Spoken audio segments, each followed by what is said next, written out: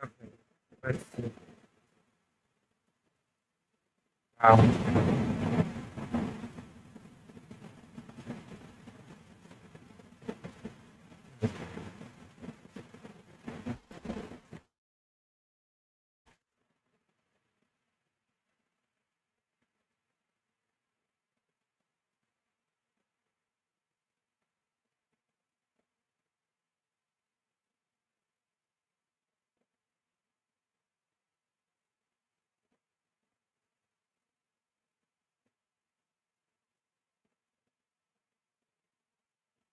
Hello.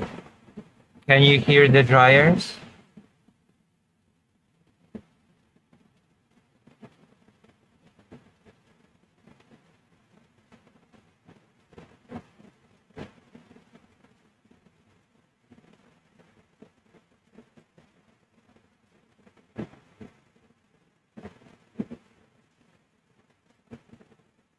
That is good because there's a really, really loud noise in my room right now.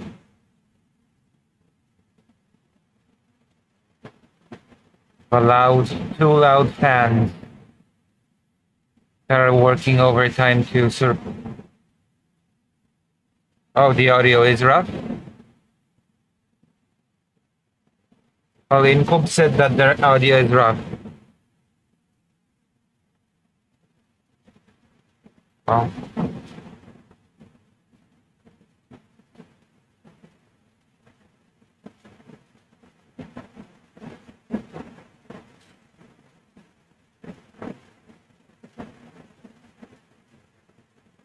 you have no idea.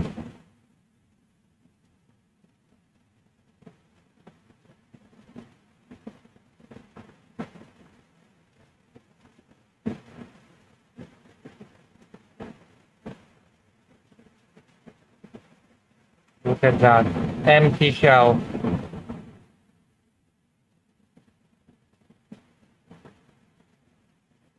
I could try to show you the equipment.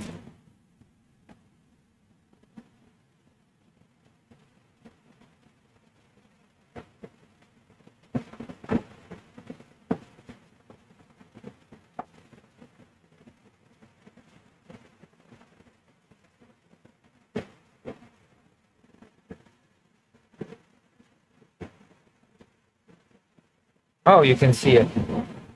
Look.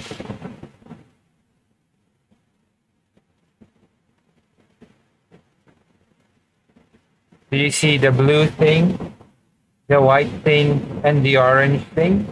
They are drying up the walls.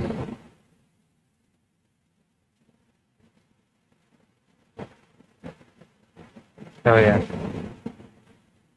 And it's gonna be like this for 7 days. This is staying here for 7 days. Non-stop. Oh yeah, I am. You want me to turn it off? Do you wish? Okay, let me just turn it off real quick. Mm,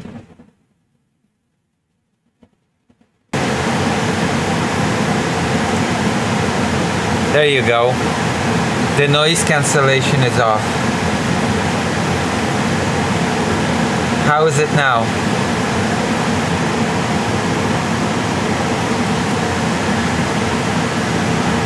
It's hell. Well, this is my life now.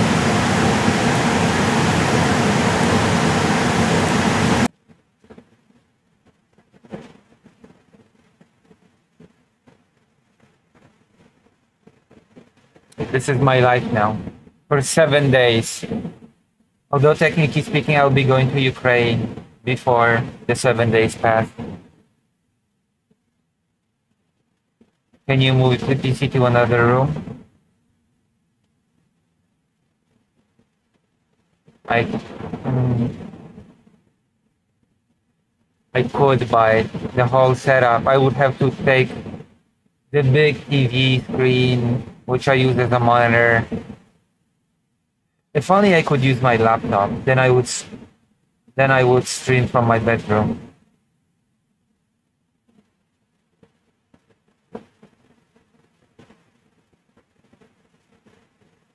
I got flooded. I think I already told that story many times. I got flooded.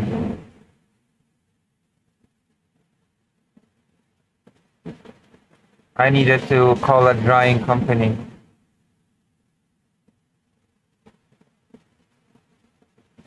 I can hear it.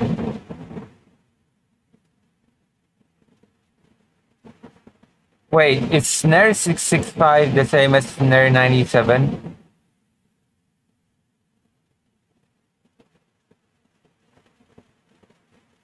Did you get a new SSD for the laptop?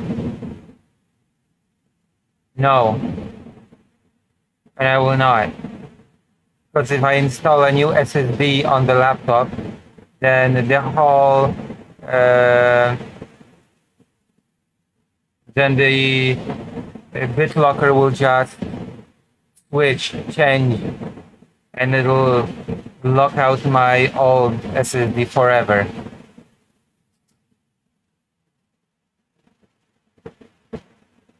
So if I am to do that, then I might as well just factory reset it.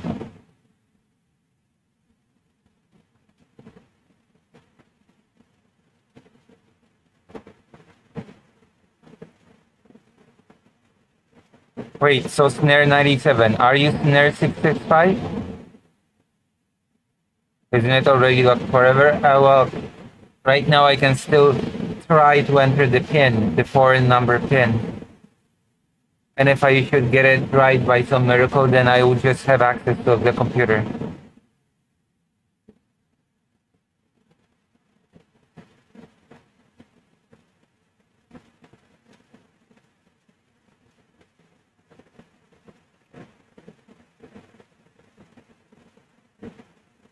Oh, okay. Also, you are white.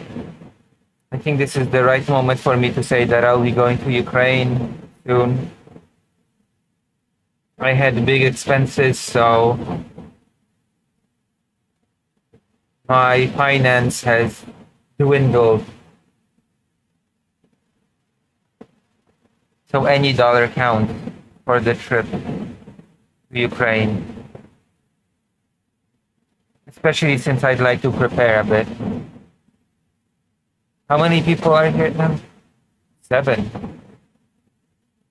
7 people are helping me conduct this test. Is it an encryption pin? No, it's like a regular pin, 4-number pin. I mean, technically speaking, it is an encryption pin, but it's not asking me for the super long key that BitLocker requests of you sometimes. It's not 1, 2, 3, 4.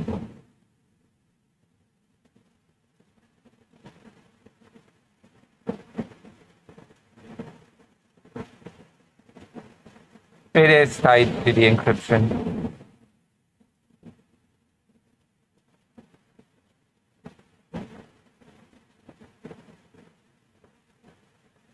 How many tries? I can try an infinite amount of tries, but between the tries, the laptop tells me that I have to wait half an hour, 2 hours, or whatever. So technically speaking, I have an infinite amount of time with pauses in between.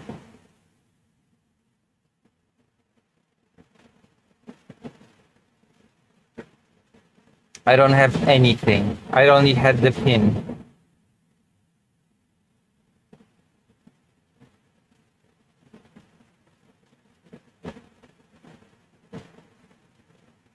Do you read manga or does chat? I do read manga. I watch anime. I also watch westerns.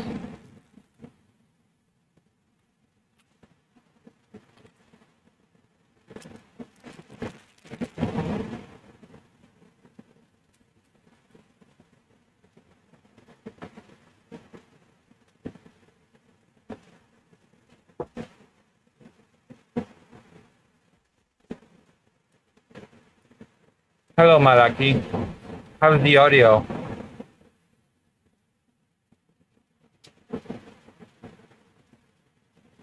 I did not set the pin. This is a used laptop.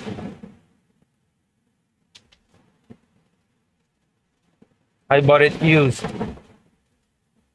And yes, of course, I tried to contact the previous owner, hoping they would help me, but no, they just blew me off. They told me to screw off, basically.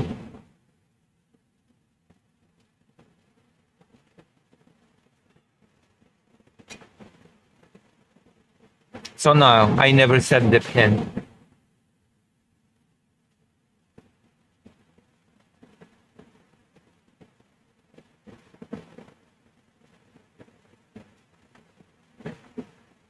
No, no, that's not it. They did give me the pin. I had it written down on a piece of paper. And I've been using it for over a year. And then one day I just forgot it and I could not remember it since. And in my defense, there was a stressful situation that caused me to forget the pin.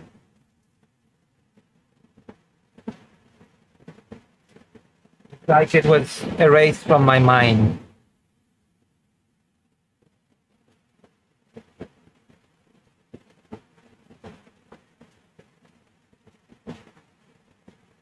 Yeah, 4 numbers, 4 digits. Also, the pin still exists.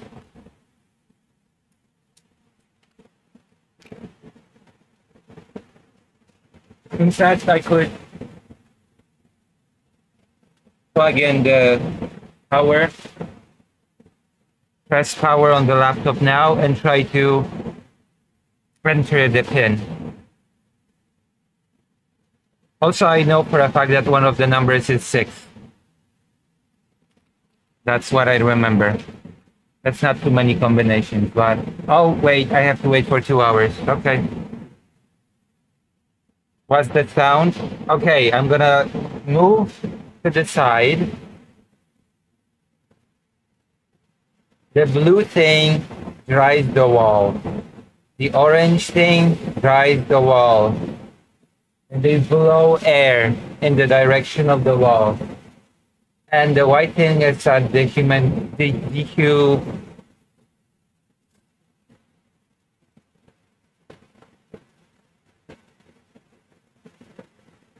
moisture gatherer. So yeah, because I was flooded. The shelf is empty because I had to empty the shelf.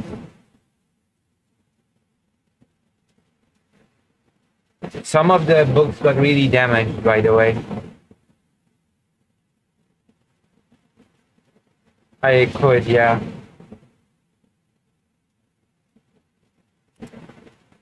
But now I have to wait 2 hours.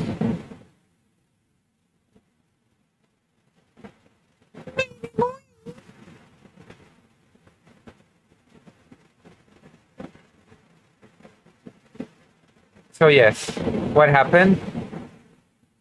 There is this thing that is for getting rid of air from your pipes, and it broke and it caused water to leak, and it started to drip from the ceiling. It happened in my room. My room is directly above this room.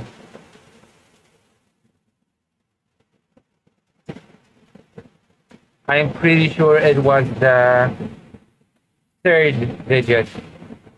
I forgot the pin, so I'm not sure if I should be trusting myself, but I am fairly certain, yes.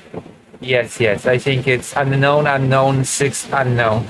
Yes, that is the, maybe we'll figure it out together on this stream, okay? In 2 hours, I'll be able to enter the pin again, so if you have any suggestions, then I'll enter it.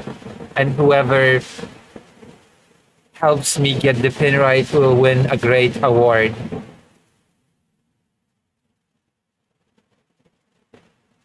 If there was a hypnotherapy that would allow me to just remember that pin, I would take it in a heartbeat.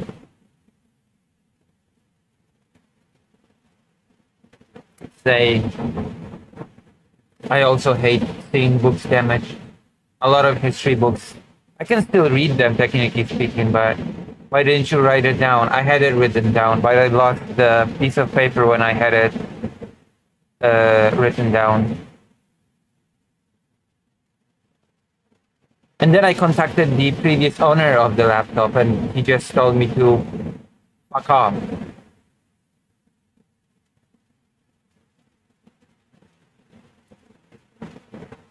which is annoying.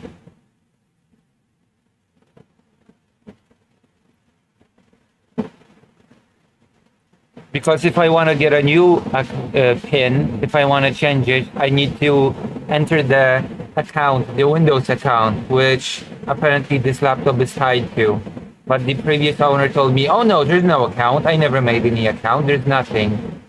And just told me to fuck off.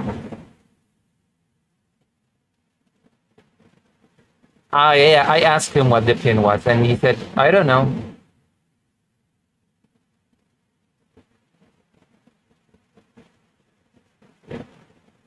I even semi-begged them, that previous owner. I was like, okay, I will pay you. I will pay you if you indulge me and give me your phone number. I will input it into this form. You will get a message. This message will be a code for me to input, and that way I will be able to unlock the laptop. No, no, fuck you, fuck you, fuck you, fuck you, fuck you, fuck you. 4 digits.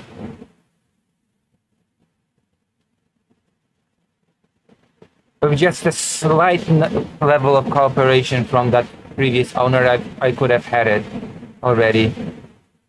Windows 11.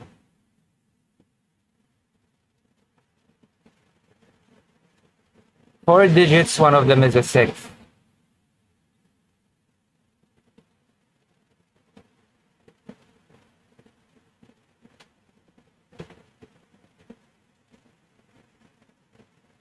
So that's the situation.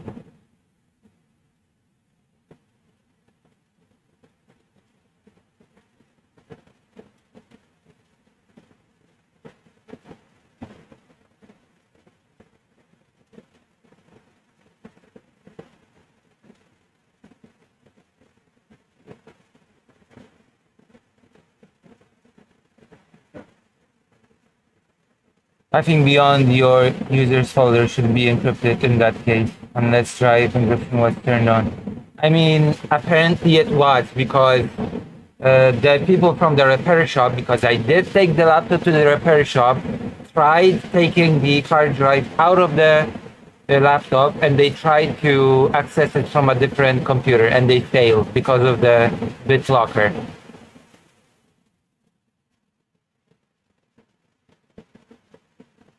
Hello, Maya Mayor. Also, if the noise is horrible, we could be doing like the ultimate gaming stream. I would have the microphone muted for most of the time, and we would just play games. And I would hope that somebody would donate for my trip to Ukraine.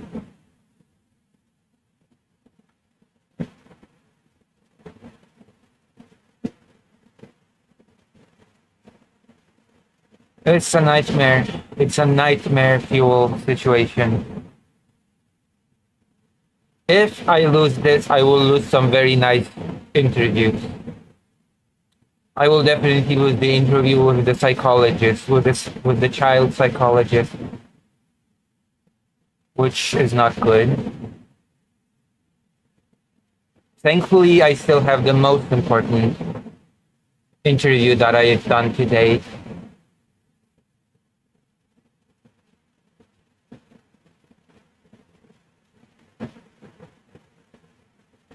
How are you, yellow? Me?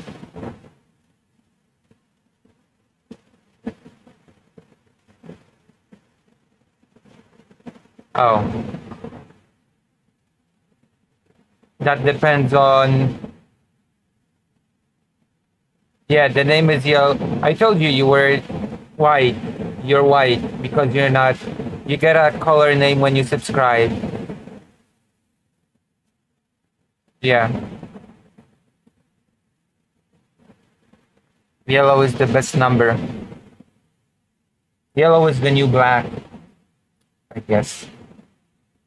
There are two passwords they didn't share with you.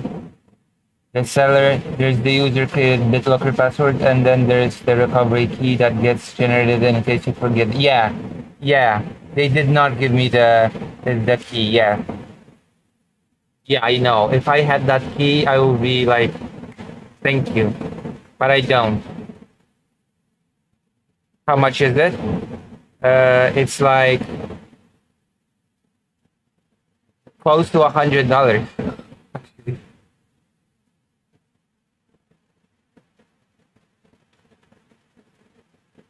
Yeah, 41 months, 96 3 months. Hardcore.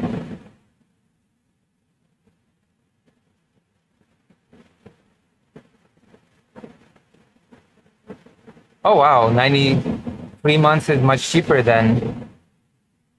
There's a discount on 3 months. I did not even know that.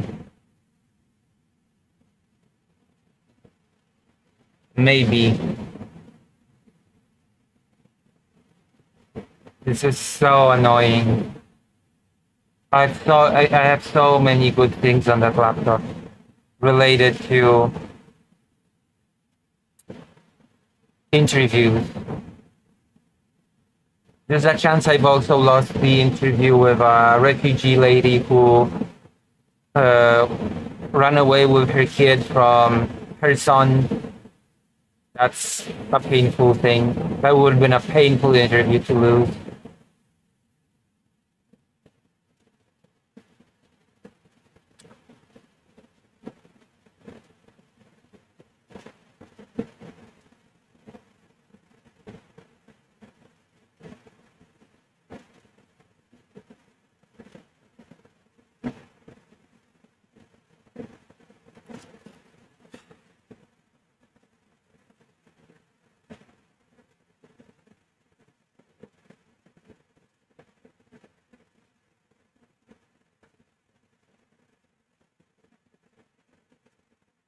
They were middle aged, or so it felt.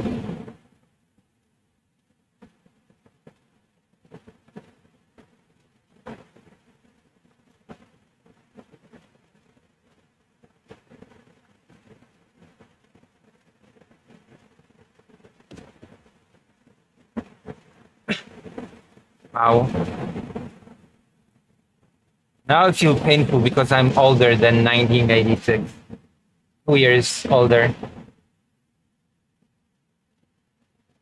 The timeout is 2 hours because I'm on it right now. I'm on the timeout right now.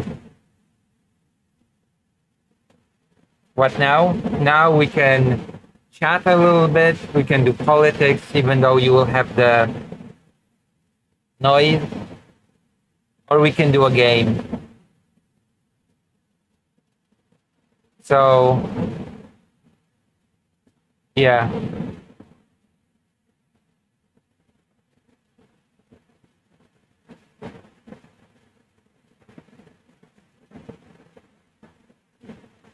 Yeah, I'm literally 1984. That is my birth year, yeah. 1984.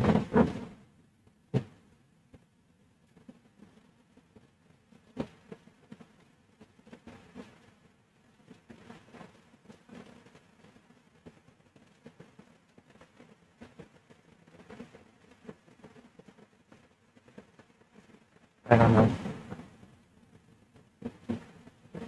So I'm leaving the choice up to the chat, as always. Politics or game? Politics might be painful because of the sound, but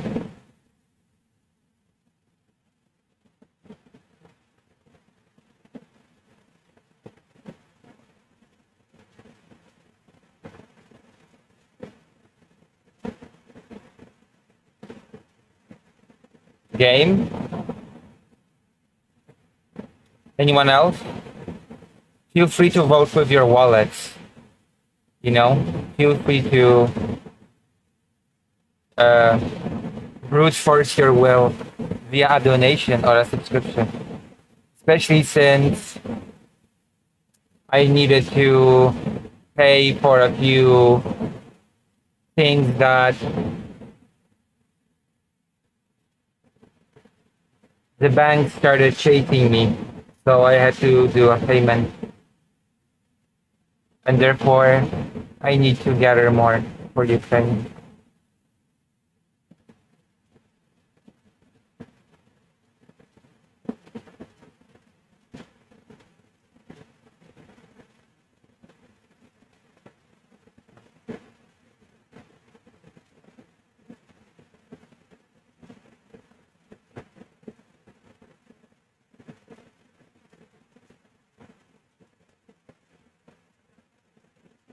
Only two people. Game. Okay. What game? What game do you want?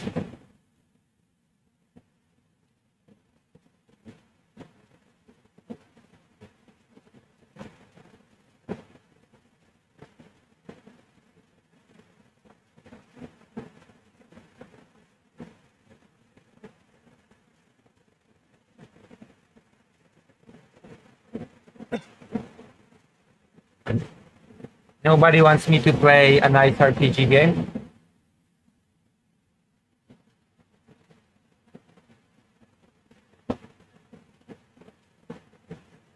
Steam is turning on.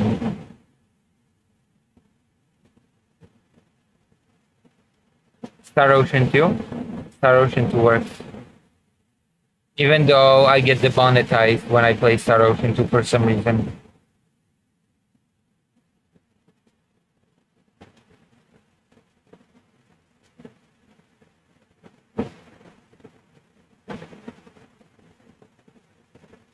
What do you think about the recounting of the votes? Is that actually gonna happen? Wait, is that actually gonna happen? Is the recount actually gonna happen? I knew there were. I read some crying from Gerte about inconsistencies. I've been hearing more and more echoes about some worrisome inconsistencies, some problems with how votes were assigned to the other person. And I haven't been talking about it so far on stream because I didn't think anything would come of it, but I read one outlet wrote about it, that it might actually happen, which is interesting to me. I don't think it will happen. I will see. I'll be surprised if it will. And I'm skeptical enough that even if it will happen, I am not really. I'm not suddenly, oh my gosh, I'm hoping it will change things. Maybe the outcome will be totally different.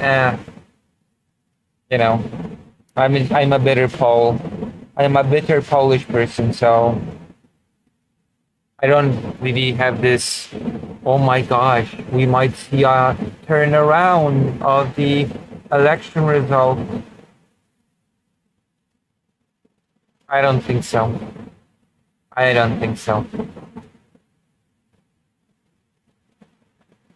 Poland might do a recount. Maybe.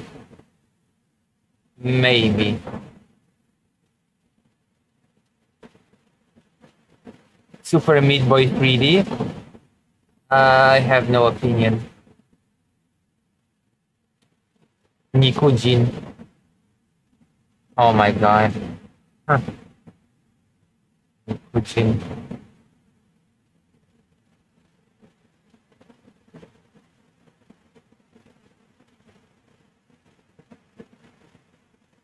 Obviously, the outcome wouldn't be different, but if the votes were assigned incorrectly, it can make some people discouraged about going to next elections, or maybe I'm exaggerating.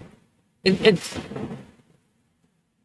like has the assigning incorrectly of the votes even been like sufficiently demonstrated, or is it just a rumor from one person to a different person, etc.? Like, has it been actually proven beyond the shadow of a doubt? I I don't see it.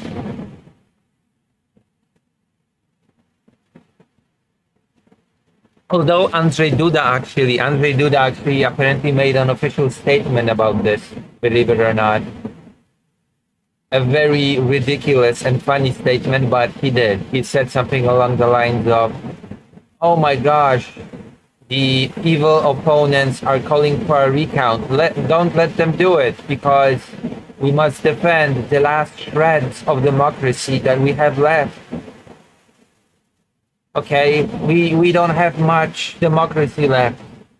The evil ruling coalition has stolen it all when they took power from Law and Justice.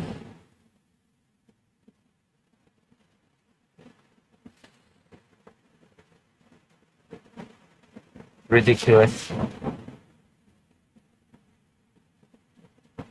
But it's Andrzej Duda, so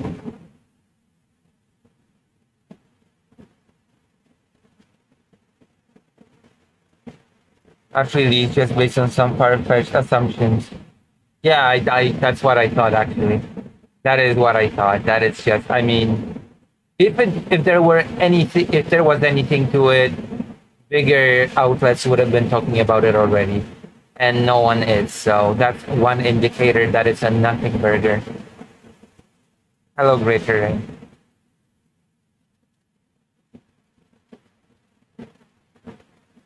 So yeah, how's the audio, Greater Rain? Well, Andrzej Duda did feel the need to make an official statement about it, so that's an interesting thing, isn't it?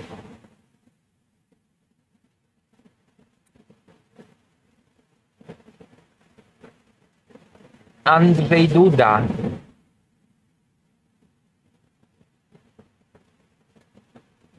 Plus, if there was something that suspicious, the mayor wouldn't have conceived. Yeah. There's a lot of media that is anti-law and justice, and they would have jumped on it. They would have jumped on it, and they would have reported on it really, really loudly. So, I can even check.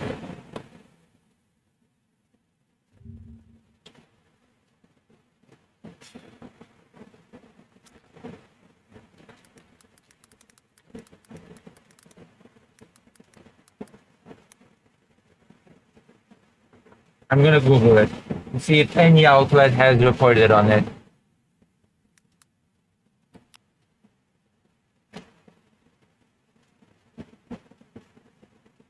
Okay, Interia, which, by the way, I might send my article to them, okay? I'm now looking for new outlets to send my article to. Do you think Interia is a good place to send my article to?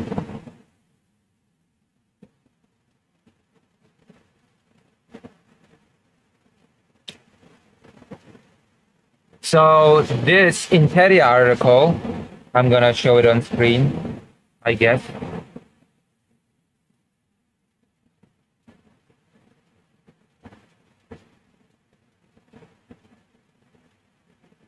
Honestly, I'm not the greatest enthusiast of Duda, nor am I his biggest hater, but his last tweet was disappointing. Do you mean about the recount of the vote or which tweet? Which tweet was disappointing?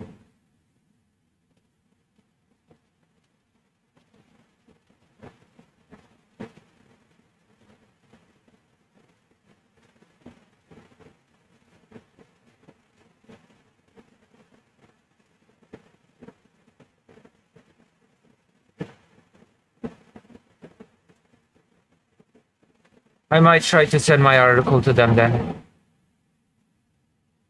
Yeah, I think it was very strange. It was a very strange tweet by Duda. Very bizarre. Very comical considering the Law and Justice Party was eroding democracy for 8 years straight with stacking the courts. Uh, national TV became a joke of a propaganda tool.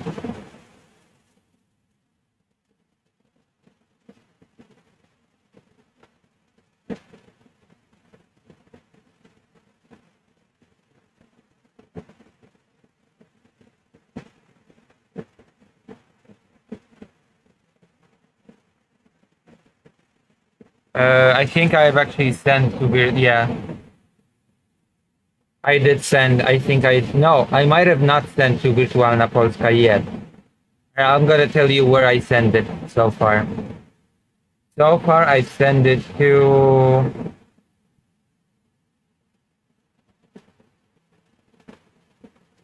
Onet, Newsweek,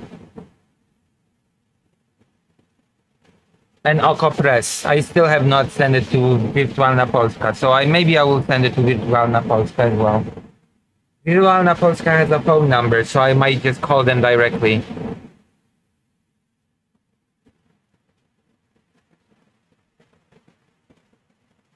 Not intrusive. Okay. Maybe it's not that bad. So according to Interia, which has reported on it, Rafał Trzaskowski's team might ask for a recount if the scale of the if the scale for the abnormalities, I guess, in the vote are on a high level, are serious to warrant a. Because if it's just here and there, then it doesn't matter. But if it turns out that the scale of the whole thing is significant, then Trzaskowski might demand a recount. Did you succeed already? Are there any articles from you somewhere? This is my first article and I'm sending it everywhere right now. If anyone decides to publish my first article, then you will be able to read it. It's in Polish. I've decided to write those in Polish and I'm going to be publishing it in Polish. So I guess you'll be one of the people that will be able to read it when it's published somewhere. It's about the kidnapped children by Russia.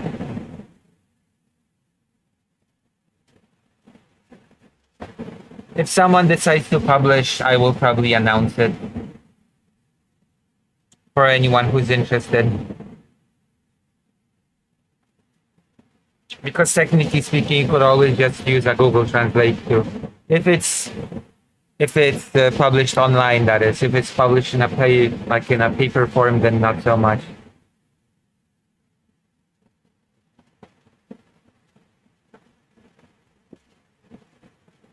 No, I don't have a history. This is my first article ever. It's based on my past trips to Ukraine. I've been working on this article for quite a while.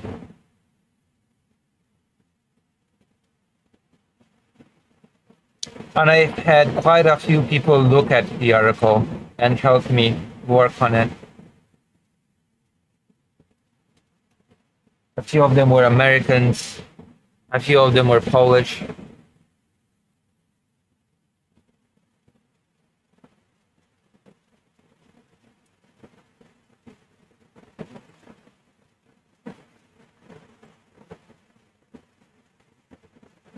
So apparently this is treated seriously enough for some outlets to have reported on it.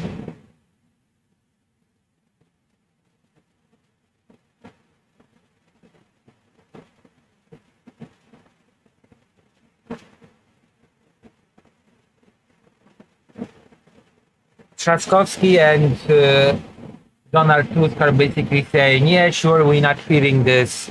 We are treating this seriously, but let's not get overboard and let's not assume that some foul play was done.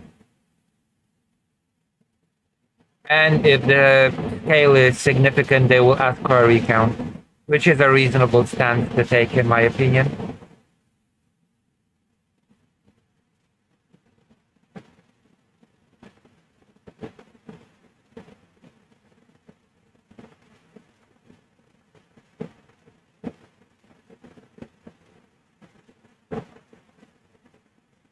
Oh.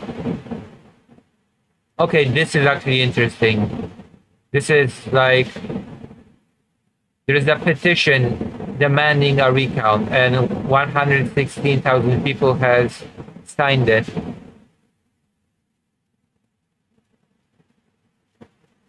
Right, yeah.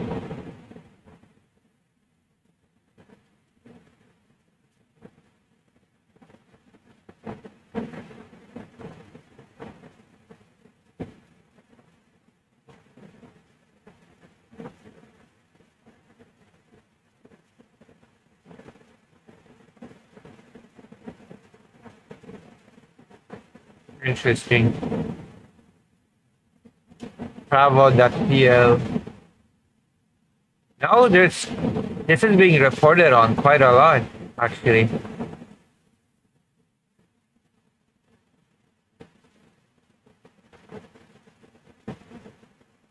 Huh.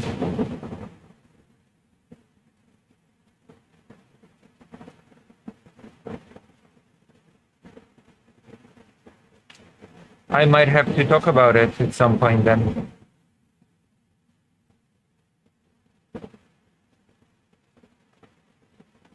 Shouldn't I? Hold on.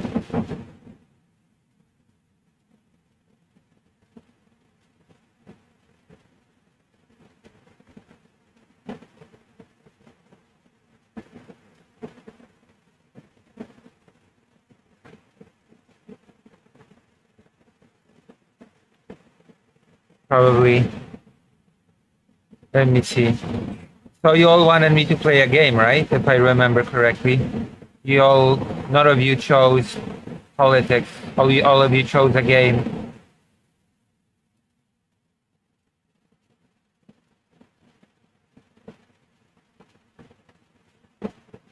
I think the whole thing started with some guy on the Bicop. Interesting. I don't know. We'll see what comes of it. I'm not hyped. There is no hype from me on this.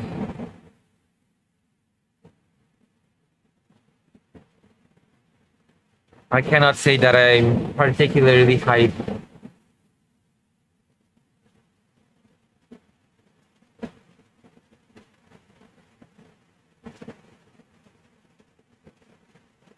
Do you want me to play Phoenix Wright?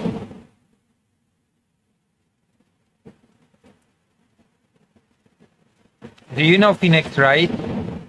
Does anybody here know Phoenix Wright? Raise your hand if you know Phoenix Wright.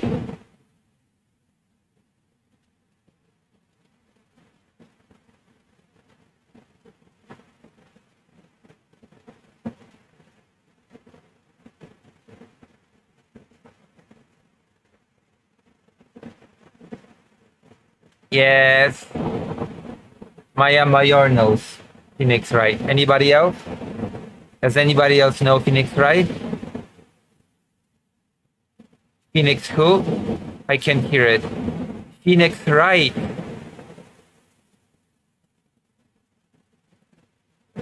Phoenix Wright.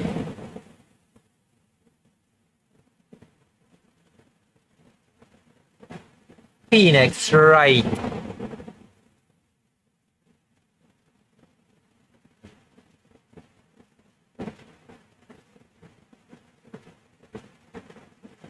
I'm gonna go full cam until we decide what to do.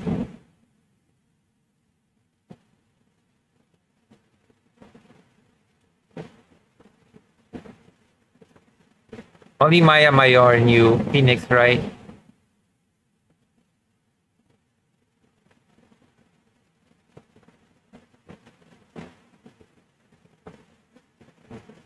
Oh, I'm gonna like this stream. You should all like this stream as well. 8 likes. That's not bad.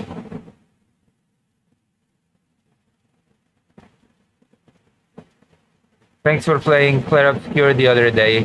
The theme song has a lot of beautiful covers on YouTube. I know, right? And we witnessed the sad thing that happened. Yes, I do mean Ace Attorney, yeah. Oh, so you know it. Perfect.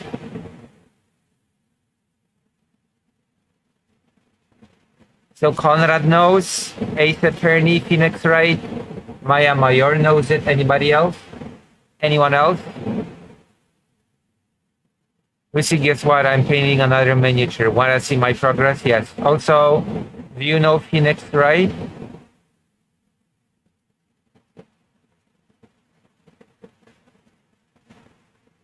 I only know Ace Attorney from the memes, to be fair. Wow, I cannot believe that. I cannot believe that people don't know Phoenix Wright.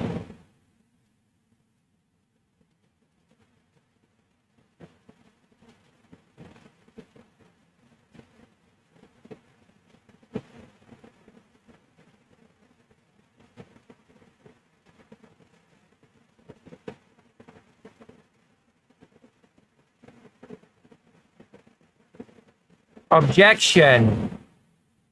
True. Oh, Incube notes as well. Okay, we're gonna play it then.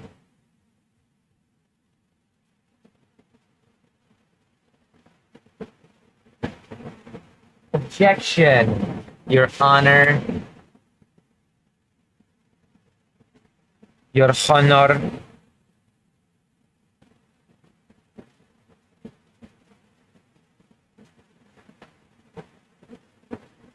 Objection. Igiari. That's objection in Japanese. Igiari.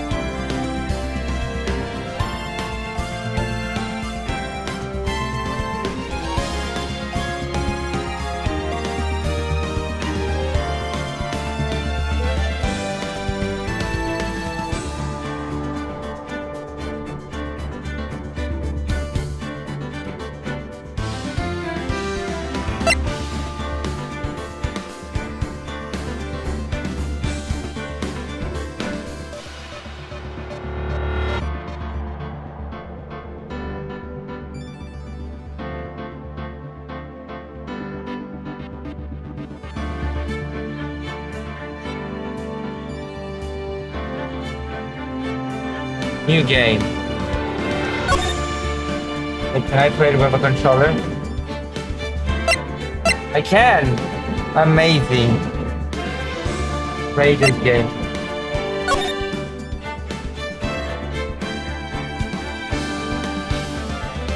Episode 1. The Lost Turnabout. Yes.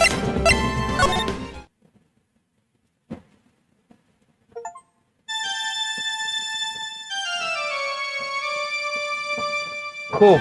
Cool. Grr. How did I get into this mess? That's far enough. You can't run forever. Mr. Phoenix Wright.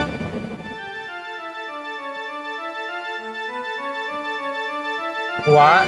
What have I done wrong? I cannot allow you to go on like this. But I'm just a simple defense attorney. Silence. You are no longer worthy of your title.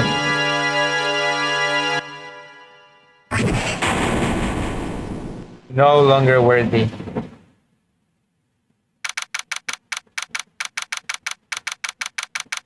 Hey.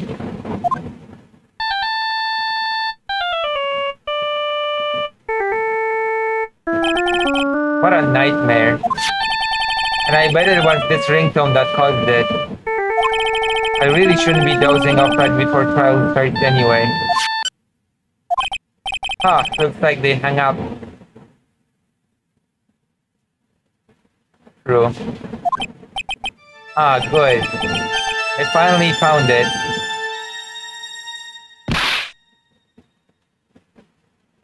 Talk about a close call. I hate to do this to you, but it's nothing personal, Mr. Attorney. Wait, hold on. That was not in the game that I played. A few minutes later, District Court Defendant Lobby number 1.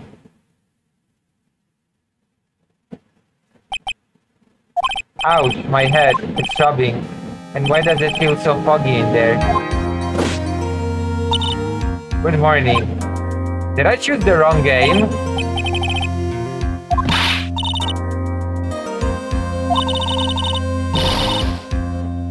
What game am I playing? Which one am I playing?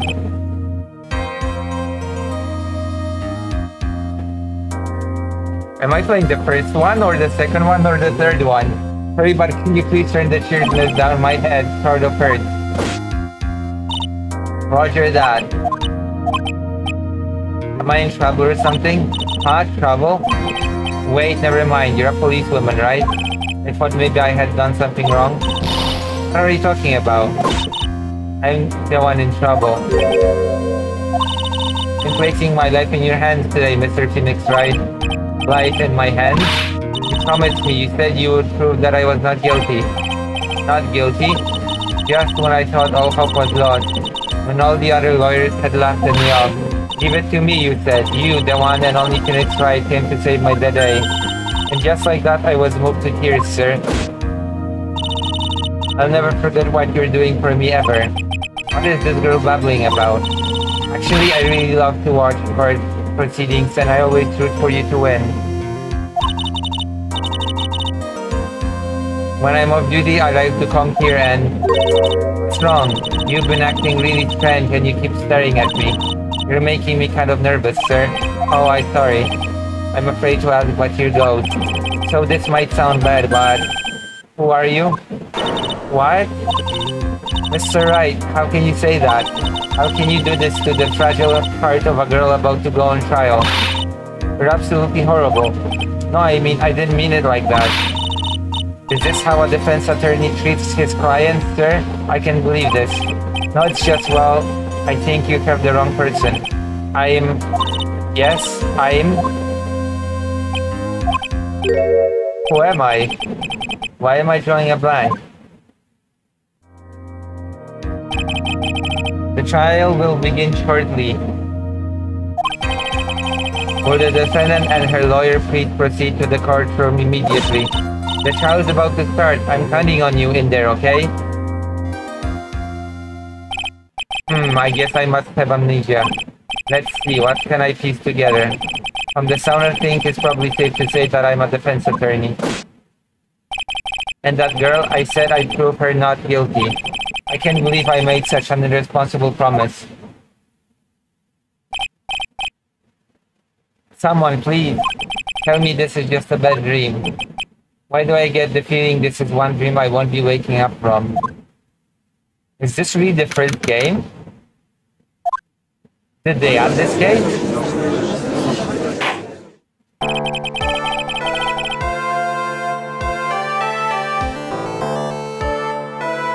Court is now in session for the trial of Maggie Bird. The prosecutor is ready, Your Honor. What is it, Mr. Wright? Are you talking to me? Do you see any other defense attorneys here? I guess not. Now then, are you ready? No. What if I said no? Would that be alright? Of course it wouldn't. Then why bother asking to begin with? Okay, I'm confused.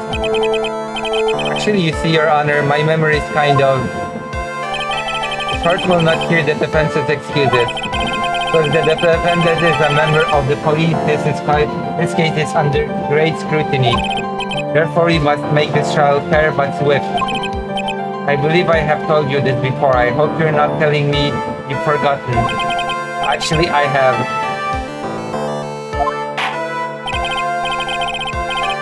Mr. Payne, your opening statement, please. Yes, Your Honor. As I'm sure you are well aware, the defendant is accused of killing her lover. What's worse, her lover was a fellow police officer. A policeman? You did what to a policeman? It wasn't me. And besides, Dustin and I, we weren't lovers like that. In any case, the prosecution will prove that the guilty party is none other than the defendant. Okay. Very well.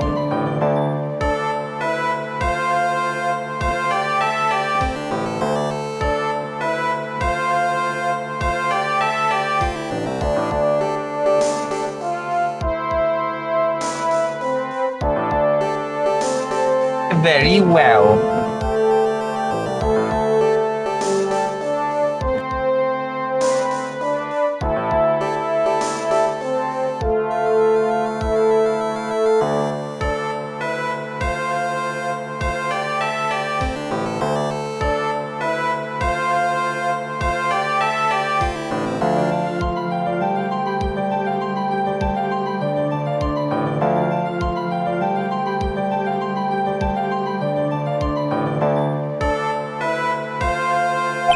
Mr. Payne, please call your first witness. Heh heh heh, it's been a while, Mr. Wright. Let's see what you've learned since last time. I won't show you any mercy this time, rookie. Okay, and who are you again? The prosecution calls Detective Dick Gumshoe to the stand. Here we go, don't let me down, Mr. Wright. Nowhere to hide, I'm so dead.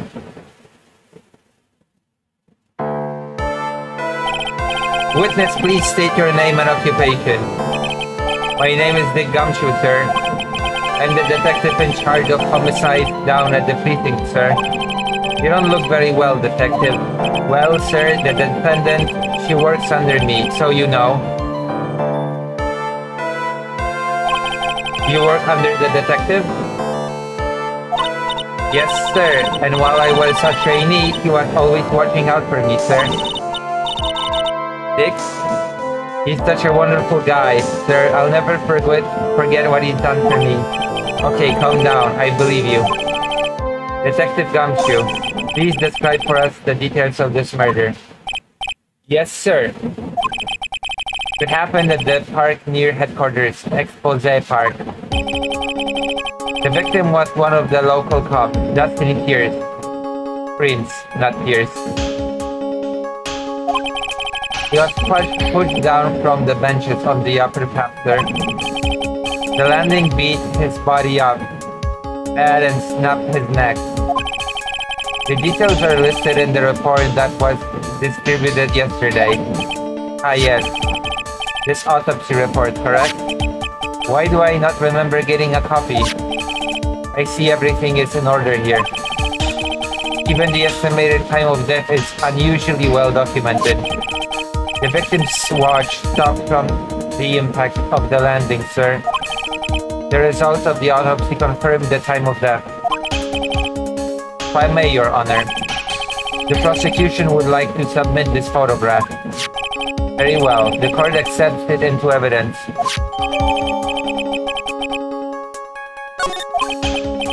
Now then, I recall at yesterday's preliminary hearing, very important piece of evidence was brought to our attention. Yes, Your Honor. Yes, sir. Yes, I guess. Mr. Wright, is your head on right today? There was a very crucial piece of evidence found under the victim's body. Was there? Have you lost your mind? Well, actually,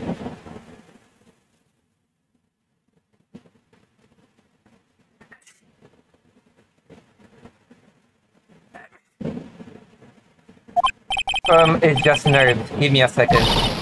What? How can you talk like such an amateur? I thought you were a pro, sir. Alright, sir. I'll help you through this.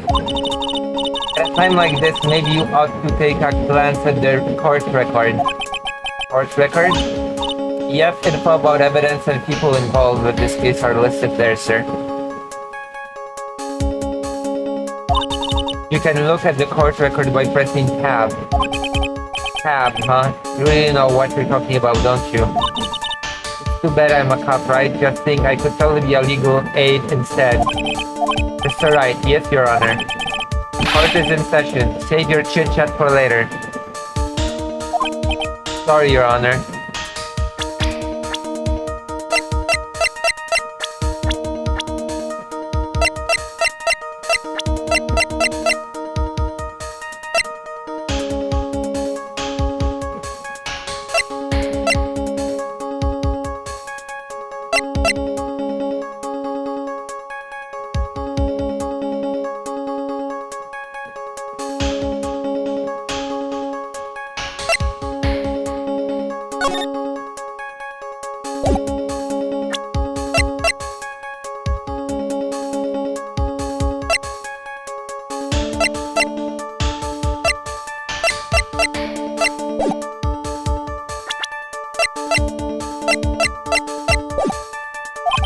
Well, I guess I better check the court record and see what I can find. What was it again? Alright, Mr. Wright, let's see if your notes are in order. What was the piece of evidence found underneath the victim's body? Classic.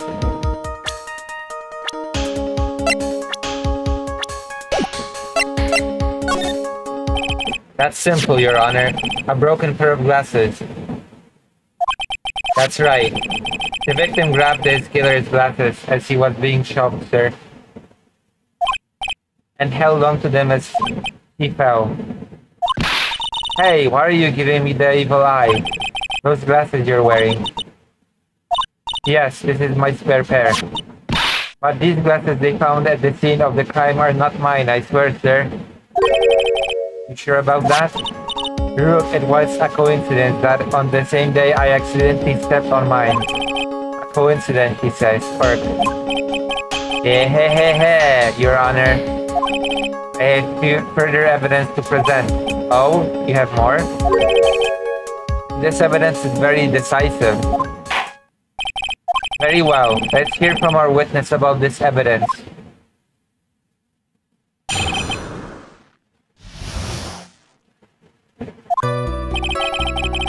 There's something emanating than the glasses under the victim's body, sir. During his date, the victim was pushed from the bench area. But he managed to write the culprit's name on the ground where he landed.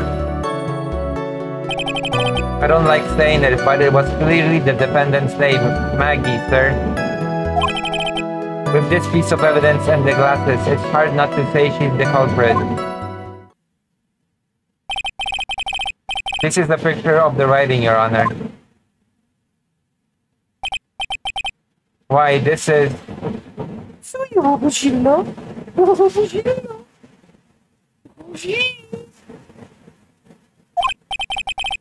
Yes, I can see her name. It's clearly written here. The prosecution would like to submit this picture. Understood. The court accepts it into evidence. If the fall snapped his neck, then how did he manage to write the name in... Does nobody have a functioning brain in this court? How could he write anything if the fall snapped his neck? I'm photo added to the court record. As if the glasses alone didn't make you look suspicious. The victim even wrote your name clear as day on the ground.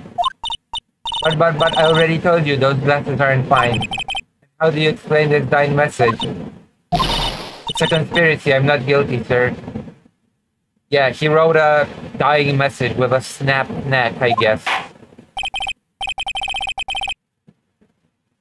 Mr. Wright, you may cross-examine the witness. Cross-examine? This is it. I'm counting on you. Sure, but what am I supposed to do? What? This isn't like you at all. Normally, this is the part where you get in the witnesses' faces. Get in their faces and do what? I guess there's no way around it. Okay, I'm going to lend you a hand. The prosecutor's witness all hide things from the court. Which means they lie from time to time. Lie? But isn't that detective your superior? Well, even if they don't mean to lie, sometimes people just remember things wrong. I'm like that detective doctor who look like a scatterbrain. It doesn't matter. Either way, it's bad for us, sir. That's why when you question your witness, you have to find and expose their lies. So contradictions in the testimony. Mr. Wright, your cross-examination, please. Yes, Your Honor. Talk about trial by fire. Here goes nothing. As long as I can expose the lies, we should be alright.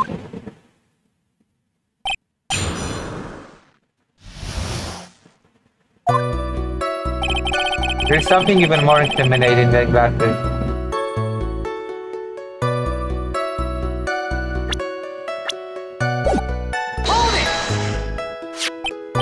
About those glasses, do you have any proof that those belong to my client? The lenses are for nearsightedness and are almost the same strength as her. Even the frames look kinda like the one she's wearing in her ID, pal. What should I do now? Continue pressing. Hold it. Almost and kinda are not good enough in a case like this. Do you have more definite proof? Is there something that clearly links the defendant with those glasses? The dirt and sand rubbed out any traces of fingerprints or anything else. So what you're saying, detective? is that you have nothing that proves those glasses are my clients. Something like that. What? I see, so there is no proof. Wow, that was amazing. I could totally feel it down in my gut. During his date, the victim was pushed from the bench area. Now, you're sure he was pushed and that's how he fell? Yeah, pal. If you look at the wounds on the victim's body, there's no way it was anything else. Please continue with your testimony, detective. Anyway, the victim fell pretty far. But they managed to write the culprit's name on the ground where he landed. The culprit's name? Yeah, I was surprised too. I didn't want to believe it, but... was that the name of my client?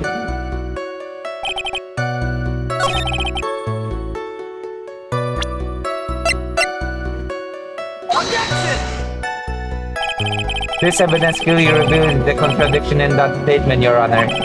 How exactly are the evidence and the statement just now related? They aren't, are they? Yes, he snapped his neck! How could he write anything if he snapped his neck?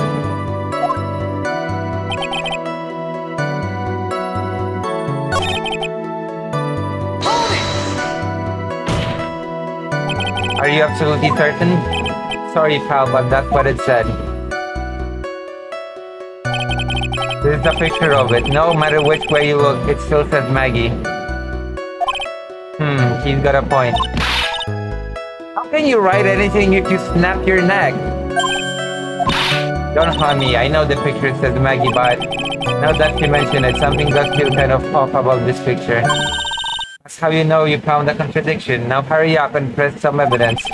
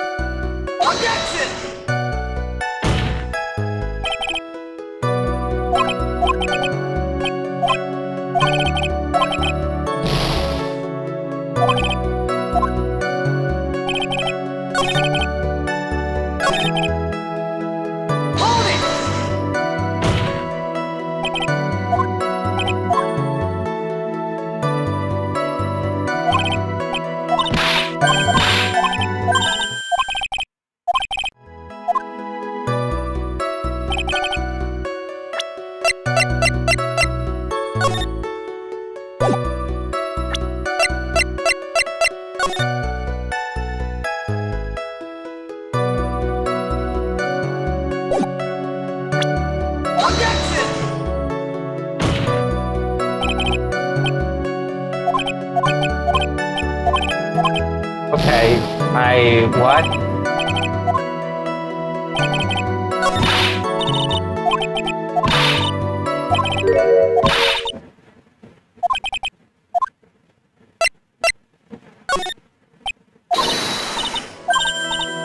Oh my god.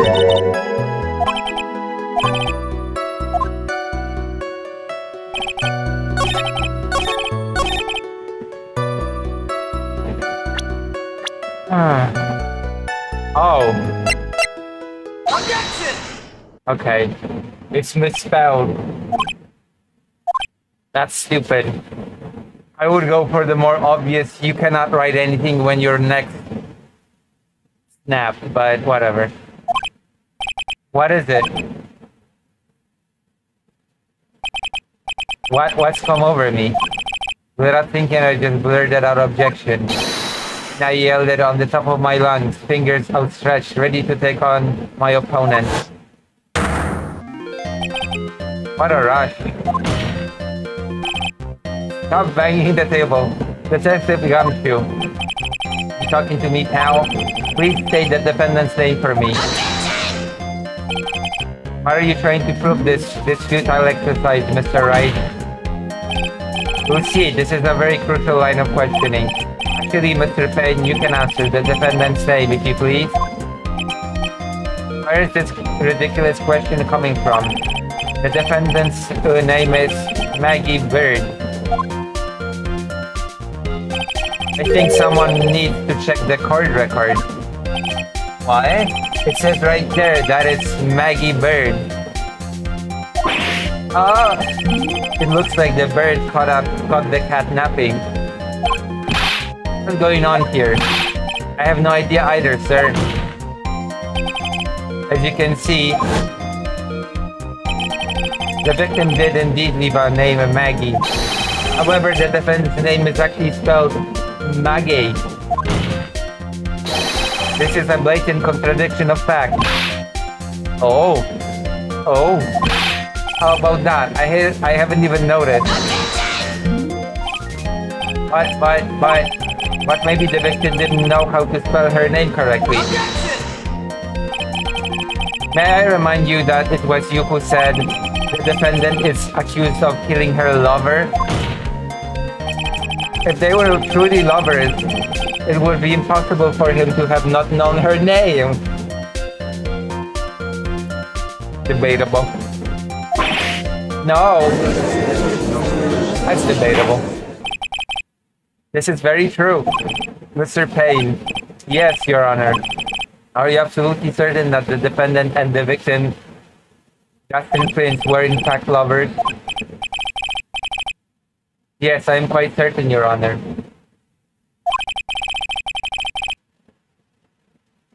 They were a well-known couple in the police force. Detective Gumshoe, please testify for the court the relationship between the victim and the defendant. Yes, sir.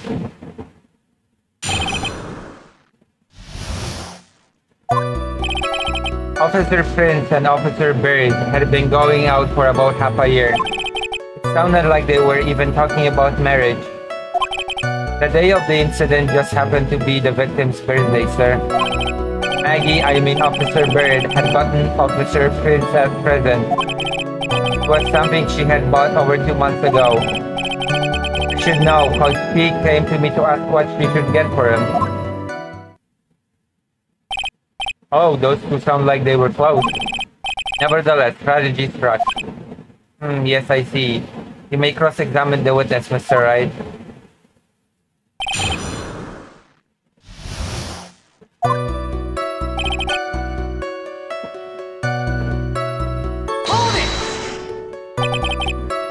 How do you know about this? Every year in March, we have a training camp for us cops. Officer Bird was a rookie at the time, and she and Officer Prince seemed to hit it off. Hello, Dr. John. They got close, I take it. Actually, I was supposed to go too, but I couldn't pay the deposit for the trip, so I didn't. If only I had gone on that trip. What is it? Oh, nothing, sir, really. Anyway, it sounded like they were even talking about marriage. Marriage? But wasn't the victim 8 years older than her? What? You saying a guy's gotta marry someone the same age as himself, pal? No, that's not what I meant at all. Detective Gumshoe and Dusty were only a year apart, you know? I think this fella has a way to go before marriage. Mind your own business, pal. Mind your own business, pal. The day of the incident just happened to be the victim's birthday, sir. The day of the incident, you mean September 6th? Yeah, the victim, Officer Prince, had just gotten off duty at 5:30 p.m. that day. I'm gonna go to the toilet. I'll be right back, okay? How's everybody doing in the meantime? Is everybody okay? How's the audio? I have to ask. I'm testing the dryers. I'll be right back. How is the audio?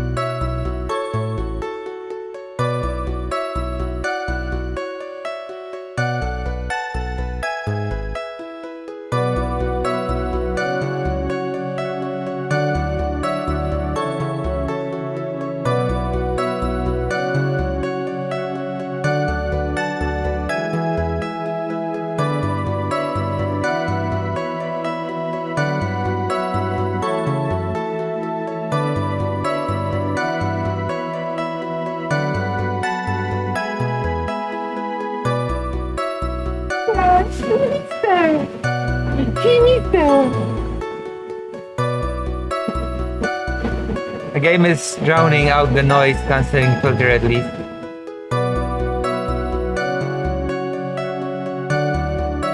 Yeah? Does that mean that... Wait, hold on. What does that mean? The game could be lower? The game is too loud?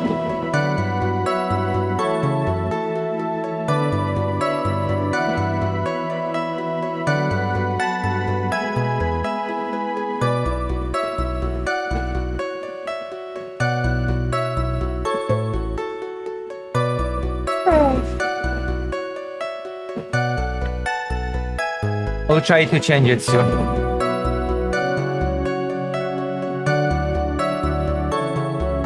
Ah.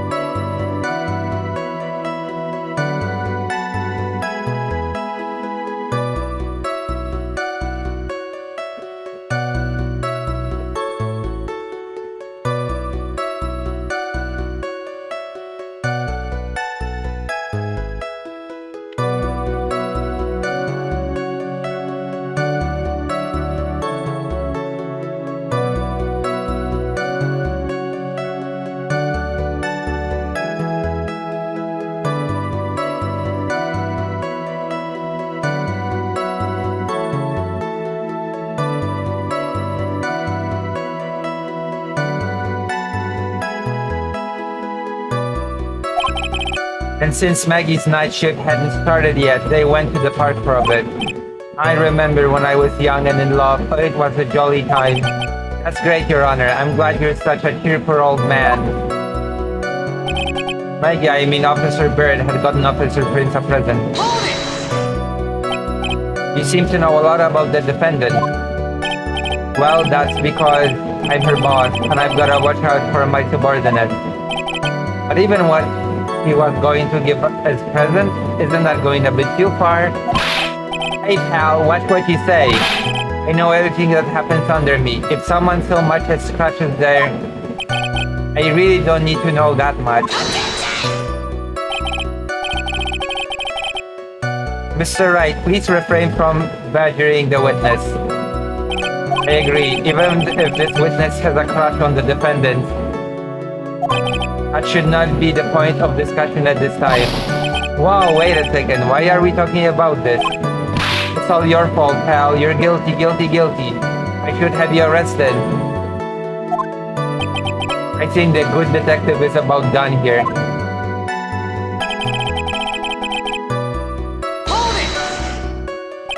Over 2 months ago? Yep, she's very considerate woman, pal.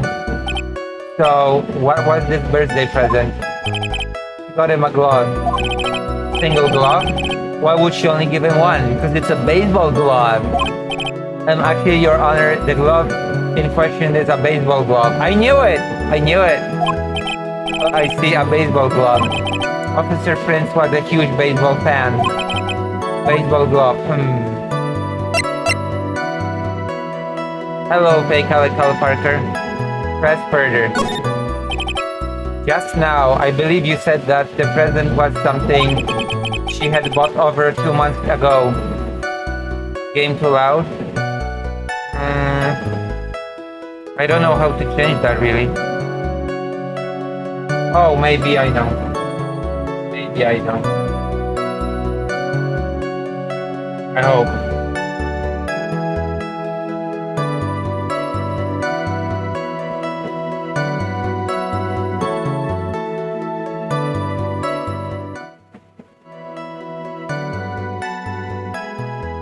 How about now?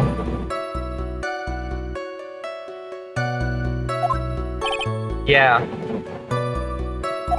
Are you saying she bought that glove at a store that far in advance? Nah, nothing like that, pal. Then what is it like? You ordered it. It was custom made. Custom made? The glove was custom made? Yep, that's what I said.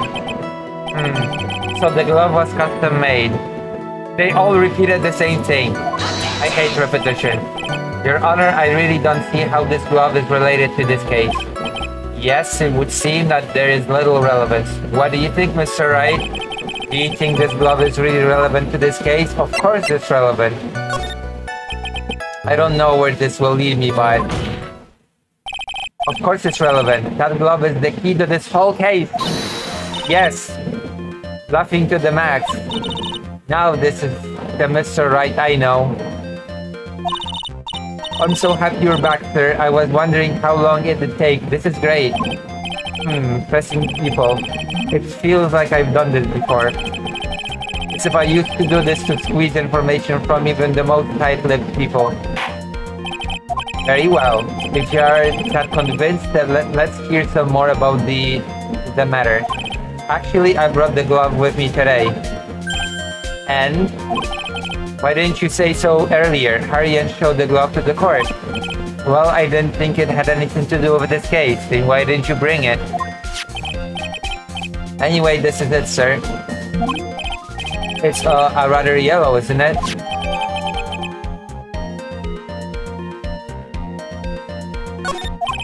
Officer Prince really liked the color yellow. And that's why you had to special order it? Yep, that's right. That and one other reason. I think this court has heard enough. There's something about this guy's hand, isn't it? It's clear that the victim and the defendant were involved with each other. Yes, that's correct, Your Honor. Now that it's true, it brings up another question. Was the name Maggie really written by the victim? I see your point, Your Honor. Detective Gumshoe, please tell the court a little more about the name on the ground. Yes, sir.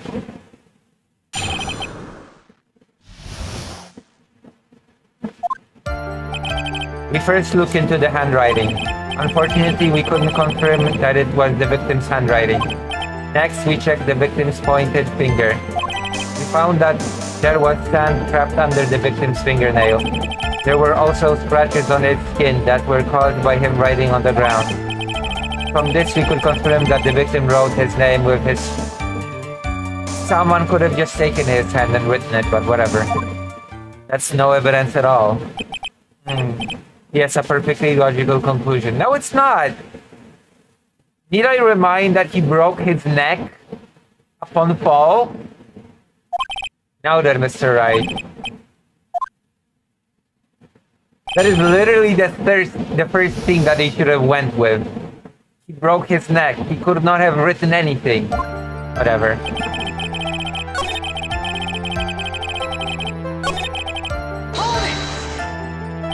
But can you really determine handwriting based on a sample written in sand? This is why amateurs are amateurs. We're not a bunch of simpletons, pal. Scientific investigation in this country is actually pretty good. I believe it's time to get back to the real point. Agreed, Your Honor. So what was the result of the investigation?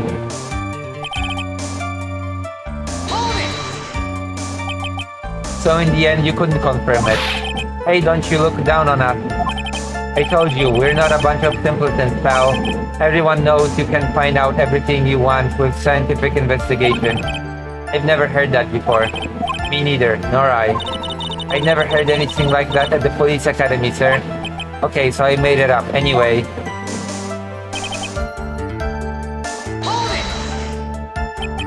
His pointed finger?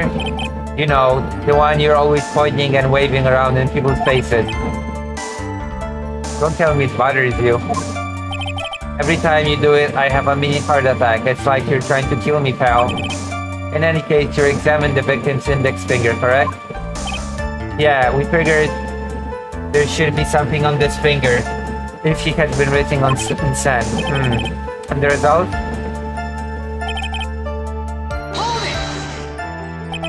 And what does that prove? Well, it proves that he did write that name with his own finger. Yes, which explains why there was sand stuck under his nail. Or someone took his hand and wrote whatever. I guess he's... No! There's more.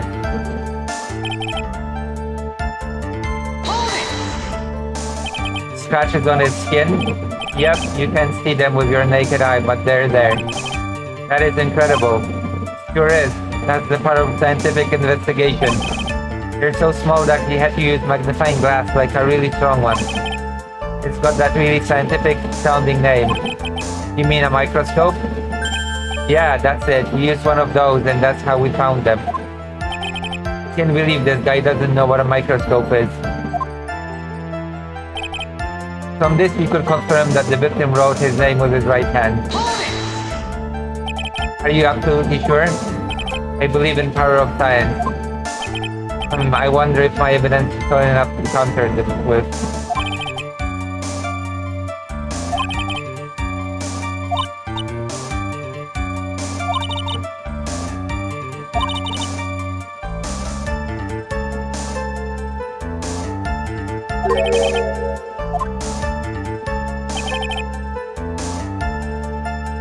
Oh, I know. The guy is probably left-handed or something silly like that. And he wrote it with his right hand. We're not gonna go to the obvious conclusion that if he broke his neck while falling, he could not have written anything with either hand. No, we're gonna go with the convoluted, the glove is for the left hand, therefore he could not have written it with his right hand. Just watch, okay?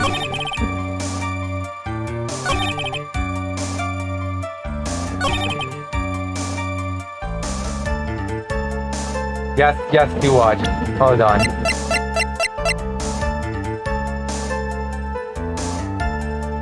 Is it? Let's see. No, it's right hand. I guess my theory is incorrect.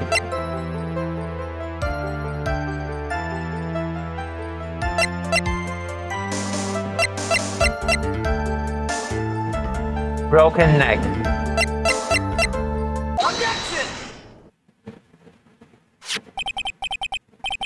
Detective Gamsu, take a look at this. That's the glove, right? Could you tell the court what is special about this glove? What's special? I've never really thought about it, but it's really yellow, and that's about it.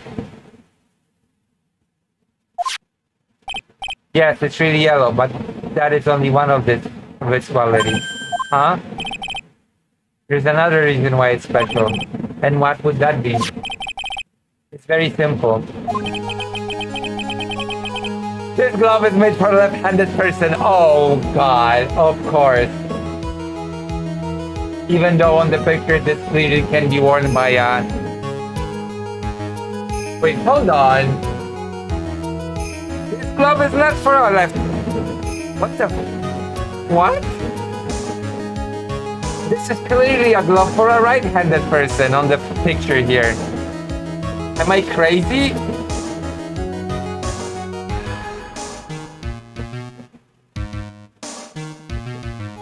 I mean, the conclusion is exactly as I thought it would be, but the graphic is... The graphic clearly shows a glove that can be worn by a right-handed person. What the hell? Fluffy.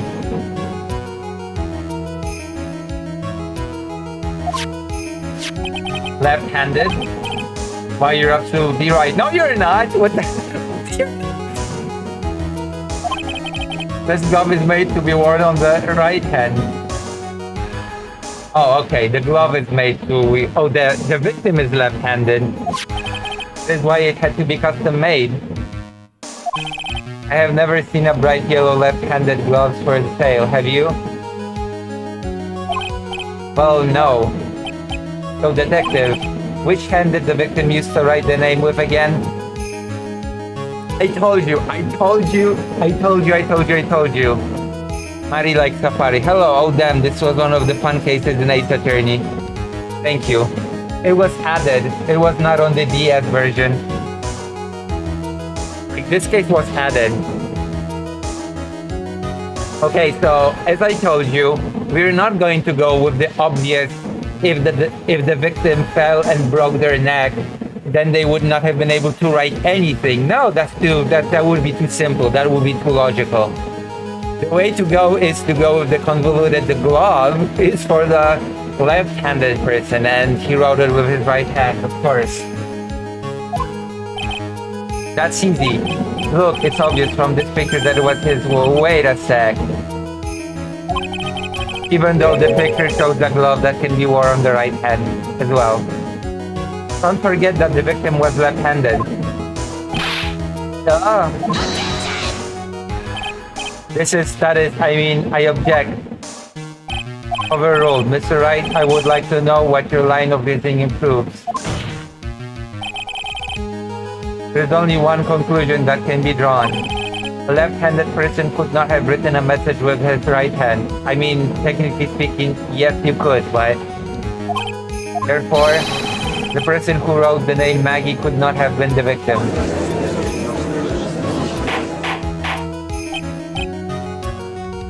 Technically speaking, you can write with your left hand even if you're right-handed. It'll just be uglier and messier.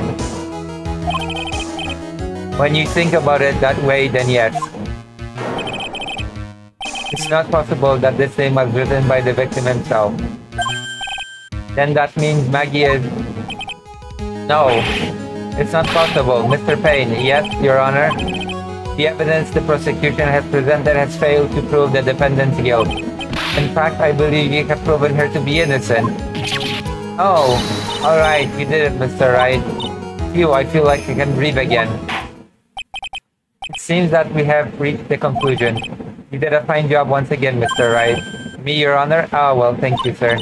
See, you got complimented by the judge again. You're really good. And that's why you can't give up being a lawyer, sir. Are you joking? I'm more than ready to retire. I will now say my verdict thing. This court finds... No, not yet. Please give me a few more minutes, Your Honor. What is the meaning of this, Mr. Payne? The prosecution is not finished yet. What do you mean? You would like to call our next witness to the stand, which is the murderer. Because for some reason, in this game, murderers always, come to the stand as witnesses. Murderers in Phoenix Wright always, decide to, volunteer for witness duty. Could be ambiguous, could be, but the obvious one isn't funny enough, Lucy. What is this witness? The moment the victim was pushed to his death. What's more, he saw the very face of the culprit. What the heck? This is the murderer that struck Phoenix with the fire extinguisher.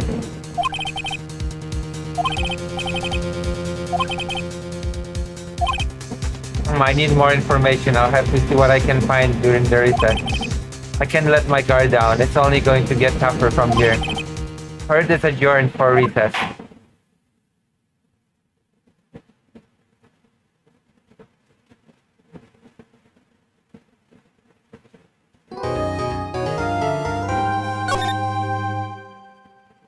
Am I playing the first game, by the way? I still don't know if I'm playing the first game.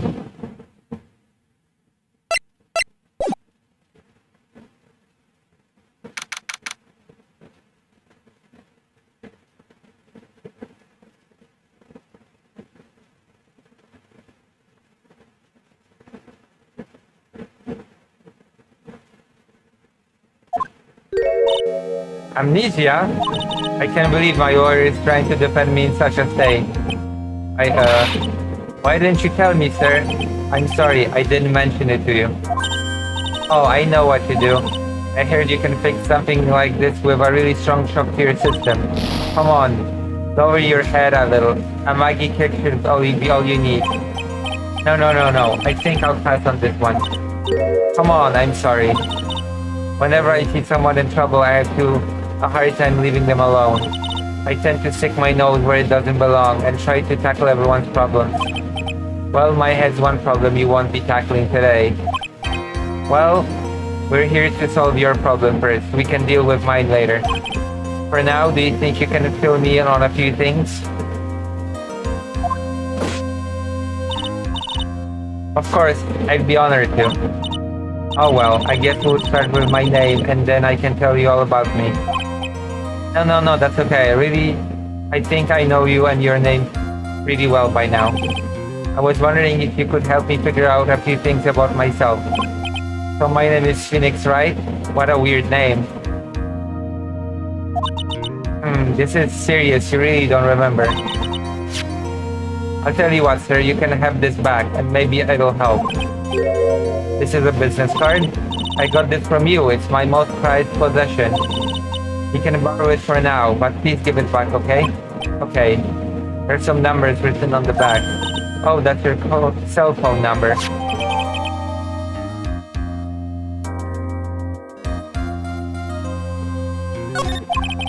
I guess for now we should stop talking about me and start talking about this case.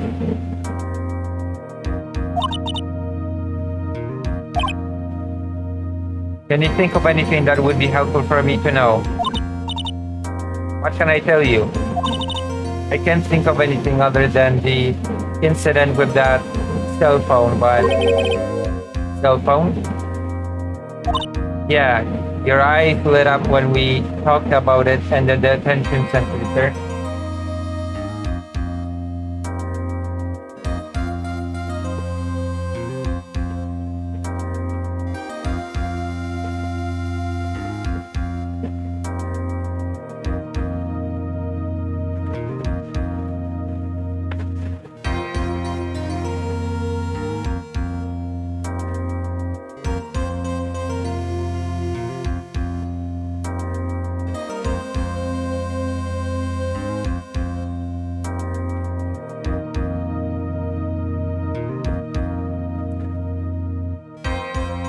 Seems to have a crush on him. Everybody has a crush on everybody in this game.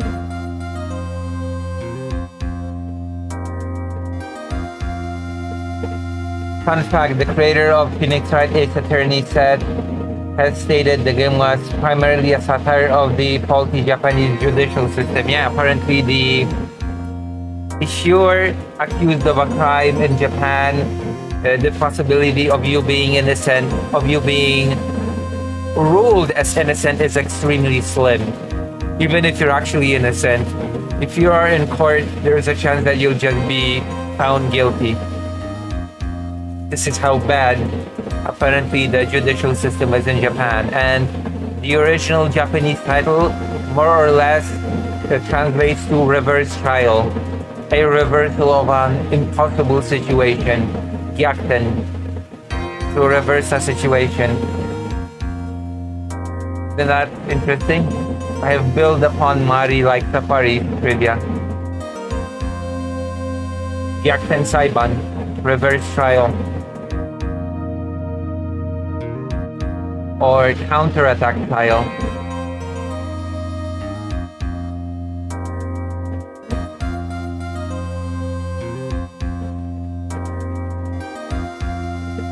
Or reverse point trial, if you're really translated literally.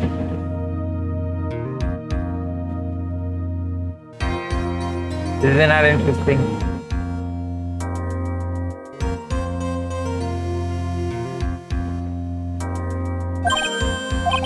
Hurry up then and tell me, this might be very important. Okay, Roger. It was on the day of the crime, just before 6 p.m. I picked up a lost cell phone while on a walk with Dustin.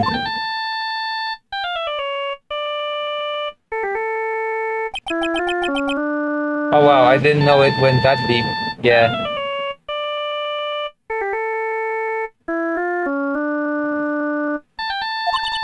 All of a sudden the phone began to ring. Hello? Oh, thank you.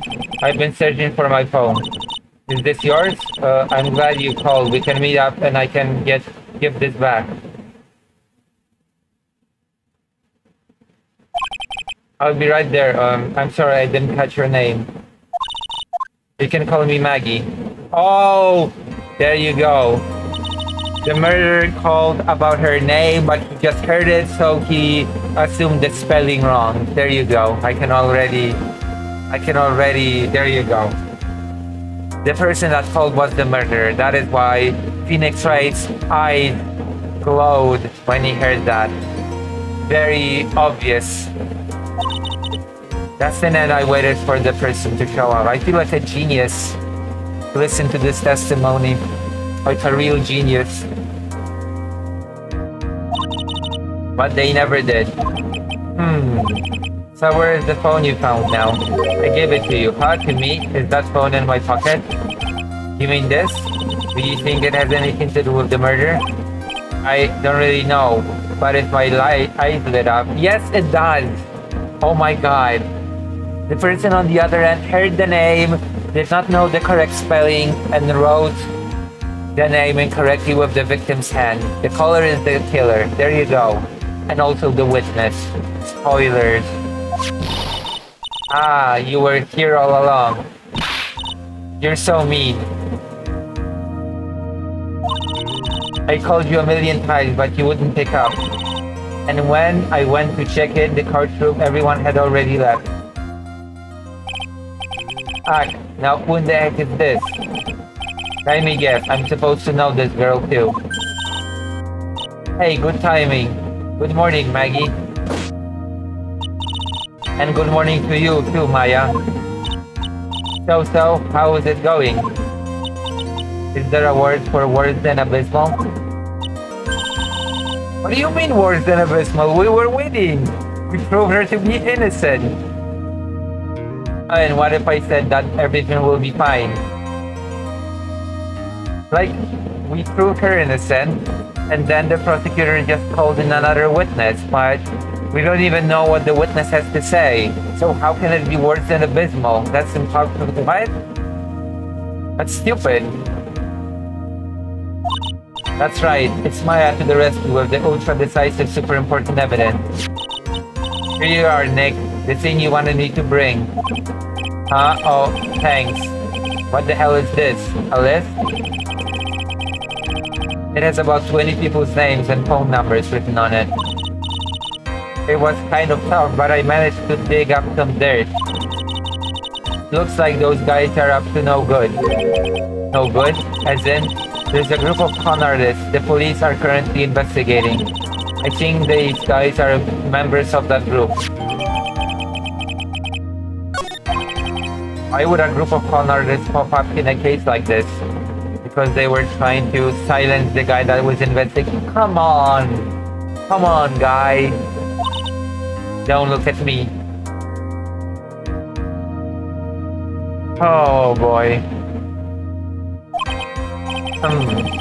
And where did you get this list from in the first place? Why? Don't you remember, Nick?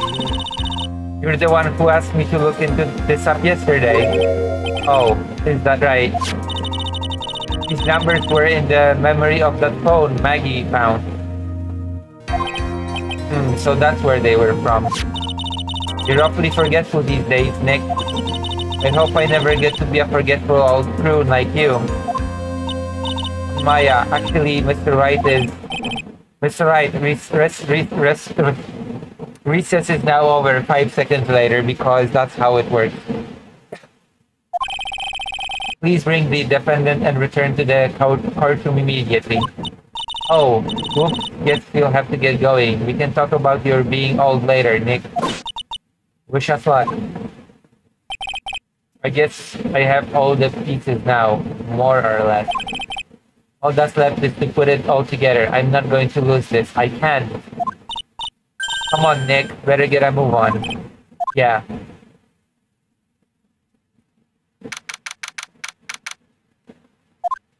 And now the witness does the murder. Art will now, so we will catch the killer. During this phase is the killer catching phase. Art will now reconvene. Please call your next witness to the stand, Mr. Payne. Yes, Your Honor. Or Your Honor. Yes, Your Honor. Before I do, if I may say a few words, my witness is the killer. What is it, Mr. Payne? It's about the next witness. He has a tendency to say things that rub people the wrong way, you see. So I ask that the court might be a little lenient on. There is no need to give a preference. Just hurry up and call your witness, please. Yes, Your Honor. The prosecution calls its next witness the killer, a drifter who was taking a walk in the park on the day of the murder. Oh wow, what a shocker, it's the killer. Who would have known? Please state your name for the court's witness. Before I do, I'd like to clarify a little something. Huh? Oh, alright, go ahead. Just now you introduced my wonderful self to the court, correct? Perhaps as a drifter who was taking a walk. Did I? But I will not stand for that. Now you've tinted the court's eyes and colored me wrongly. Sure, I suppose calling me...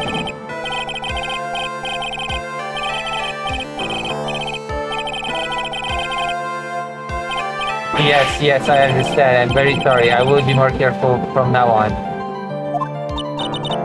What is he? A human chatterbox? I have to question him.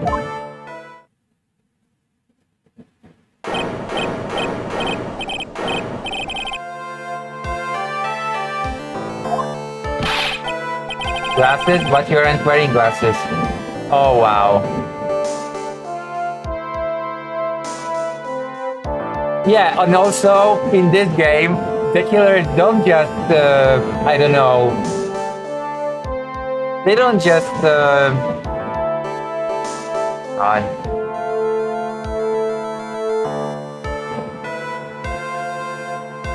Okay, so in this game, the witnesses, the killers don't just volunteer to be witnesses, they also incriminate themselves in the stupidest way possible.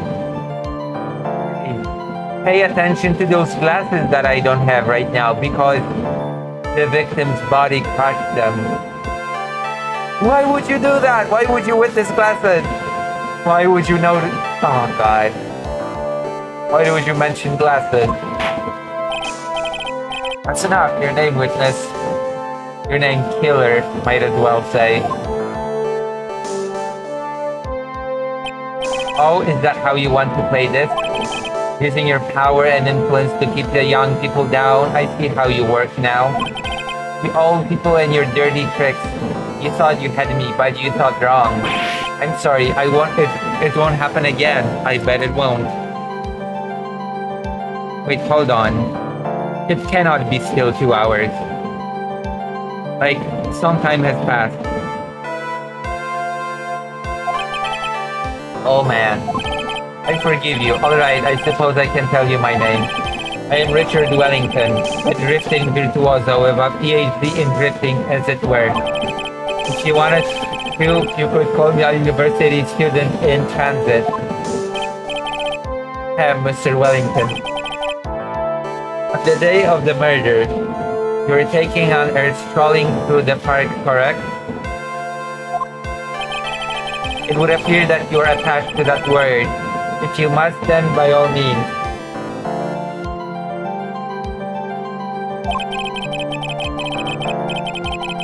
I remind you that I am in no way a prepubescent boy out on a walk with mommy.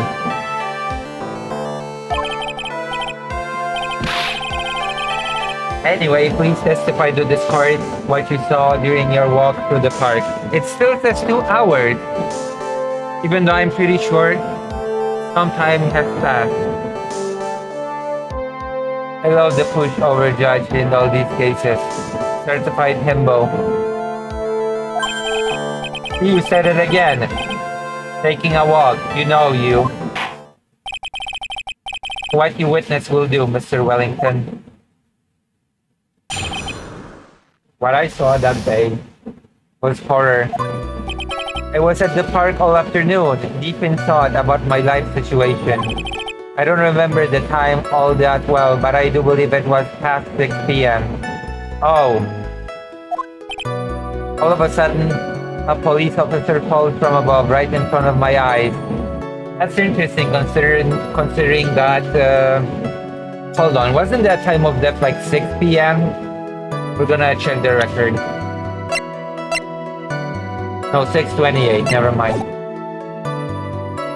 That would have been too obvious.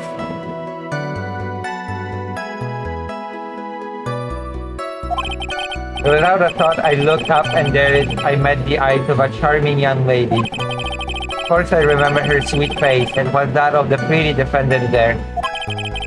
The only other thing I saw was the banana that fell with the police officer.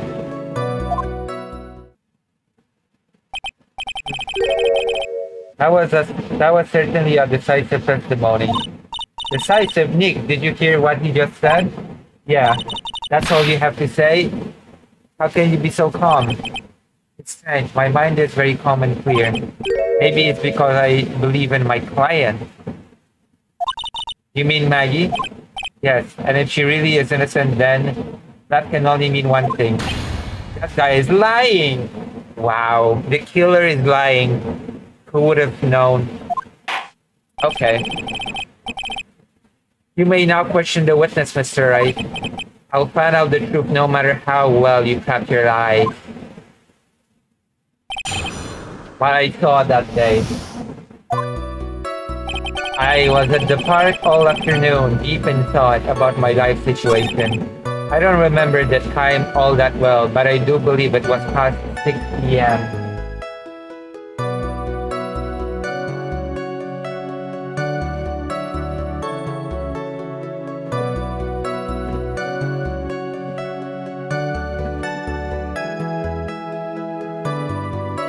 It was 6 p.m.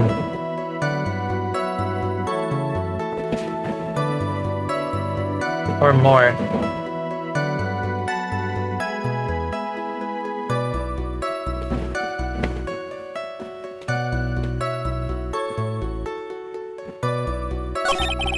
All of a sudden, a police officer called from above, right in front of my eyes. Yeah, past 6 p.m.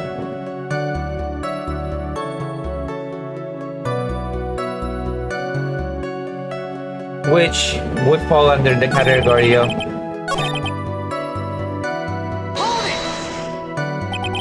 so you were at the park all afternoon? You seem to have a lot of free time. That was very rude of you, but then again, what can I expect? That's what you get from a man who graduated from a no-name trash university. No name? Trashy? Now, this might be hard for a much-headed, feeble-minded baboon like you, but I have to think very carefully about the future of our great country. But I thought you said you were thinking about which college to go to just now. Oh, please. Which university I go to will directly affect the very future of this country. Arrogant little snot. I don't remember the time all that well, but I do believe it was past 6 p.m. How did you know what time it was? I see you're not wearing a watch, so... Is that the best you can do? Do you think you can discredit me like that? You're just a third-rate biased fool. I guess I can't expect real smarts from you. This arrogance is really intolerable. So what should I do now? Press harder. Answer the question. How did you know what time it was?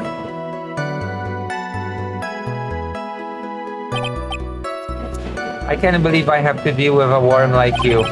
You're just a shallow man who can only slam on desks and point at people for fun. I guess I don't have a choice. I'll try to explain it so that even a third-rate simpleton like you can understand. There was this little thing they called a clock at the park. Did you get that? Do you know what a clock is? It's a thing that tells you the time. As you can see, Mr. Wright, it's even in this picture of the crime scene. Oh, so it is. I look at that clock and that's how I knew the time. But if you ask me,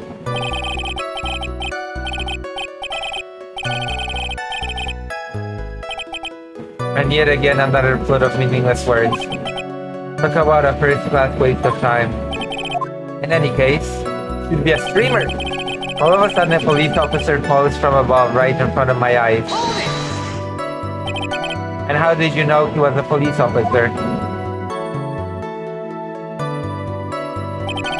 You obviously have no idea how powerful my deductive reasoning skills are. With one glance, I could tell just what kind of occupation he held.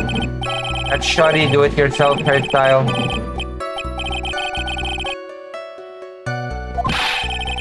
Shouldn't that statement have come first? Wow, that's pretty impressive. Hey Nick, do you think he's figured out what I do? Even I haven't figured that out yet. Without a thought, I looked up and there I met the eyes of a charming young lady. Are you sure you got a good look at her face? Animals have this thing called an eye, Mr. Wright. They use this eye to see things. In the case of humans, we have two of them. Yes, even you. I don't care if I have them or not. Did you or did you not get a clear look at her face? That's what the witness was just about to get to. I would like to request that Mr. Wright not use such a loud voice during questioning. Sustained. Mr. Wright, please refrain from raising your voice in this court. Then please don't make me have to raise my voice. Are you finished? I'd like to continue if that's alright with you. Of course I remember her sweet face. It was that of the pretty defendant there. So you're sure you're not mistaken? Please, don't confuse your pitiful train wreck of a life with mine.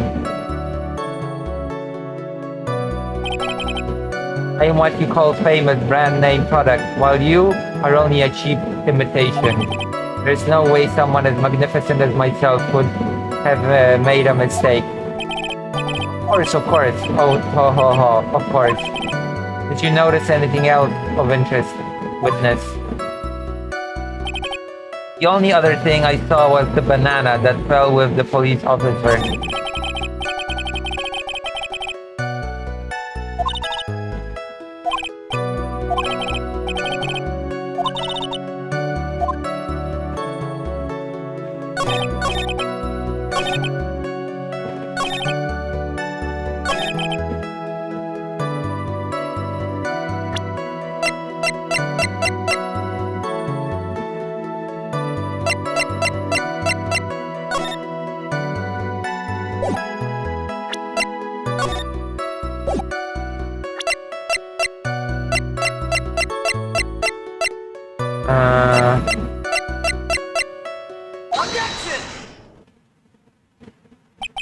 Mr. Wellington, I believe I have the bananas you saw right here.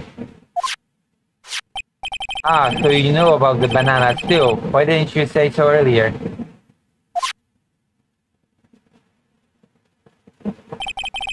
But I don't think you can use this as a way to pull more information out of me. And that's where you would be wrong. Mr. Wright, what is the meaning of this? Isn't that the baseball glove? Huh? Well, why? A baseball glove? Doesn't it look delicious? Care for a bite? That's not... It's a... No! Your Honor, I think this proves one very important fact. This witness loves bananas, has bad eyesight, knows nothing about baseball. By the way, just how bad are your eyes? Why are you asking me about this all of a sudden? Your Honor, it is very simple to mistake a glove for a bunch of bananas. No, it's not. No, I don't think so. Objection overruled. You're one of those people, yes. You know what I mean. You're like those people.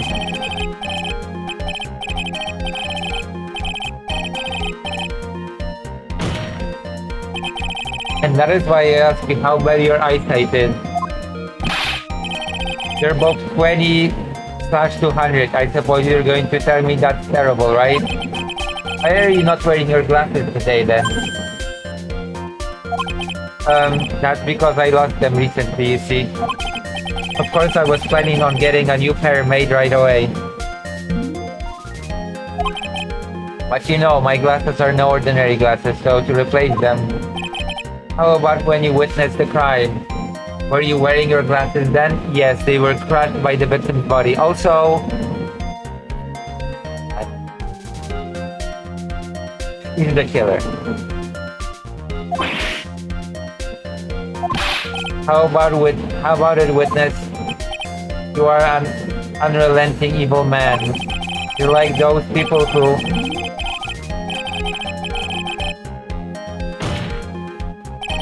which boils down to you were not wearing your glasses at the time. Therefore, the identity of the woman at the scene of the crime and that of the defendant cannot be proven to be the same by this witness. But the height difference was only 9 feet. It was very possible for him to see the face of the culprit standing up on the upper path. Witness, please be more accurate in your testimony. Remember, a person's life is at stake. Yes, Your Honor. Now then, please continue your testimony. Please tell the court what happened next in the moments after you witnessed the crime.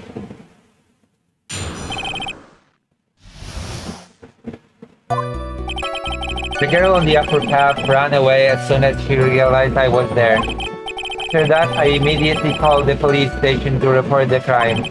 It must have been 6:45 p.m. when I made the call. They must have a lot of free time on their hands since they showed up within 10 minutes. Okay, if the time of death is 6:28, why did he make the call so late? So the person who was on the upper path saw you and then ran away. Yes, that is correct. Which is why even someone without a superior brain like mine can understand that. That girl is the murderer.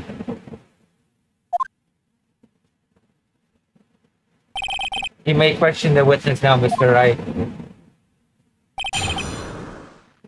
Now, that's a classic that the person died at 28 past and he made the call 45 past. The girl on the upper path ran away as soon as she ran away just like that? Yes, she did. She saw me and flew the nest like the guilty bird she is. I'm sorry, was that fun too hard for someone who only got a third-grade education? Really, that did take me a few seconds to get. Anyway, if she ran away the instant she saw you, how could you tell it was my client? The witness had already answered that question. He had stated that the defendant is the culprit. This is true, Mr. Wright. I'm striking your question from the record. How can I get more information out of him? After that, I immediately called the police station to report the crime. Immediately, as in immediately. I mean, sure, a minute might have elapsed before I did, but that's the duty of every good citizen. Or did they not teach you that in your pitiful school? So all I have to do is show the autopsy report now that says it was the death occurred 28 past 6 and he made the call 45 past. Thank you. Thank you very much. Thank you very much. You think you to learn about how to call the police in college? Hey Nick, I think you should take a look at the court record for a sec. Wow. The game won't even let me figure things out on my own.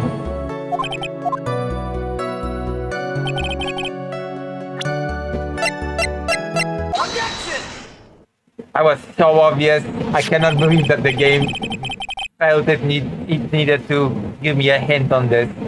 Mr. Wellington, would you please take a look at this? You mean the witness, the victim's autopsy report?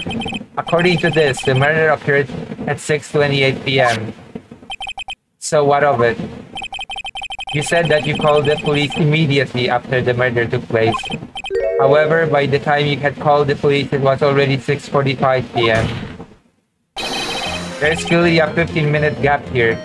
Do you deny it? I think this court would like to hear what you were doing during this 15-minute gap.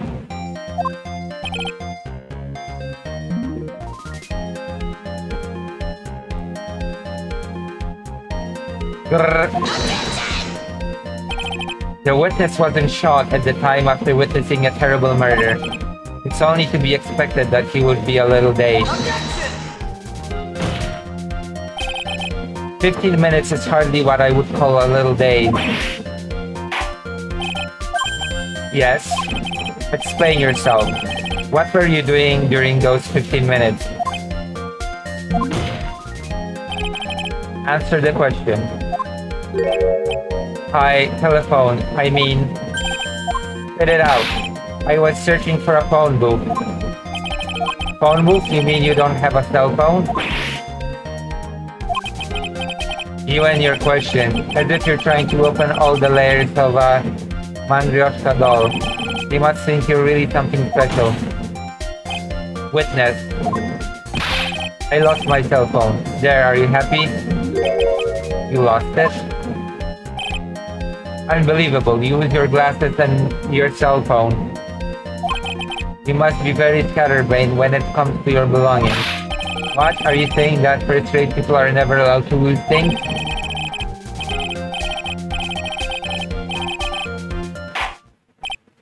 Enough.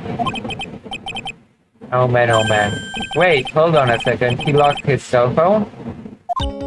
Nick, that cell phone, could it be? You mean this phone Maggie found? There's no way. Oh, I didn't see this coming. What should I do now? Question further.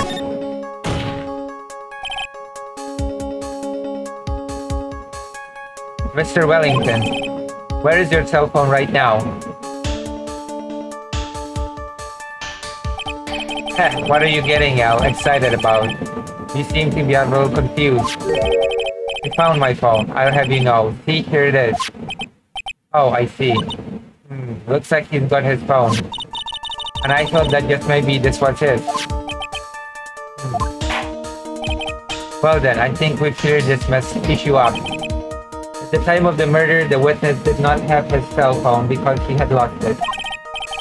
Therefore, the delay in his call was caused by his search for a phone booth. Well, that's the gist of it. I guess you could put it that way and leave it at that. Do you have any further questions, Mr. Wright? There is something. Your Honor, the witness testimony does not make any sense.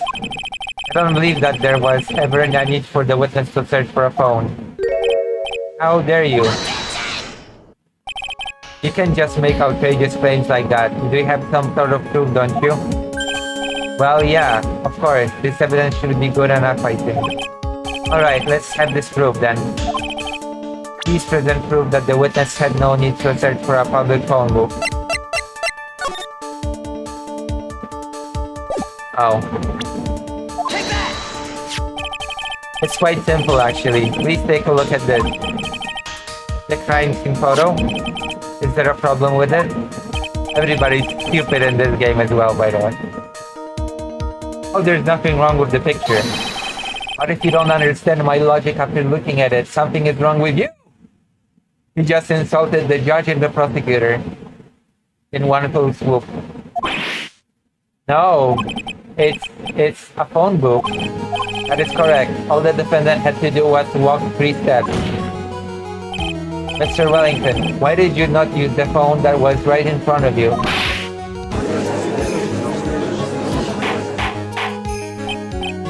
Order, order. What does reporting the crime a little late prove for the defense? That he is lying. The witness can't explain what he was doing for those 15 minutes. That is reason enough to throw suspicion on his testimony. Yes, it is very true. What do you have to say for yourself, witness? Then I bet this phone really is his, Nick. He must have killed Dustin to get his phone back. But Maggie said that she was going to return it to him. So there was no reason for him to kill for it. And on top of that, we still have the phone we found anyway. And if he wasn't looking for his cell phone, maybe he was looking for something else. I see. Mr. Wright, yes, Your Honor. Do you have any thoughts you would like to share with the court? Can you offer an explanation as to what the witness was doing during the 15 minutes? Yes, I have an idea. There's only one possible explanation. He's the killer. Alright, let's hear your explanation. However, be forewarned that if your explanation is not persuasive, you will be penalized. Think carefully before you present, Mr. Wright. Yes, Your Honor. I probably shouldn't have said there was only one possibility. Please present to the court the one piece of evidence that will answer the following. Why didn't the witness call the police right away?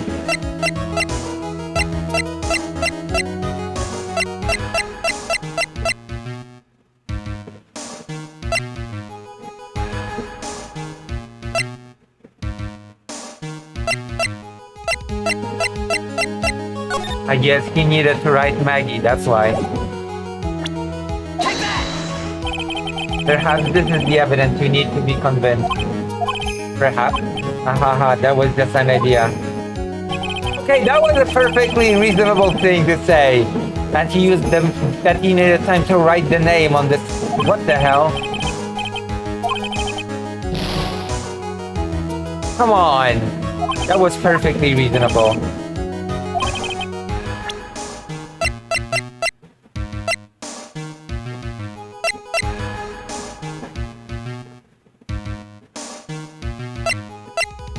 It's either the glasses or the...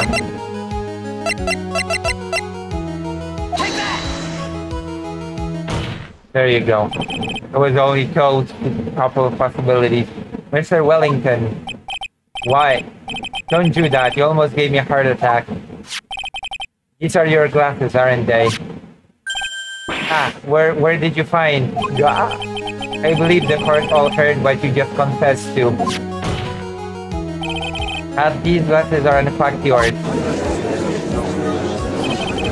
I'll tell you where they were found, Mr. Wellington. These glasses were found under the victim's body. Under the victim's body? Order. Now wait a second, hold on. I didn't confess or confirm anything.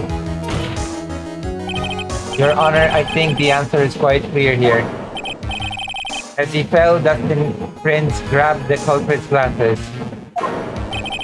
The culprit knew that he had to find his glasses and searched frantically for them. What he didn't realize was that they were under the victim's body.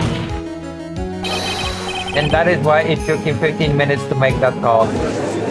Because he's the killer. Mr. Wright, are you indicating the witness as the real murderer? Yes. Of course, that is precisely what I'm doing. Oh, wow, well.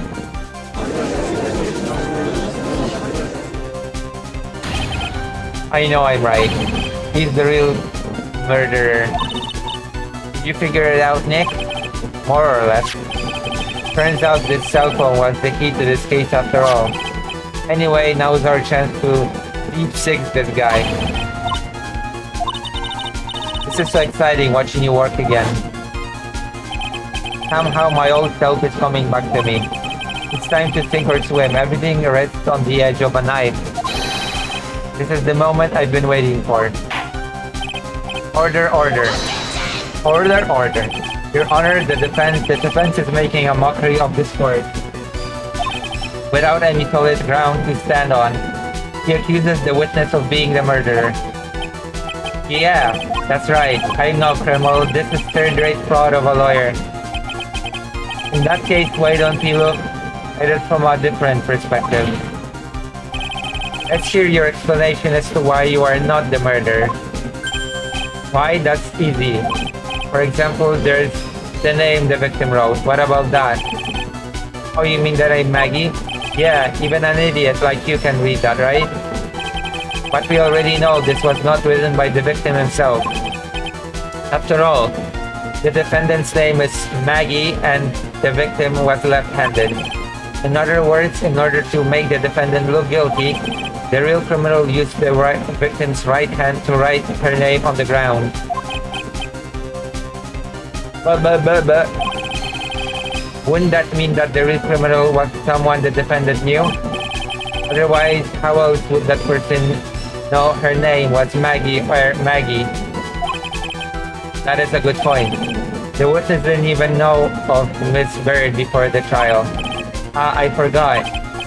Was there any way this creep could have known Maggie's name beforehand? There was a way. I would be best if I could prove that the witness had a chance to learn that the defendant's name was Maggie. Now, will the witness please present its case? The defense. Present the phone. Mr. Wellington, you didn't have your cell phone with you on the day of the murder, correct? So what if I didn't? When you realized you had lost it, what did you do? What did I do? Didn't you try to find it by calling it? Why you? How did you? Oh. Your Honor, these questions have nothing to do with... Overruled. Mr. Wright, where are you going with this line of questioning? Do you think there is some relation between the witness' cell phone and the murder? I do, Your Honor. On the day of the murder, Maggie Bird picked up a lost phone in the park. And she also received a phone call from the owner of the phone. Beep. Hello? Oh, thank you. I've been searching for my phone. Is this yours? Oh, I'm glad you called. We can meet up and I can give this back. I'll be right there. I'm sorry, I didn't catch your name. You can call me Maggie.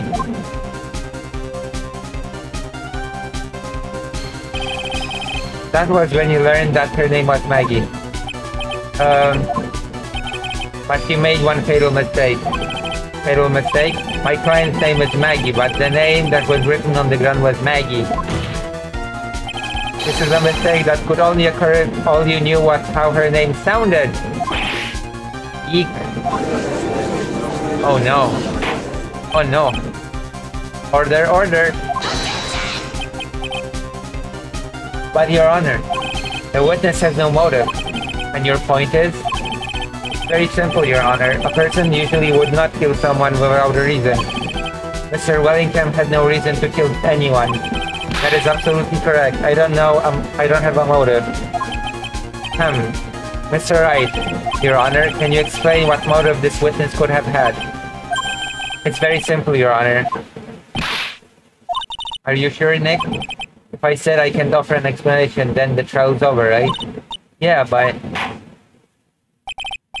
Now then, please present to this court proof that the witness had a motive.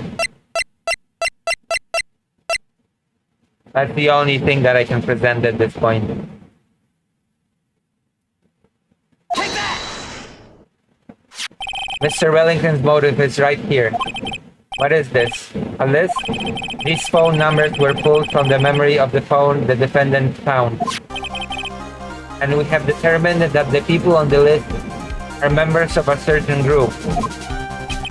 You looked up all those numbers? Of course. This list of phone numbers was stored in the cell phone's memory. The names and numbers belong to people who are members of a certain con artist group. What? Con artist? Can you explain why these numbers were on your phone, Mr. Wellington? This is an outrage, an invasion of privacy. Looking up the phone numbers of a person's phone is a worse crime than murder. You're one of those people.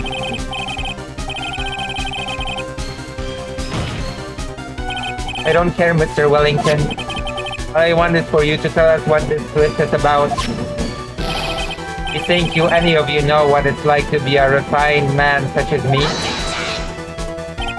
Your Honor, this is unjustified badgering of the witness. Objection overruled. Mr. Wright, what is the meaning of this? Why would the witness have the numbers of a group of con artists on his phone? Isn't that obvious? The witness is...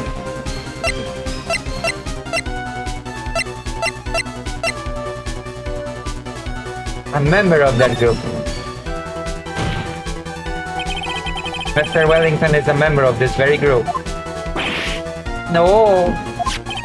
All your friends' phone numbers are stored right here on this phone. If anyone were to look into these phone numbers, it would be all over for you. That is why you had to kill. No, this is too much.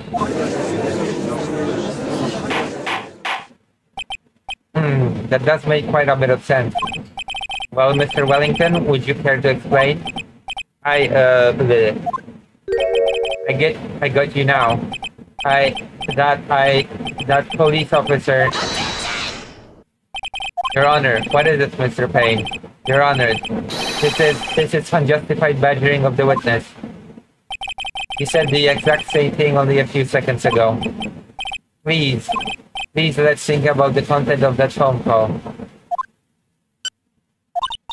Hello? Oh, thank you. I've been searching for my phone. Is this yours? I'm glad you called. We can meet up and I can give it this back. The defendant had already promised that she would return the phone.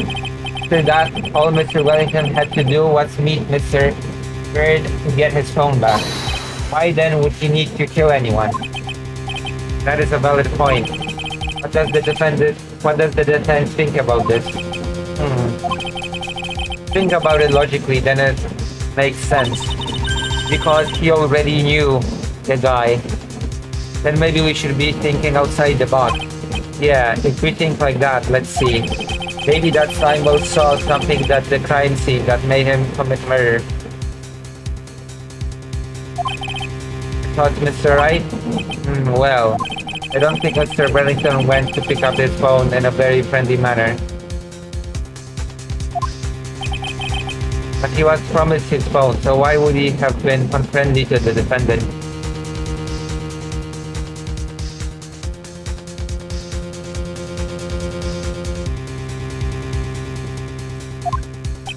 I think he must have seen something that didn't agree with him when he got there.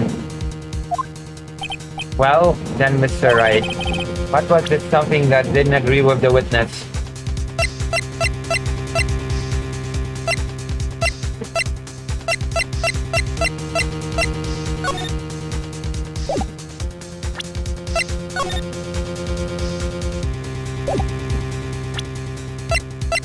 I think I know. Take that! What Mr. Wellington saw was the victim, a police officer. The victim? You mean Justin Prince? Justin Prince had gone on his date right after his shift was over. With no time to change, he went to the park, still wearing his police uniform. Oh. The girl that picked up my phone is with a policeman. He couldn't have known they were going out, so he began to worry.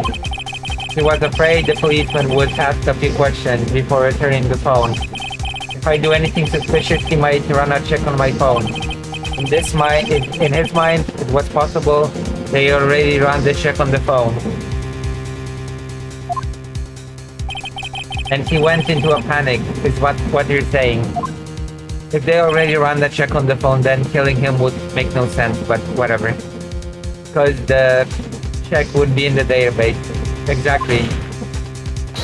Officer Prince was murdered simply because he was in uniform. Mr. Payne, do you have any comments? I'm thinking. It seems the truth has come out at last. The witness, Mr. Wellington, you are... Ha ha ha. Ho ho ho. Impressive, not bad for a person who have a third-grade education. What's that supposed to mean? The evidence. All you've been waving around talking about is that suspicious cell phone. Suspicious phone number, this suspicious con group that. They're all on that phone. Who's to say that phone is really mine? Where's your proof? Your evidence? You want proof that this phone is yours? I already told you earlier. That phone I lost. I've already found it. You don't even have the slightest idea who the phone in your hand belongs to. But you can be sure it isn't mine, you simpleton. What? It feels good to see you squirm. We do seem to have a problem on our hands with this phone. Whose phone is it? Without knowing that, it's meaningless as evidence. Your Honor, this is bad. I can't let him turn the tables on me like this. This cell phone. There has to be something I've overlooked. There's got to be. Maybe. The fingerprints on the phone? I got it. We should check for fingerprints. Fingerprints? Yes, Your Honor. Mr. Wellington must have left some fingerprints on his phone. Nick, don't you remember where you got that from Maggie? You wiped it off. I what? He said there was sand all over it, so... Wiped it? I wiped it? Pretty truly, too. Why would you do that?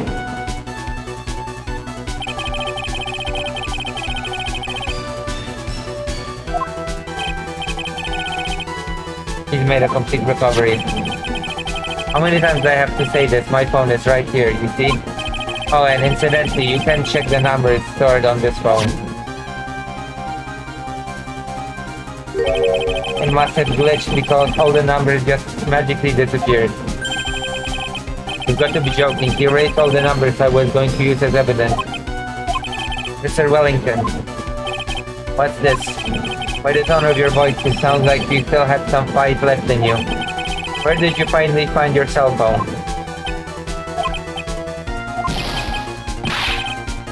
You're too much. And of course, you have no idea what I'm talking about.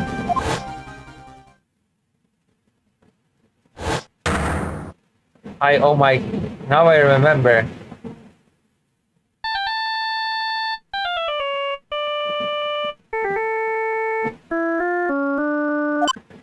Beef. Oh, looks like they hang up. Ah, good. I finally found it.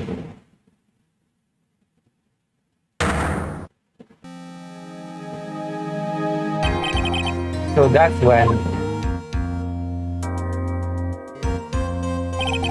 What's wrong, Mr. Attorney? Why the hard glare in your eyes? Nick, we've worked so hard to get this far, but if you don't do something quick, he's going to get off scot-free. I know. I know this phone has to be his. But how am I supposed to prove something like that?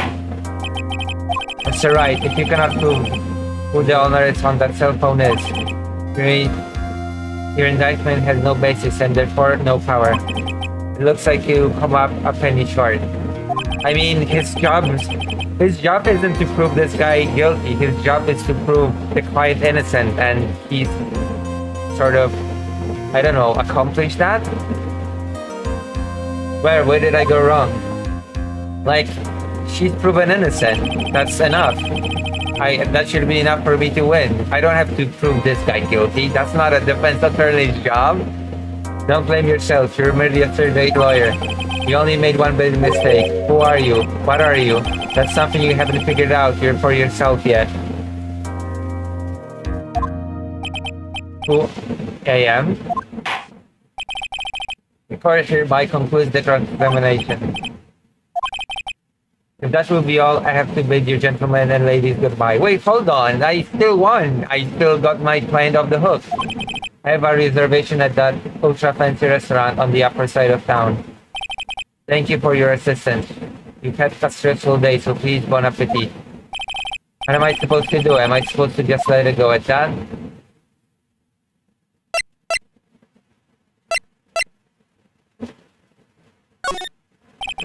It's no use, I can't do anymore. There's nothing left.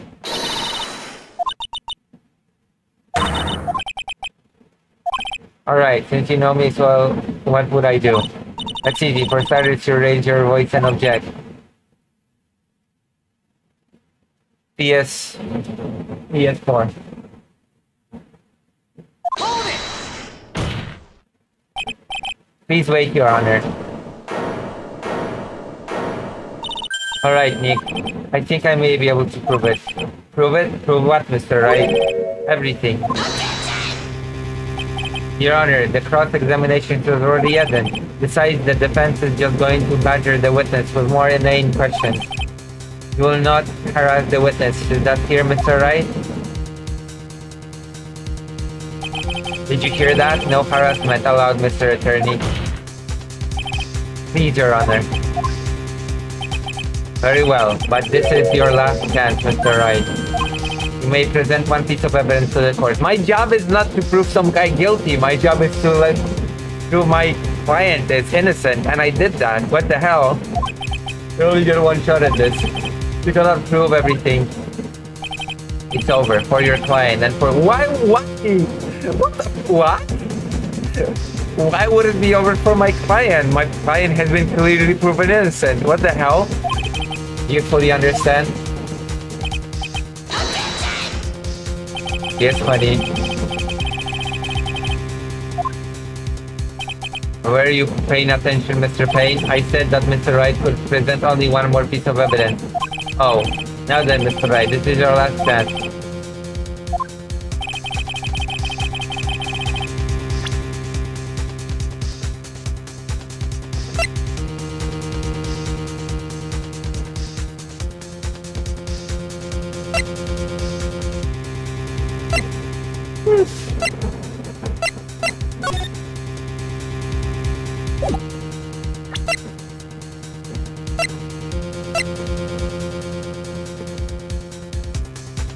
Oh, yeah, of course, my business card is the one evidence. I think.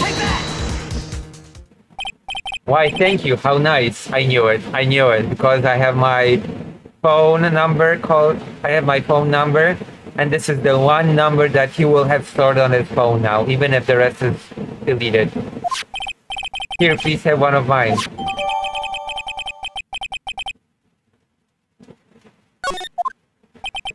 Wait, what am I doing? This isn't a time.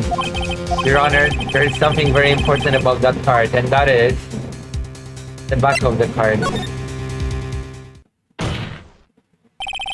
This card is important because of what is on the back. You wrote your cell phone number on the back, what? But that's exactly it. Can you please call this number from your cell phone? Huh? Right now?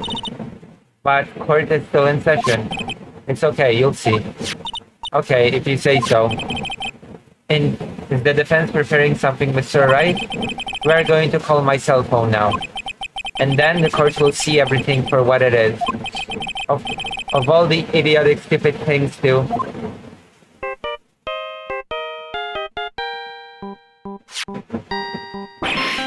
Ah.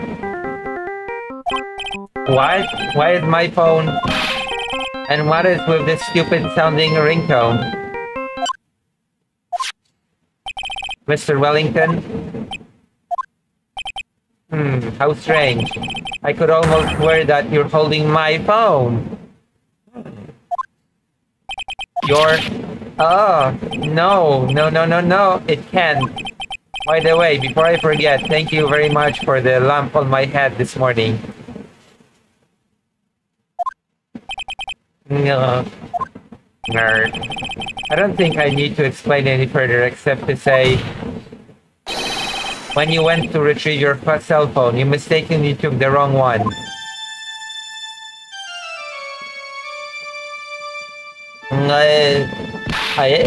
Oh.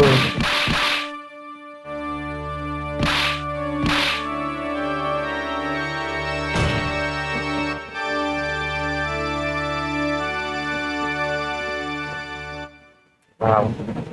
How exciting. So that is what happened. You were knocked out by Mr. Wellington.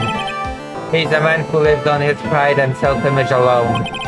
And in order to hide his involvement with the con artist's group, he has become paranoid and lost all ability to make rational judgments.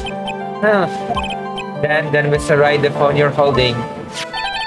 It's Mr. Wellington's, naturally. Speaking of that man, how is he, Mr. Payne? He was arrested and has been taken away, Your Honor. Oh no. Very well. Now then, this court finds the defendant Maggie Baird not guilty. In this game, unless you find the guilty party, you cannot prove your client innocent, which is not how that works in real life, by the way. That is all. This court is adjourned. That is not how that works at all. I'm gonna go to the toilet. Mister? Save. True. Also, if you like what I do, if you like my values and politics, then you know what to do. Perfect. What a weird sight, this empty shell behind me. I'll be right back.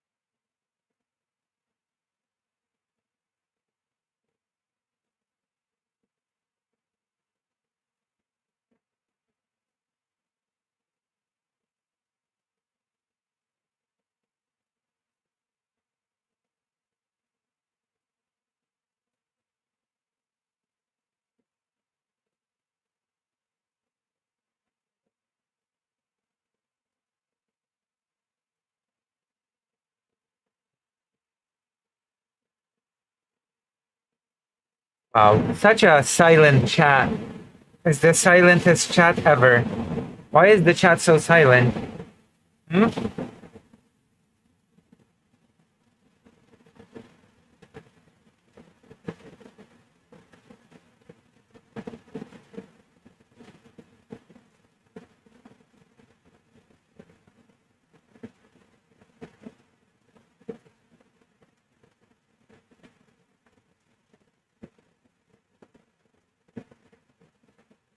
I was eating chicken with greasy fingers. Wow. You should eat with your fork and knife. Like a real civilized, gentle person.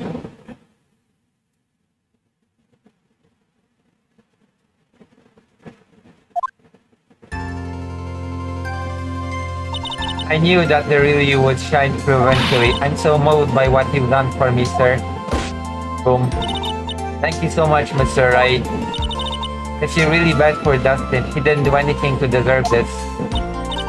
Probably because of me. Huh? My whole life has been nothing but a whirlwind of bad luck and failures. Your whole life? It can't be that bad, can it? Silent Hill. Silent Hill chat. True.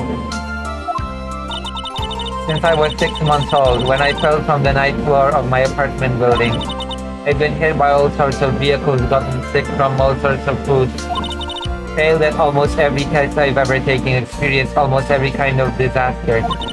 Never won or even tied at a game of tic-tac-toe. My life has been nothing but a string of disasters. That is pretty bad. But until I went to college, I was known as the goddess of misfortune.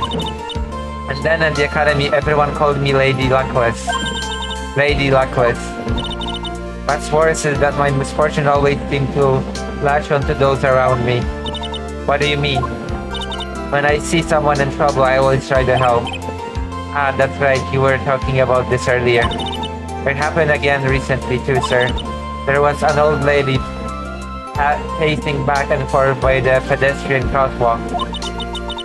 I gave her my hand and if I knew it, we were having dinner at my house. Oh, I'm sure that Dustin's gone because of me. That's not true. That glove didn't even have any sort of special meaning. It was just a present to say thanks for covering one of my night shifts. Oh, I see. Everything is all my fault. Dustin's death.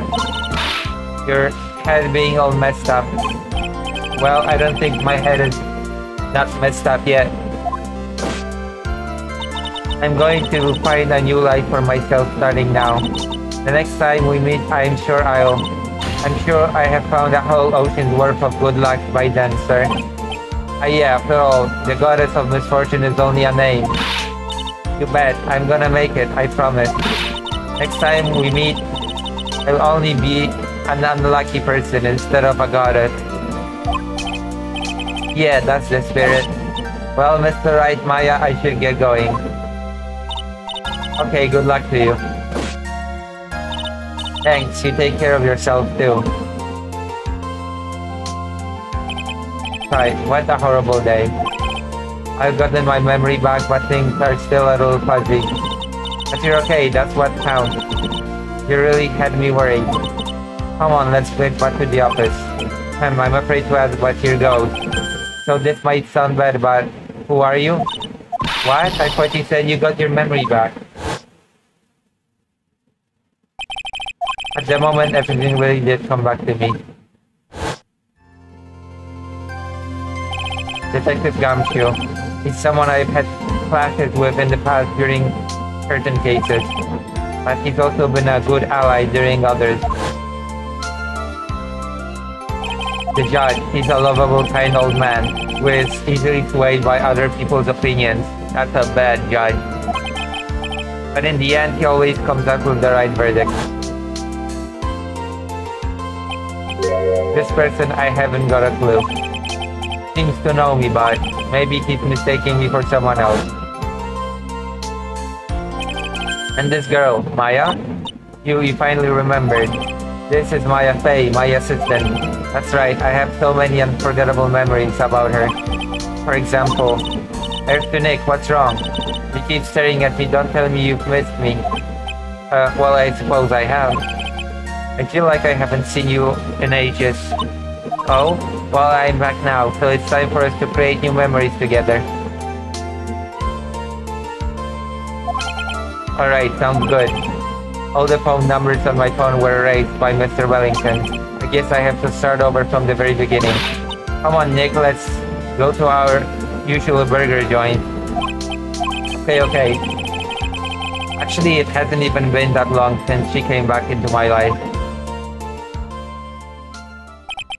And that story began on one rainy afternoon 2 months ago. Wait, which game is this? I'm playing the trilogy. Wait, this is the second game. I'm playing the second game now.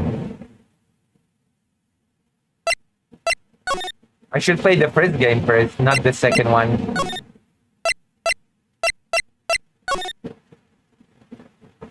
You know what? I should start with the first game, probably. Okay. That's it for now. Alright. What shall we do now? I ask of you.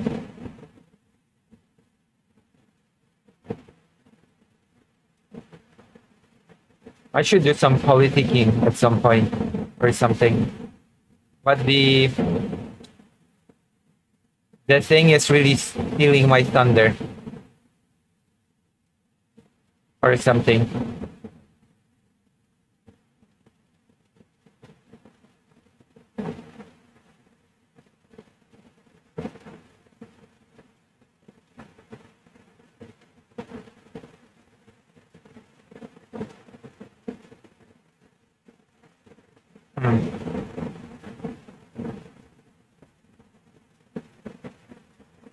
People are still here, right? Make yourselves known.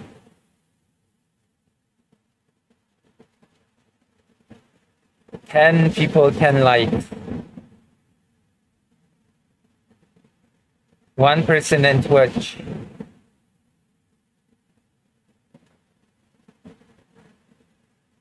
I could try. I'm going for a jog. See you later. See you. Dr. Johns is here. All right. Vladimir is here. We could do some politicking with a fan noise. Let me see.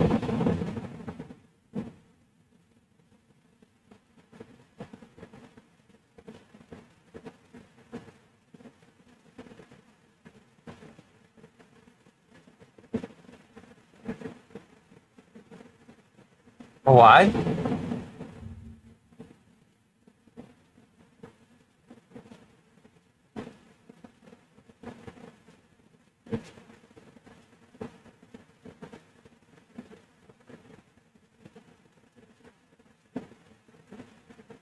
What?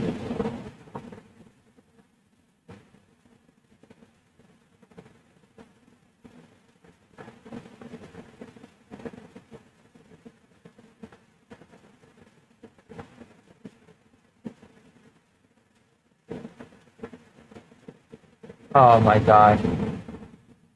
Okay, this is a very short statement, but I want to talk about it. Want to talk about it a lot.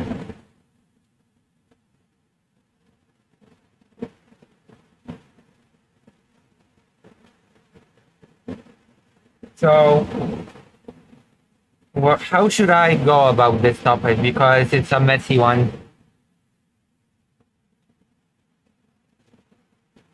Let me gather my thoughts, especially since this noise is really throwing me off. Let's go full screen.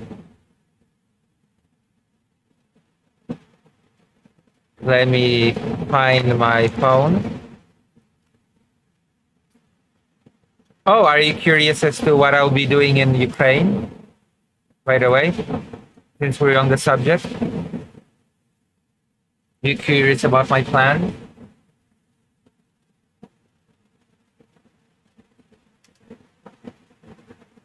It's 2 a.m. So it's 3 a.m. in Ukraine.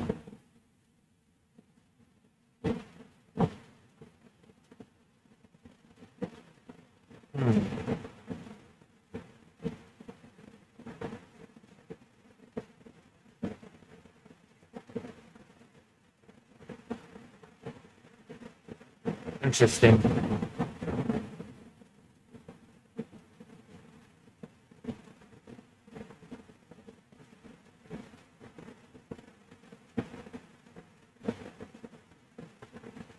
I guess that's it.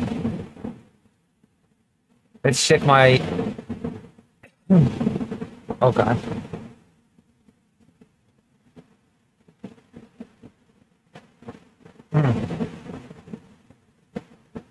I feel like I really have to fight against the noise when talking right now. I guess I have to be clearer than usual. But that's okay. Isn't that okay?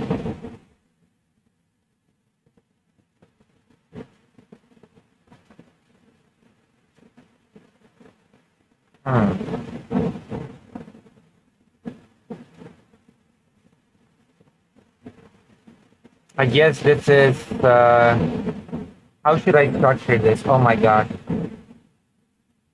Structure and timing is everything.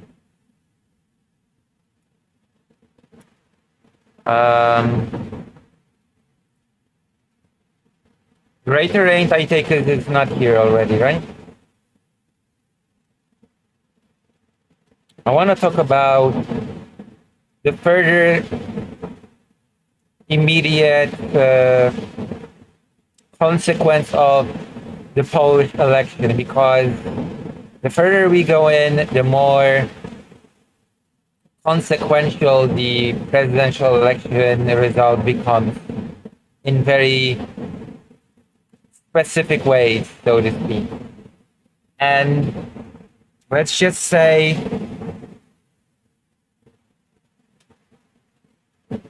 okay, so at first, Russia's reaction to Karol Nawrocki winning the presidential seat has not been really as enthusiastic, because Nawrocki is not really outwardly against Ukraine, technically speaking, and is not really outwardly pro-Russia. That is a very important element. And so the official response to his election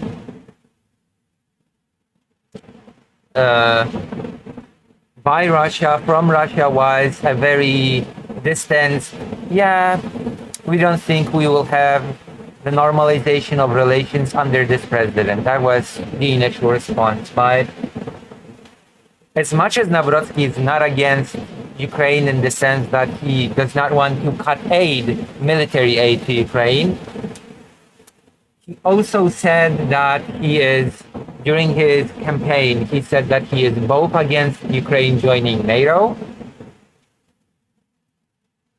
and he also said that he is against Ukraine joining the European Union, even more egregiously.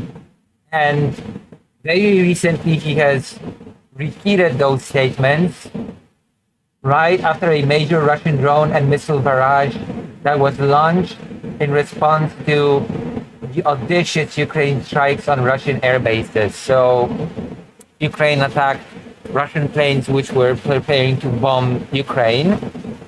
And in response, there was an unprecedented drone attack on Ukraine by Russia.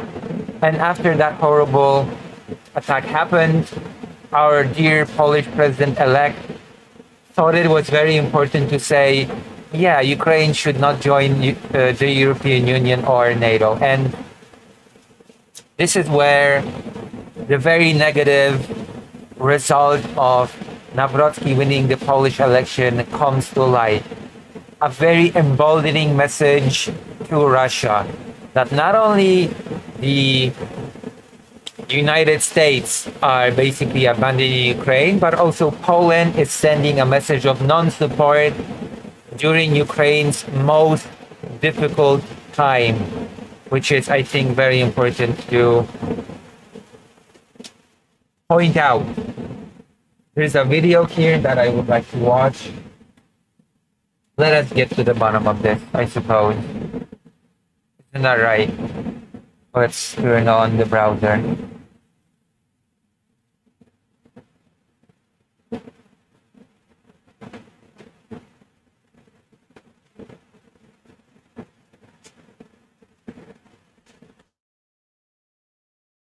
Russia is encouraged by Trump's attitude, and if I may be so bold, even by the new Polish president's statement to the Hungarians over the weekend that he's not in support of Ukraine joining NATO or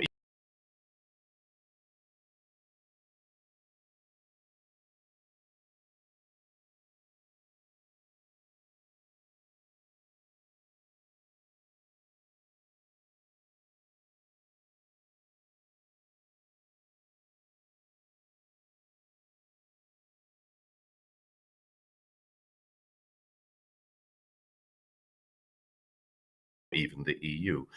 A blow to the Ukrainians, and they look to the coalition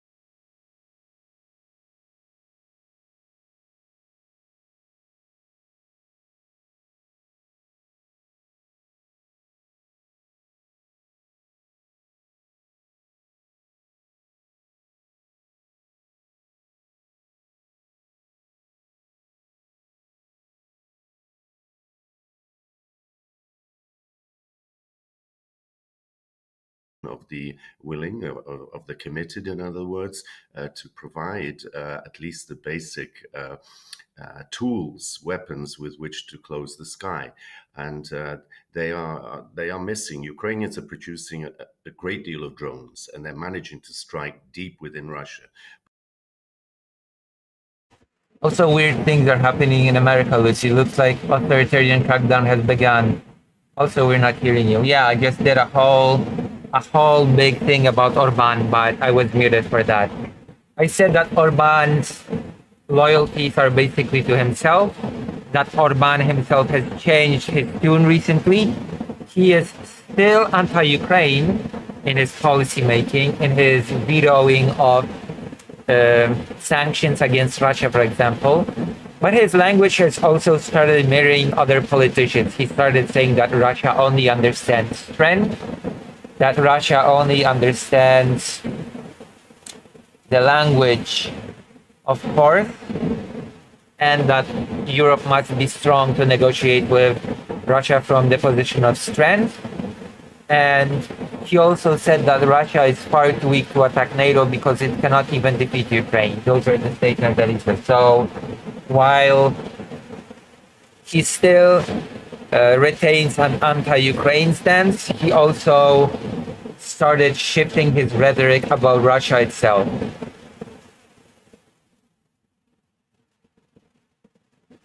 So basically, we should remember when it comes to Orban that his loyalties are basically only to himself. He will do whatever he thinks will keep him in power. That is his primary loyalty. He is not exactly as dependent on Putin as, let's say, Lukashenko is. That is a thing that is worth remembering. Is what I said when I was muted. But they need also the defense systems to stop the Russians from pounding daily. Also, speaking of defense systems that Ukraine need, apparently 20,000 of those anti-air missiles have been diverted from Ukraine to the Middle East by Trump. So that is also a thing that I will probably do a whole separate segment on, but I will have to read up more about it. But so far the important thing is that that has happened. So the United States actions and the words from people like the newly president-elect of Poland simply serve to embolden Russia further in its actions. That is the takeaway. This is not, we're expecting a big attack, an even bigger attack. But what have the last attacks been in the last few days? They've been massive attacks. And there is a summer offensive brewing. Let's not forget that Russia is basically preparing a summer offensive. And let's not forget that behind the scenes, the Trump administration has been pushing for the Senate to weaken the sanctions. So things have not been going well, and things only seem to be moving in a worse direction. Even if Ukraine is on its own, without help, having some very successful operations, it does not change the fact that the so-called international Western community is not really aiding Ukraine in a way that would allow it to, defend itself properly against Russia. In the case of the United States, it's active sabotage against Ukraine. Let's not mince words here. The United States are actively sabotaging Ukraine's war effort at the moment, from ally to enemy.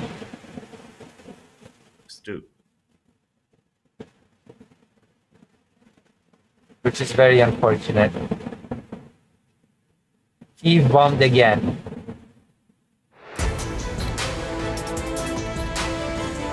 Kyiv has been bombed again. It was a very, very short segment, but I think it was worth mentioning, right? I feel like it's worth talking. It's going to be a very short segment.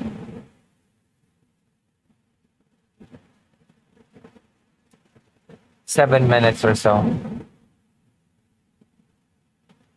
But I feel like it's still falls under the topic of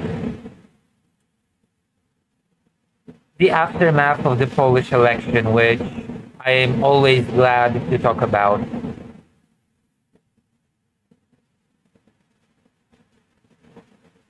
The election has technically speaking ended, but there's still a lot to talk about here. What do you think? Any thoughts? Any questions? I mean, as much as I think this bit was very self-explanatory. There you go. Oh, this is great. This is amazing. This article is amazing for me to read. Because the irony of these words coming from Karol Nawrocki cannot be overestimated. My goodness. I've already done an extensive segment on why Karol Nawrocki saying contentious issues must be solved is the irony of the year, considering that he was one of the people responsible for trying to censor Holocaust history. Amazing.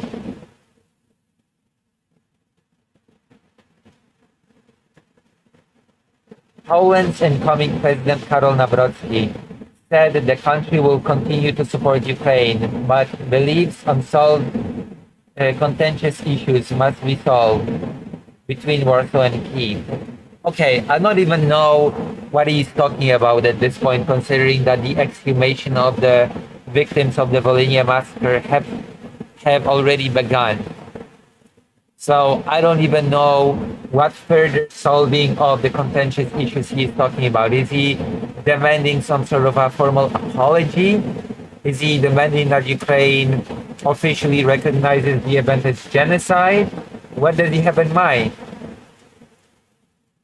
And also, I still find it incredibly funny that the guy who was in charge of the organization that lied about Polish participation in the Holocaust would say this.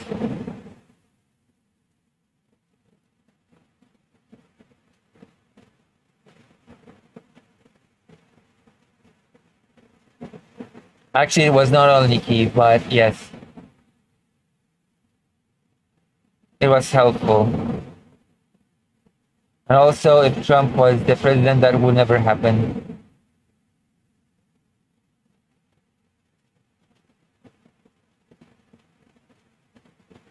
No, it wasn't only Kyiv, but you know, it was the entirety of Ukraine. Apparently, quite a lot of Western Ukraine was attacked, which happens much less than central and eastern part. It is not that often that Western Ukraine gets heavily attacked. Although there have been quite notable negative cases, like the family that in Lviv that was killed while in their home when Lviv was attacked. So things are getting worse. Things are getting worse in Ukraine by the day. So I guess I'll be going there soon. It's already decided that I'll be going there soon. Probably on Thursday, so in a few days. Today is Tuesday, so the day after tomorrow I decided to head out. It's time.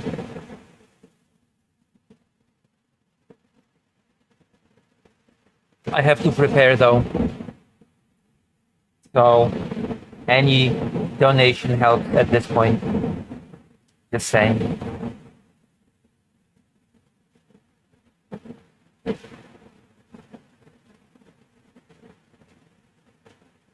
Especially since I might need a place. And that place is probably gonna cost, so yeah.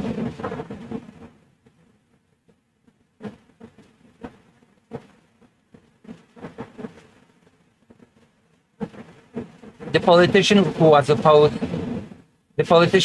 opposition party Law and Justice's pick for president not only won the election last weekend and will be sworn in August. In his campaign, he voiced opposition to Ukraine's membership in the EU and NATO, despite supporting Ukraine's sovereignty. In his first interview with a foreign media outlet, Nawrocki told Hungarian weekly Mandiner that Poland will continue to offer strategic and military assistance to Ukraine. However, he said he is opposed to fast-tracking EU membership for the country. And this is a huge mistake. This is the part that emboldens Russia to more aggressive action. Ukraine should absolutely be fast-tracked to EU membership as fast as possible, okay? Like, this short-sightedness really annoys me. Really, really annoys me, especially since Ukraine would be an undeniable asset to the European Union overall. On the one hand, we must support Ukraine in its conflict with the Russian Federation, but Ukraine must understand that other countries, including Poland, Hungary, this is telling. The fact that he just listed Hungary is telling. And other European countries, but Slovakia also have their own interests, he said. Nawrocki mentioned, like, this reads as if those conversations were happening during peacetime. I'm gonna be honest. Oh yeah, they want to join the European Union, but we have our own interests. I would have somehow entertained this if this sort of talk was made during peacetime, not during the biggest war since World War II. Nawrocki mentioned unfair competition with Polish agriculture or with logistics sector. Yeah, because you know what? The European Union was also concerned by unfair competition from Poland when Poland was joining the European Union. And somehow, all the parties involved were able to figure it out. So I'm pretty sure that all the parties involved will also be able to figure out Ukraine's membership and competition and logistics. Okay? I'm pretty sure that can be figured out. Not by just blocking Ukraine from joining. Ridiculous.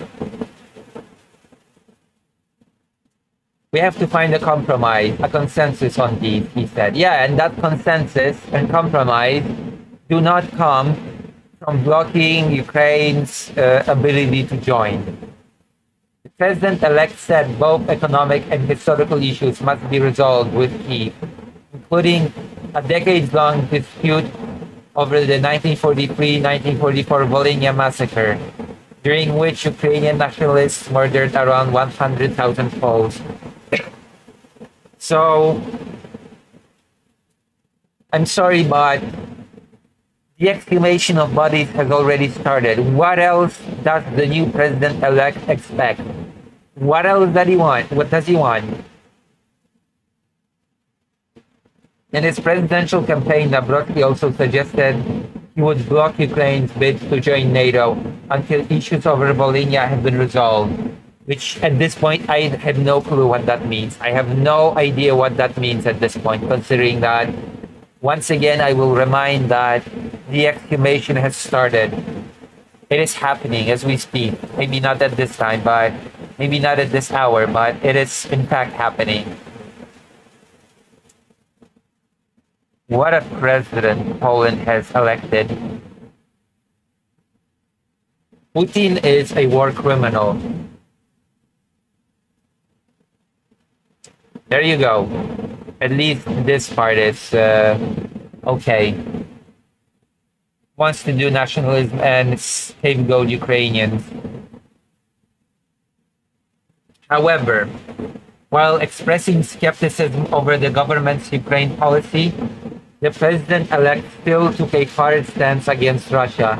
Nawrocki told Mandiner that Russia and its aggressive politics are the most important enemy in the East.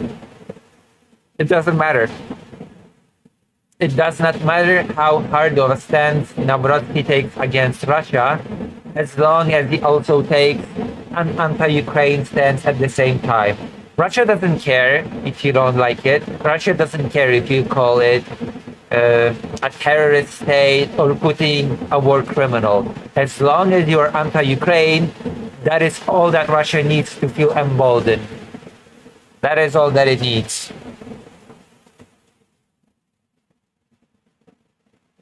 So yeah. Well, unfortunately, that cannot be helped. Unfortunately, that cannot be helped.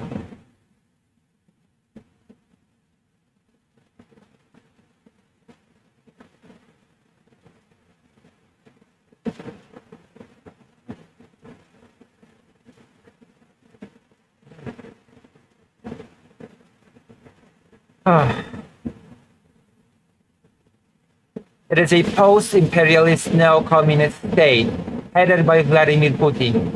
He's a war criminal and I'm very critical of the Russian Federation, he said. Wow, how brave. How brave, Mr. Nawrocki. The politician highlighted that his work as head of Poland's National Institute of Memory puts him in direct conflict with the Russian state.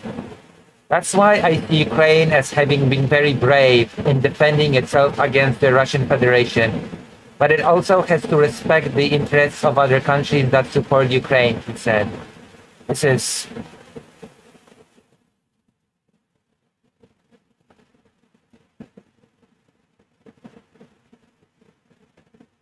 Braveheart. Yeah, Braveheart. What a Braveheart.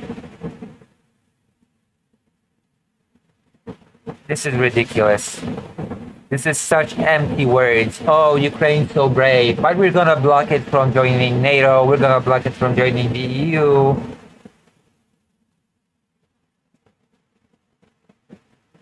And I'm sorry, I said it before. I like repeating statements that drive the point home. As long as Nawrocki's messaging is anti-Ukrainian, it doesn't matter if it's also anti-Russian. Russia will ignore the anti-Russian messaging and will feel emboldened by the anti-Ukrainian messaging. That is the reality of the situation, and that is exactly what is happening. During the interview, Nawrocki said he wanted to improve ties with the Visegrad Four, a regional grouping between Poland, Hungary, the Czech Republic, and Slovakia. Hungary and Slovakia being very openly anti-Ukraine, by the way. Yeah, you're going both sides, and one of the sides isn't affected at all. Yeah, exactly. He said the V4 means unlocking the potential of countries in Central and Eastern Europe. The future president also said he's seeking closer ties with the Bucharest Nine: Poland, Romania, Bulgaria, the Czech Republic, Estonia, Lithuania, Latvia, Slovakia, and Hungary. We can continue not only our military-to-military cooperation within the framework of the Bucharest Nine, but also build social, economic, and cultural relations within the Visegrad Group. The Visegrad Group, he said. Both the current Polish government and the largest opposition party, Law and Justice, who backed Nawrocki for president, support Kyiv, while Hungary is against sending military aid to Ukraine and opposes the EU for doing so. Also, Slovakia as well is not sending any military aid and has halted military aid to Ukraine as far as I'm aware. And this is the gist of it. President-elect basically emboldens Russia in its continuous genocidal invasion.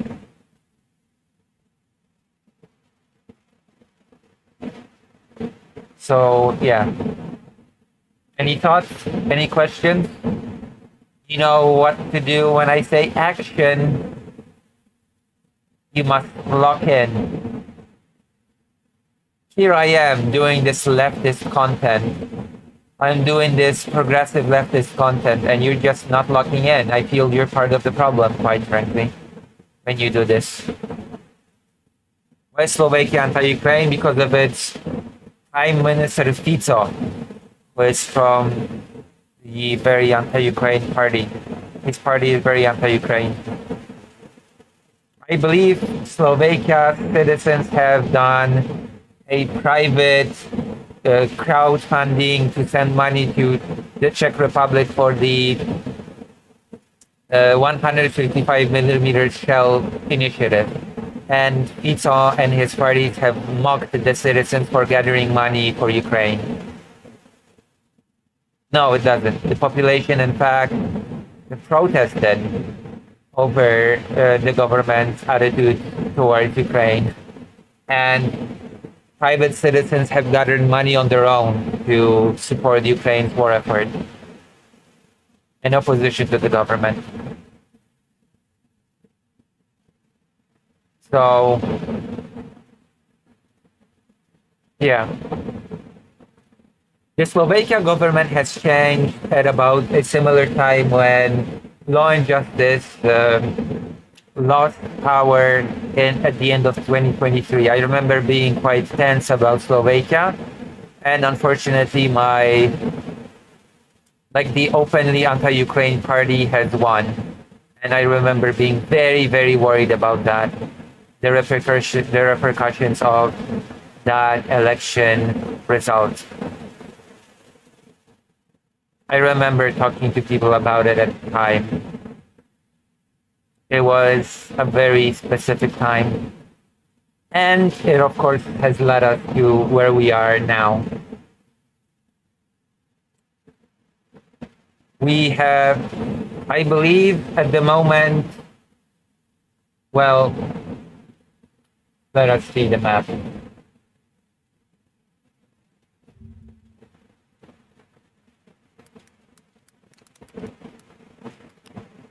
Let's see, let's look at the map.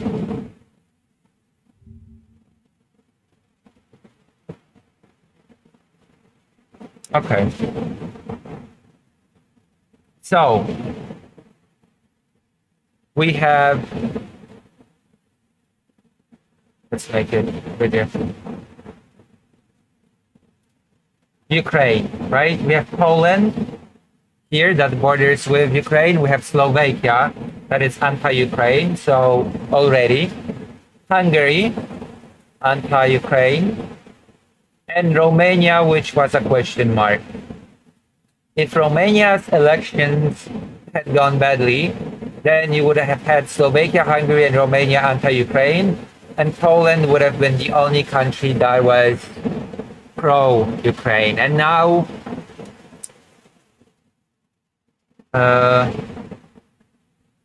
what about Moldova?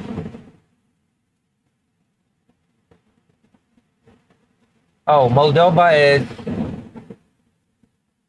I suppose, but Moldova is tied to Romania, sort of.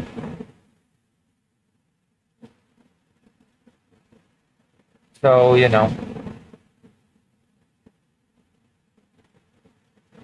I think Moldova is pro-Ukraine, but I have to check.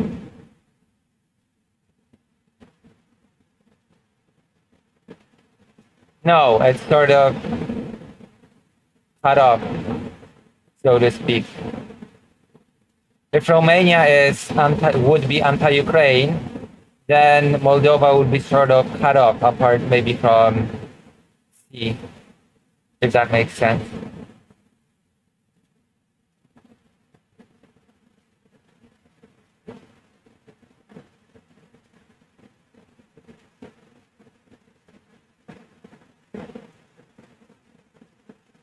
But now Poland's status is a bit mixed. The president is kind of anti-Ukraine. There are whispers continue about, oh yeah, on Wednesday we're gonna be covering, I'm definitely going to cover the vote of confidence. I'm definitely going to be covering the upcoming vote of confidence for the Polish government. We still remember that's happening, right? That there's gonna be a whole vote of confidence. Okay, I'm gonna go to the kitchen to grab a drink, And you tell me if you remember what this is all about, right? A short summary. Like I'm like a teacher. I'm like a teacher that gives you an assignment. Write in the chat a short summary as to what the vote of confidence is about. Yes. And we will see if you pay attention to my content that way.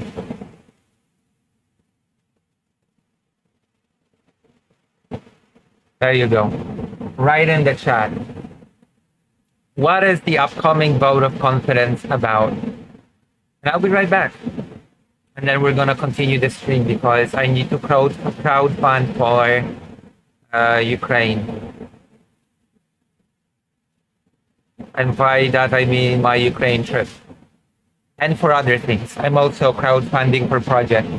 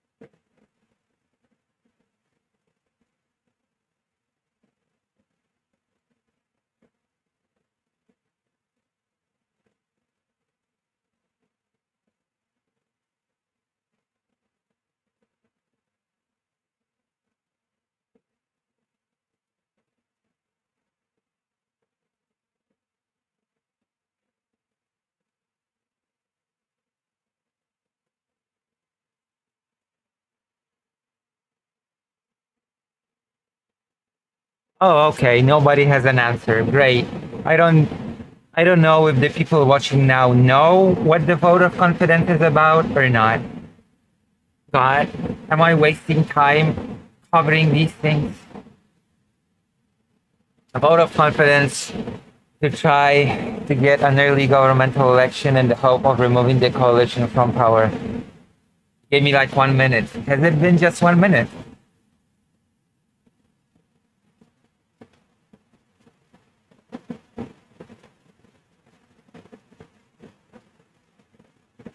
It's actually very funny to see how Russia throws a bunch of money to help elect anti-Ukrainian candidates in Eastern countries while simultaneously not getting sufficient gains on the ground. I mean, I'm sad to say that depending on the configuration, it might very well translate. It could very well in certain configurations translate to gains on the ground. English is hard, true. The vote of confidence, though, is technically speaking, Donald Tusk, the current prime minister, called for it because he wants to. Donald Tusk wants to gain the vote of confidence because he wants to get this vote that his government is legit and that there's no problem, basically. And he wants to show his internal and external allies that even though the president is in opposition to the government and the coalition are still stable. Those are the reasons why he wants to do the whole vote of confidence. But should he fail, and should he not get the vote of confidence, no. He called it. He called it to reaffirm that his coalition is stable. And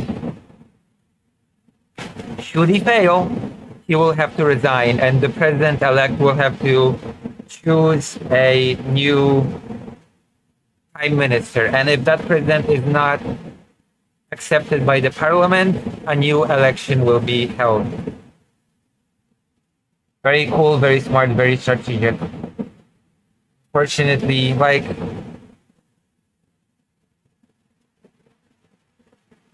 I am very worried about this situation, okay? For example, if the United States, or rather not the United States, if the Trump administration Um,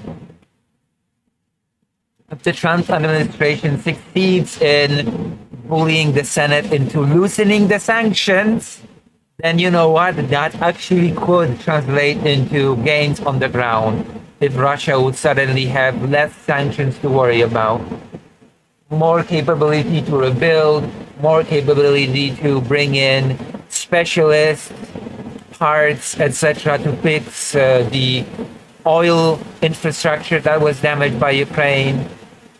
I think like things like this would make a difference, in my opinion.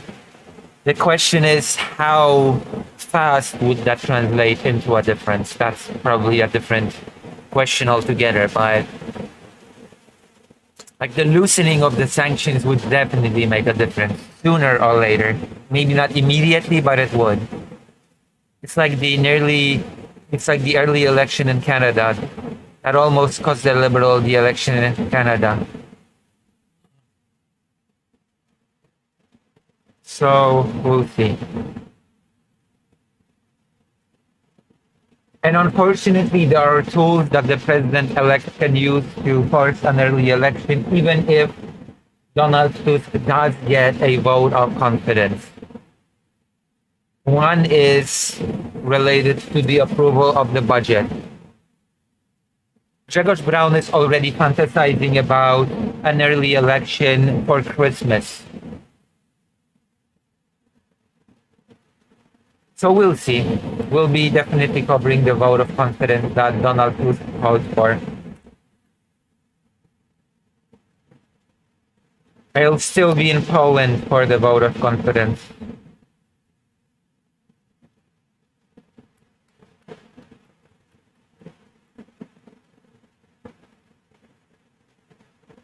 So yeah.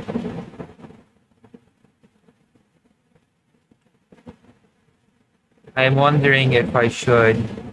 Oh, I have an announcement to make. I think I can make an announcement out of this. I think I can make it an official announcement as well. I'll be taking part in a project. I don't know how many people here watch President Sunday, but I'll be taking part in a project. A group project, if you will. I swear every liberal government, no matter the country, love to gamble their power to the far. Yeah. Anybody here watches President Sunday? Any President Sunday fans in the... I hate when... No? No President Sunday?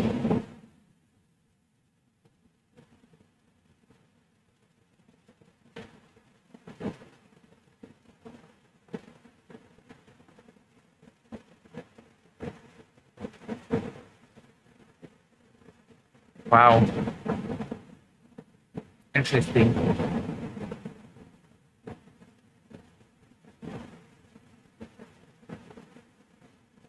Uh-huh. Oh. Oh. Shot logic.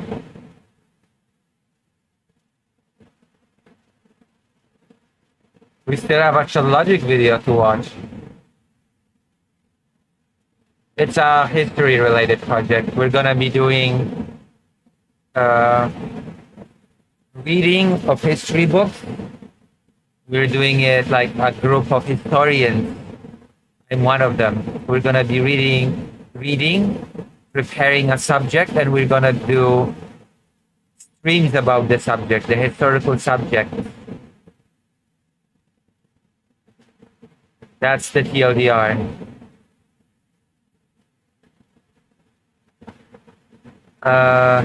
No, that's not how that works. Like, we're gonna be reading stuff on our own and we're gonna be preparing subjects. And I guess each one of us is going to have a time slot.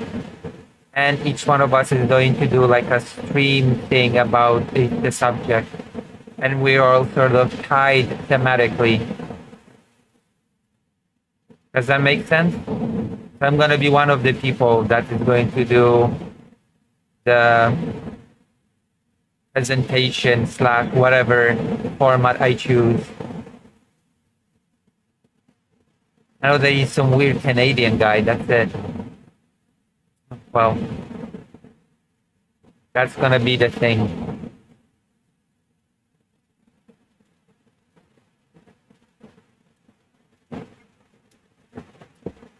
There's gonna be a person called Shakespeare. There's gonna be a person called Zanzi. There's gonna be a person called Daedalus Media.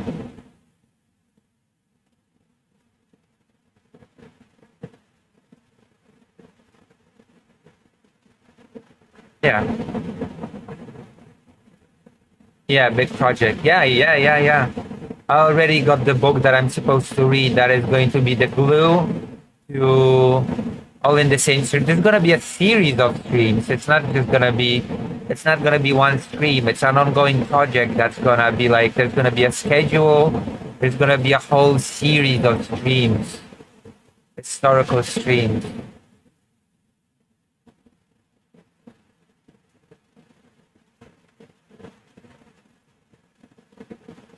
And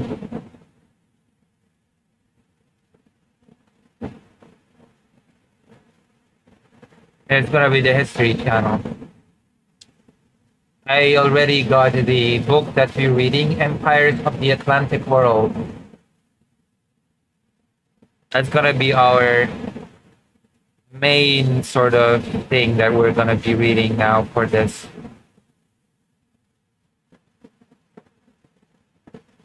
Empire is the current topic. Oh, I'm allowed to try. Okay. A1, B2, C3. Okay, I am allowed to try to enter the pin. Do you have any... From time to time, we're going to do the enter the pin challenge, okay? So, any of you want to try to 2468? Is that what I'm seeing?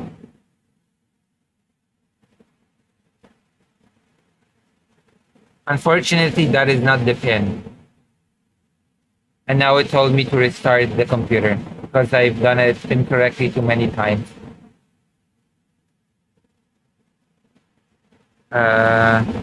Yeah.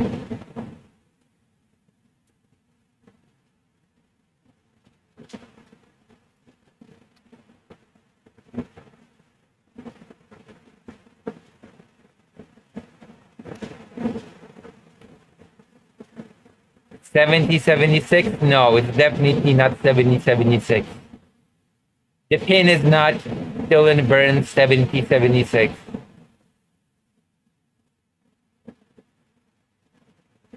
I think I'm pretty sure the 6 is the third digit though.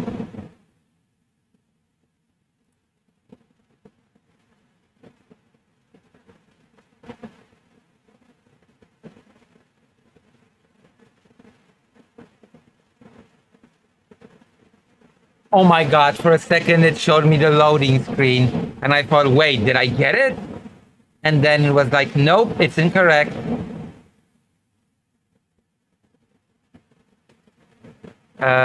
I don't know, 5 or something. Okay, still have a try now.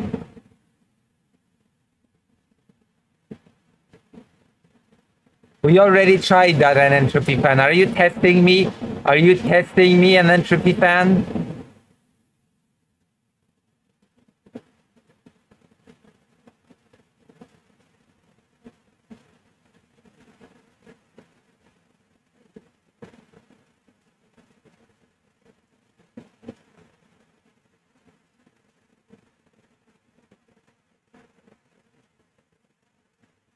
No.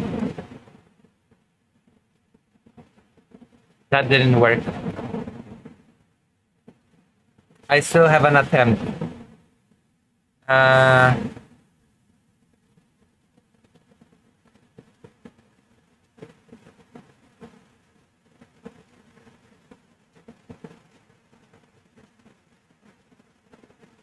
That's incorrect.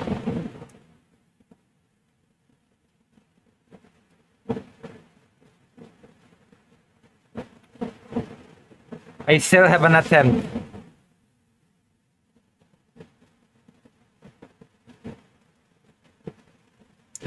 What a fun game we're playing. Guess the pin.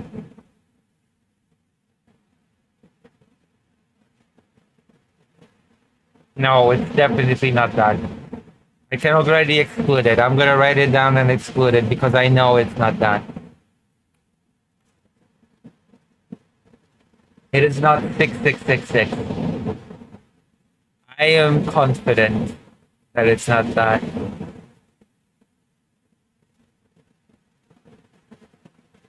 I'm gonna be so happy if we could get it.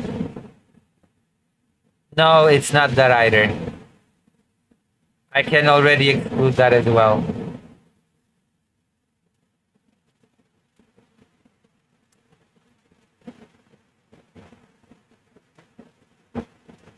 I am 99.9% sure that no numbers repeat, by the way.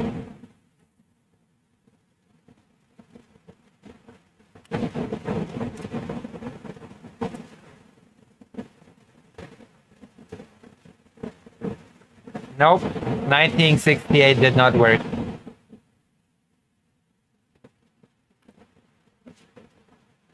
Well, now I have to wait for 2 hours. Thank you for playing.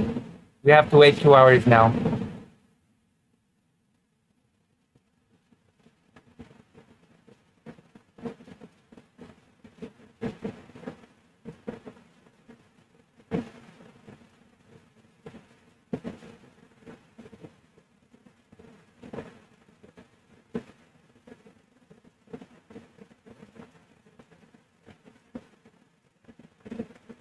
My goodness.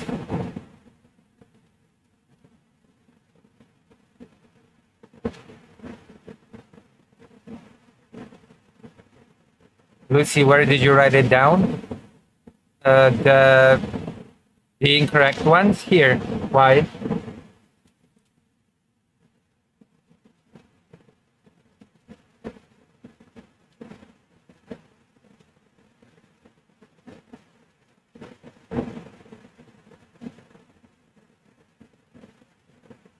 The original. I got it on a piece of paper from the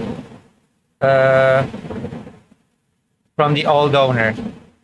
They gave me a piece of paper with the code on it.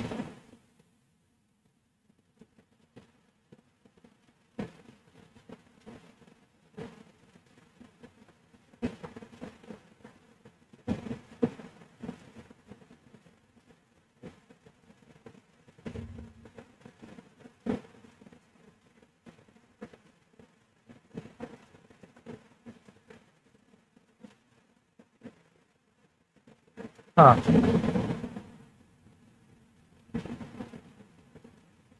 Interesting.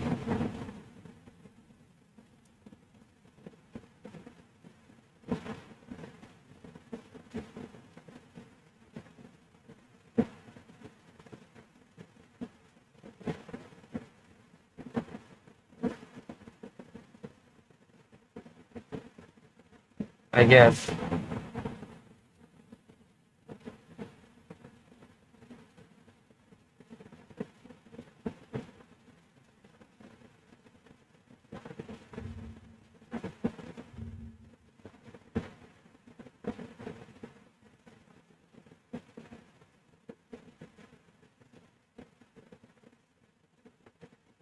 Oh my gosh.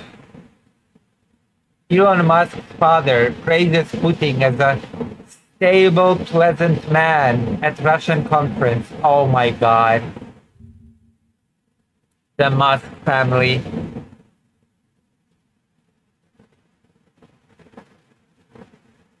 I remember a Rust player basically brute force locked the door by using a list of common PIN numbers in like a couple of minutes. Fortunately, there's this cooldown.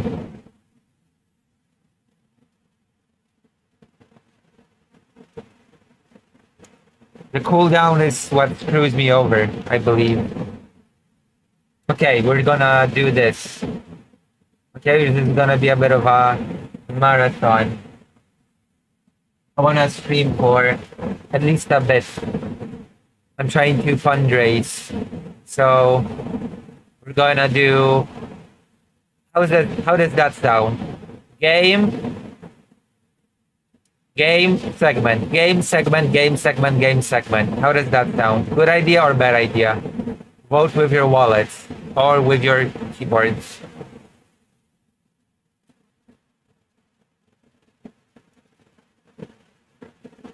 So what game do you want? Do I choose the game or do you just... Because we're gonna be changing games.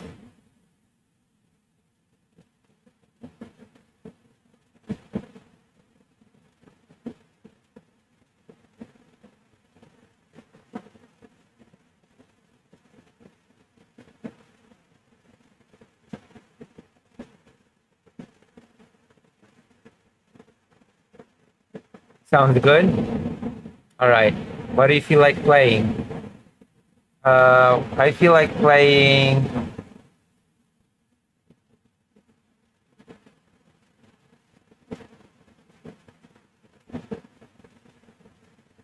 Let me see. There is a thing that I feel like playing.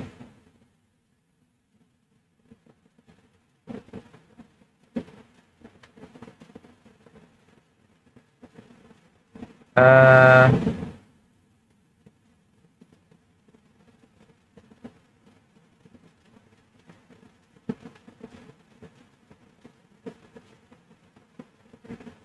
Hold on.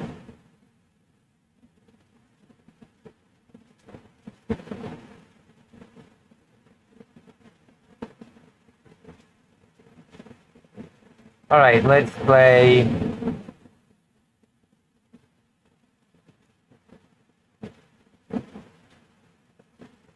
this. With or without people. Do you want to play something with me?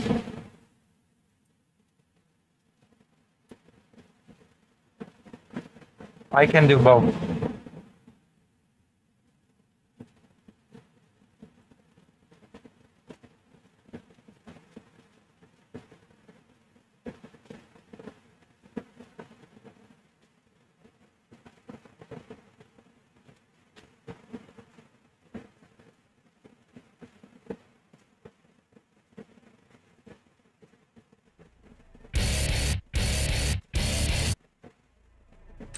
Devil May Cry HD Collection.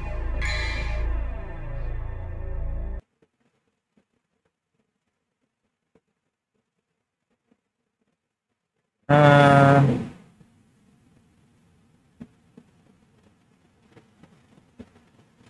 Whatever, I'm going to watch for a bit. Thank you, Vladimir.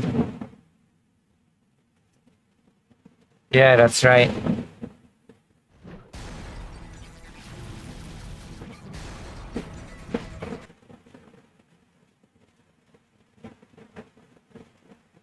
Uh...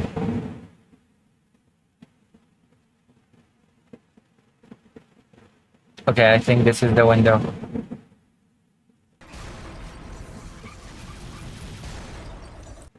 Wait, this is not a Resident Evil 4 prototype. They play completely different.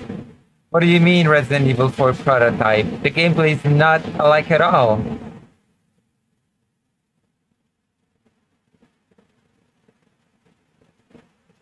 There's no way in which the gameplay of Resident Evil 4 is similar to There's no platforming in Resident Evil 4. Oh, interesting. Resident Evil 4 was supposed to be a platformer? Some people call Onimusha the proto Devil May Cry. Are you sure it wasn't Onimusha that started as Resident Evil?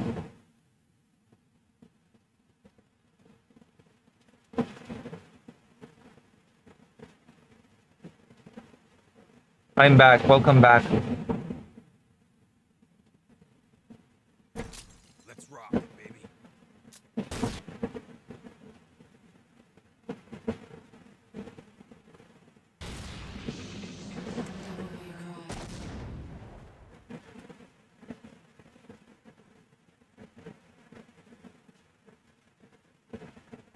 Oh, the controller is not working.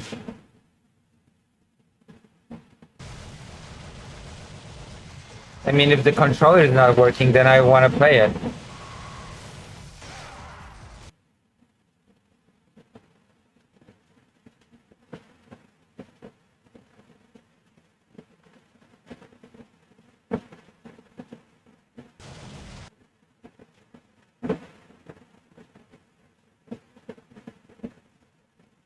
What have you been up to, Greater Rain?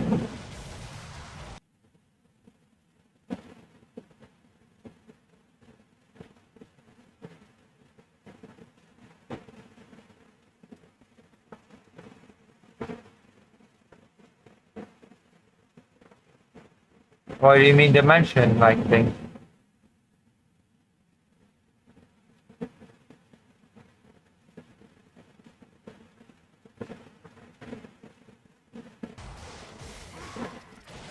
Oh. Can I please play the game?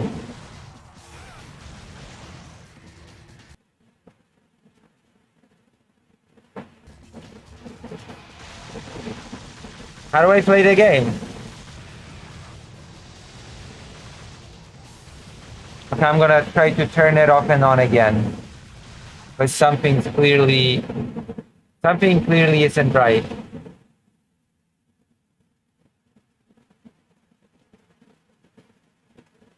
I want pizza. Warhammer. I was Warhammer. It's really exhausting to fight against the loud fans. I will say, it's really exhausting to fight against the dryers. Is it fair for me to say that it's very exhausting? Okay, the controller is not working, nothing's working. I just cannot play. I cannot play the game. Baby. I really tried. I tried playing Devil May Cry, but it's irresponsive to... Oh. No, never mind. It's now irresponsive to keyboard input.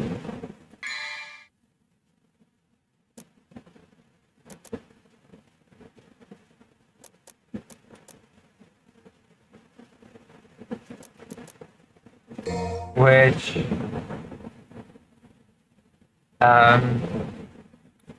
Yeah, I want to play it with a controller. Sorry, I'm not playing Devil May Cry with a keyboard. I'm not a masochist.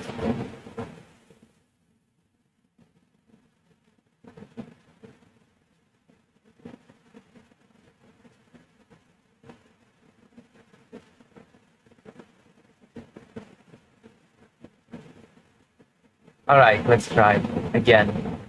Let's try this again.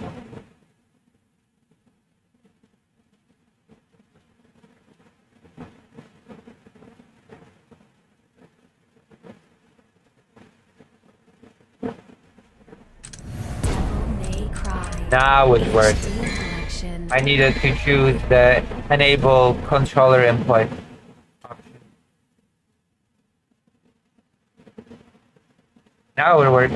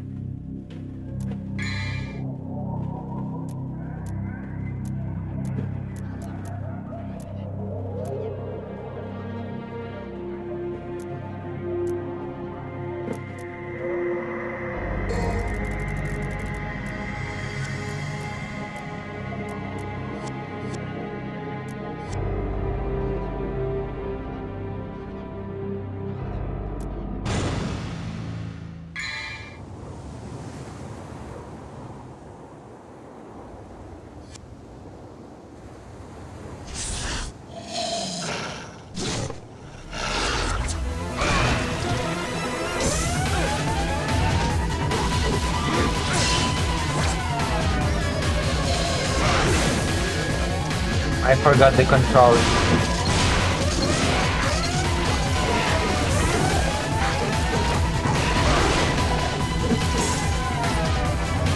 I died in 5 seconds.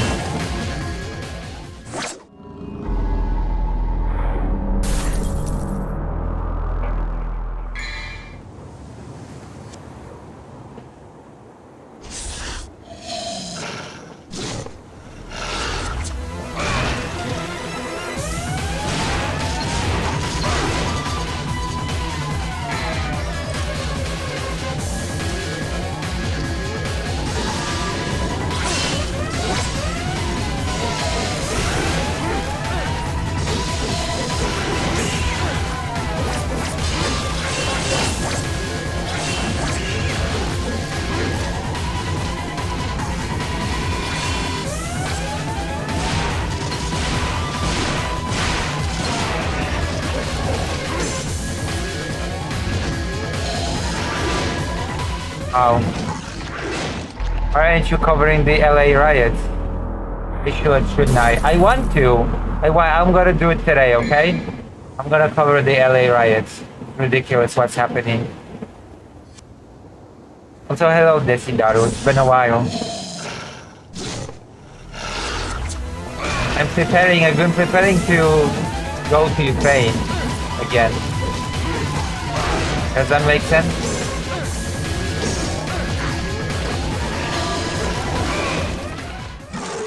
I just died. I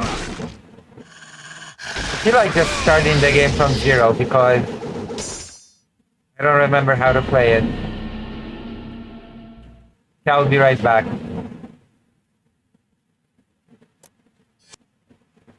In the meantime, join lucyhaza.org/live and anti-riot cop shot at a reporter. Yeah, I saw that. I saw that clip. I saw the clip of a reporter getting shot.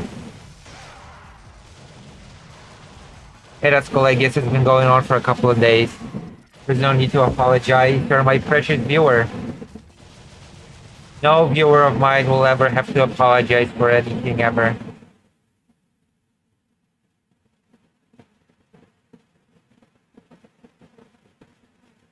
You don't do Discord? Why not? You should do Discord. No, it's not a Discord. I have a page, a White Forest page. It's called lucyhaza.org/live. And you can join it if you wanna support what I do. If you wanna support my trip to Ukraine and my projects.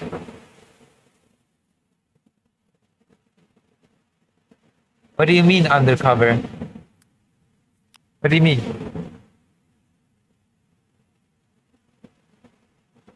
Pete Hegseth is an idiot and he's going with 99% certainty lose the war against China. I mean, name me anyone from Trump's administration and telling me if they're not an idiot or a puppy killer. Okay?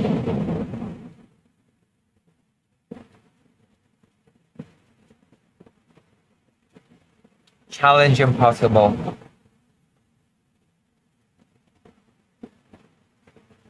Oh, I'm good here on YouTube. I'm homeless. I don't have any money.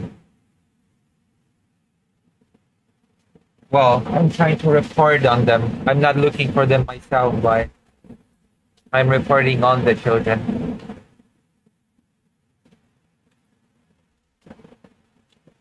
Which is why I'm going to go to Ukraine again soon.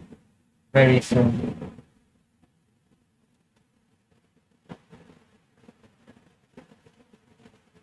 You've never done Discord, right? Desidaru? I'll be right back.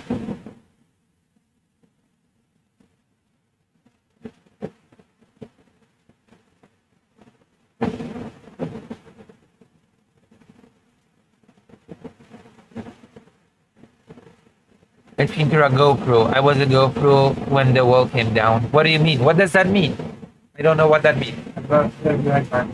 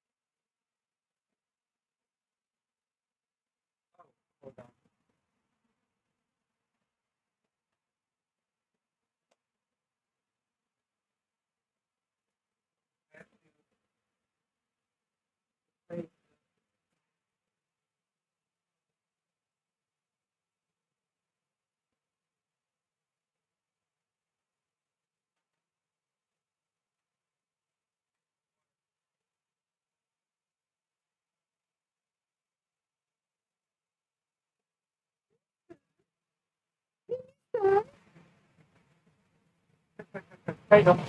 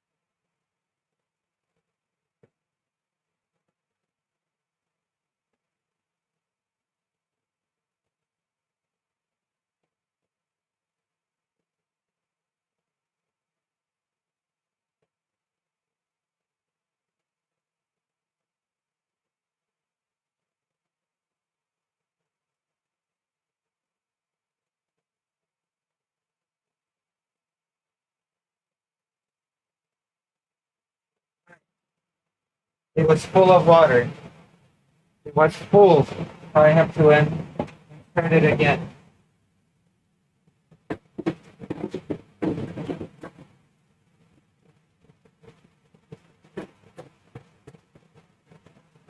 Okay. Now it's gathering water again.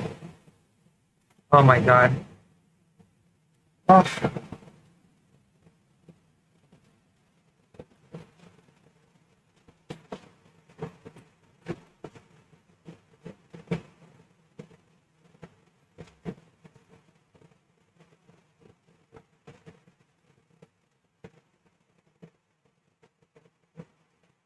All right.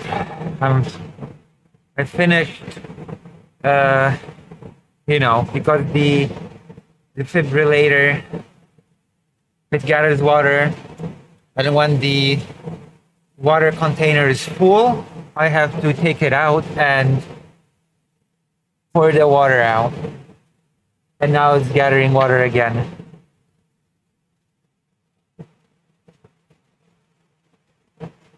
Okay.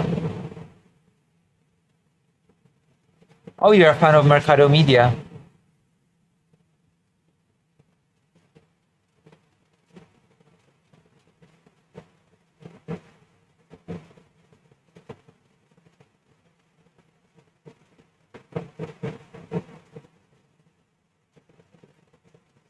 Mister! Mister!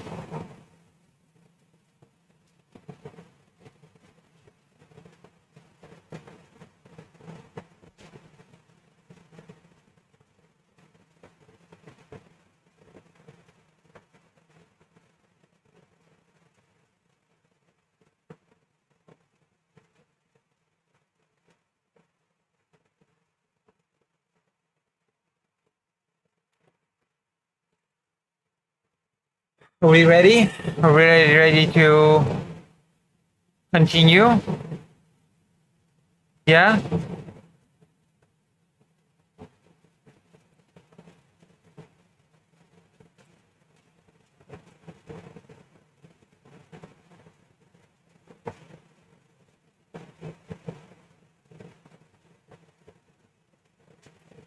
Mister!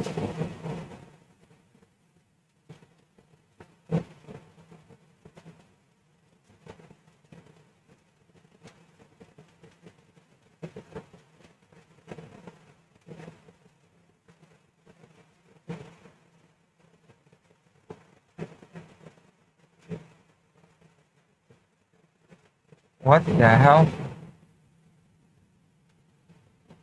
Oh. I just went to the toilet and my audience is gone. This is my life now. I go to the toilet and everybody just tunes out.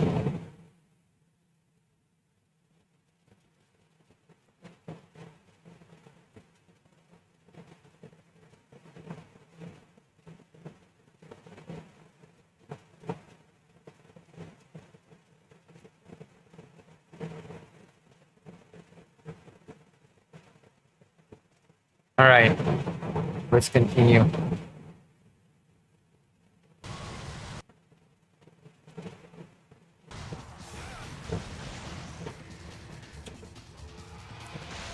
We're gonna do some game and then we're gonna do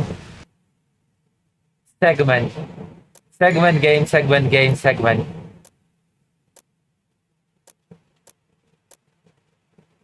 Devil May Cry.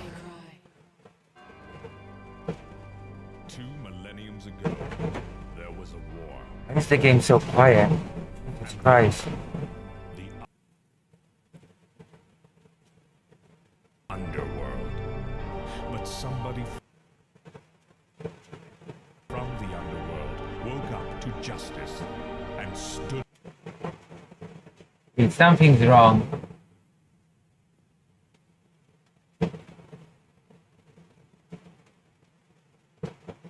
No, it's what? Is the game also so quiet on your end as mine? Up against this legion alone. His name was Sparta. Later, he quietly reigned Maybe it's because of the and continued to hands, but the game feels really quiet to me. his death. He became Barely audible. the legendary Dark Knight, Sparta. The legendary Dark Knight Sparta.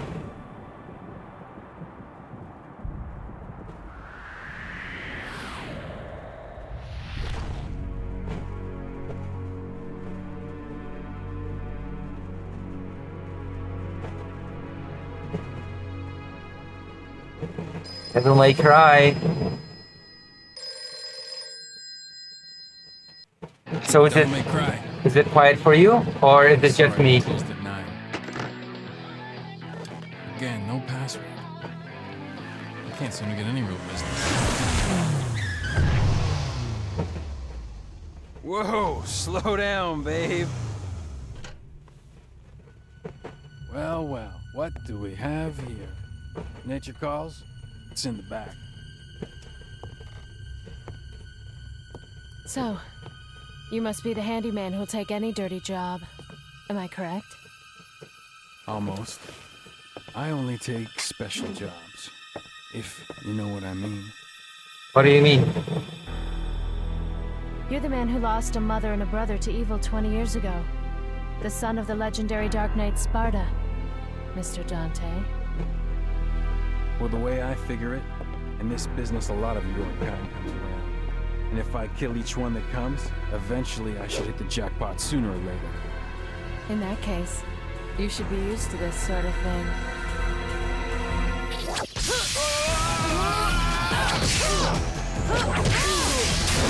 You should be able to see the game, yeah. You should be able to see the game, yeah. Are you really the son Can you hear it at least? Sparta? Didn't your daddy teach you how to use a sword? Here, full screen. Well, you weren't paying attention to me. Sword. Time to go to work, guys. Okay, the audio is good.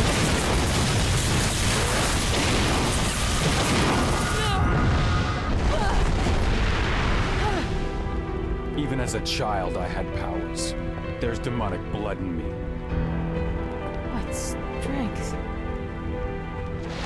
You were the first one to know about my vengeance. Looks like I'm getting closer.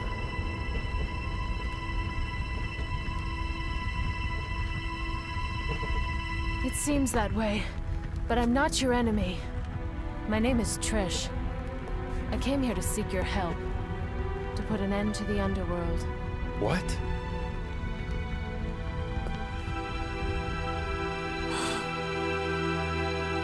You look like my mom. Ah.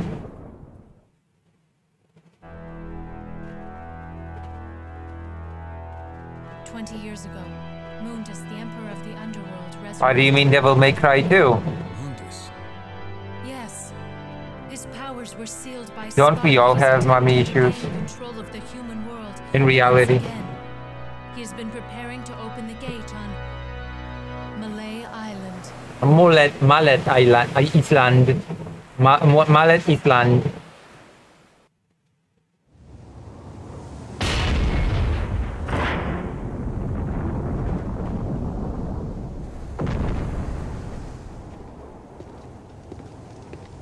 castle is above this cliff. Come on, let's go! Ha!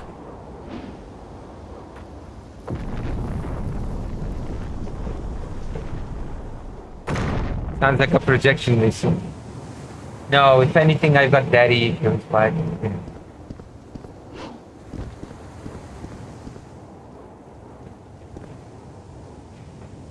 If you can accuse me of any issues, that'll be daddy issues.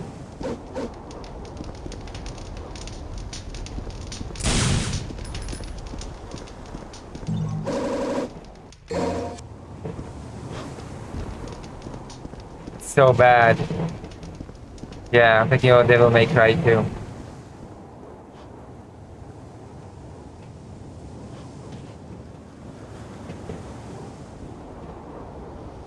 Anything here? Oh, blue ore fragment, also known as the fragment of life, but it's only 1/4 of the whole piece. When it becomes whole, it will have the power to increase the vitality maximum limit. Sounds good.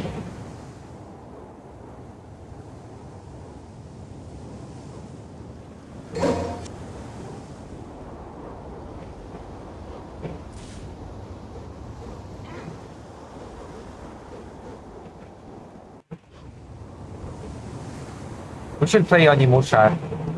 Onimusha is getting like a revival, from what I understand.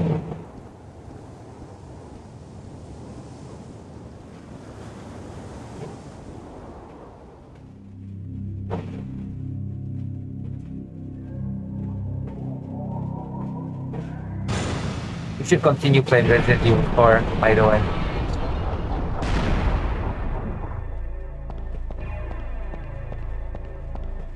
Jumping is not very Resident Evil 4 though.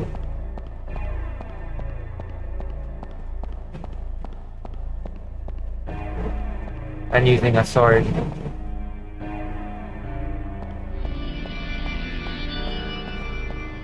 I cannot hear the music. By the way. I cannot hear the music at all. Why? Because yeah, they're loud fans.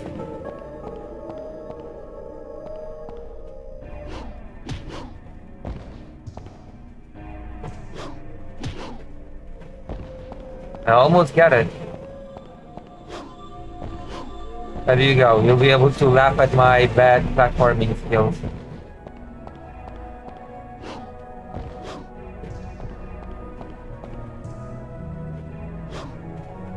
I'm not sure who did. I think it was Malaki. Or was it in Kub?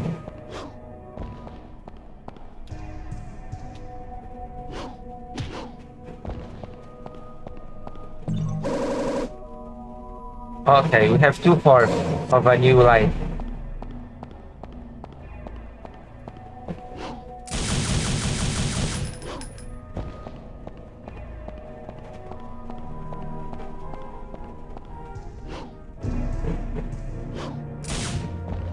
Is this a blue orb?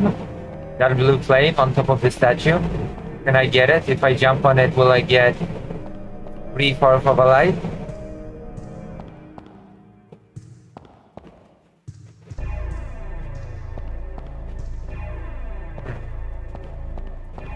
Interesting.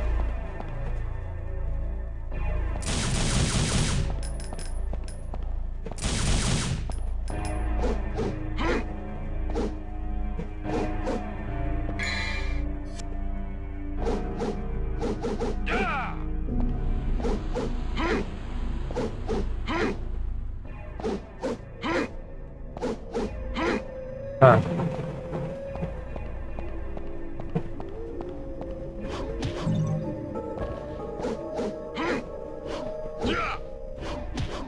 Interesting. I could have sworn there was something here.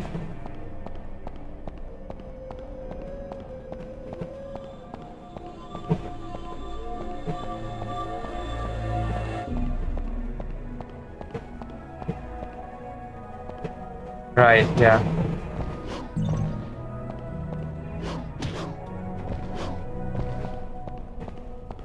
Was this supposed to be Leon? Leon? That's why Dante resembles Leon so much? Kind of, sort of. A little bit. I think this is a blue orb. I think I'm supposed to be able to get it.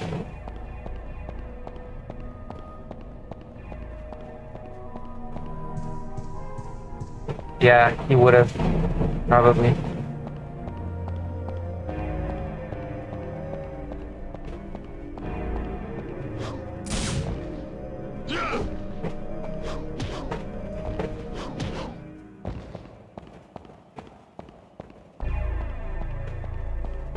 I believe so, yeah.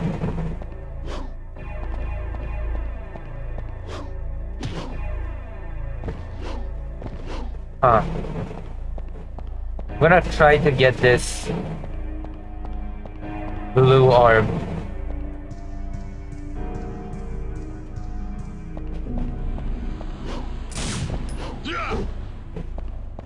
So we've done 2 political topics. We are going to cover the LA riots a bit. It's only fair, I think, that we do it. In the name of justice, in the name of love. Especially since I have to take some things into consideration, always. None of us are islands.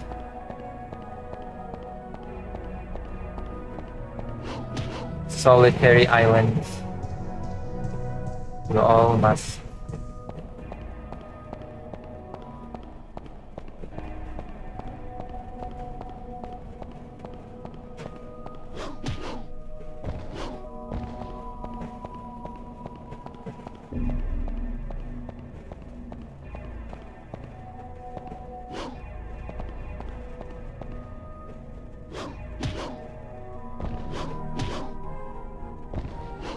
This is the blue orb, isn't it?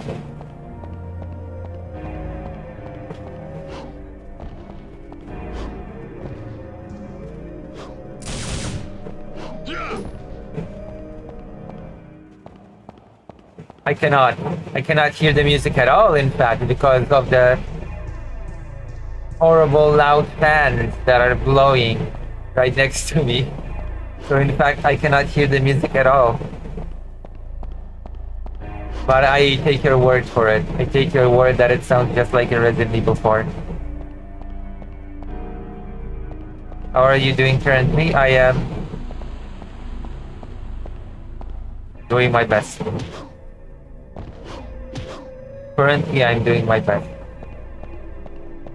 to get the blue orb, and yeah, I feel determined. I feel like if we get to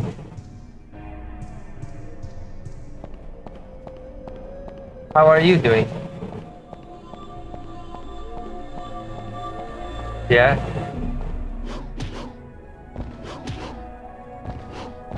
Je suis là Valentine. True. True, Malaki. Poor words were never said. Je siège la Valendava. De la paix. Pour la paix. Mon Dieu. Okay, is that flame a blue?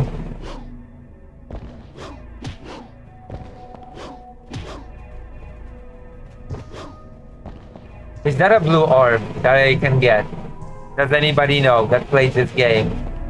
Should I try to jump on the hand to get a blue orb? 3 out of 4 lives? Or if this is just a flame and I'm wasting my time? I really want to know.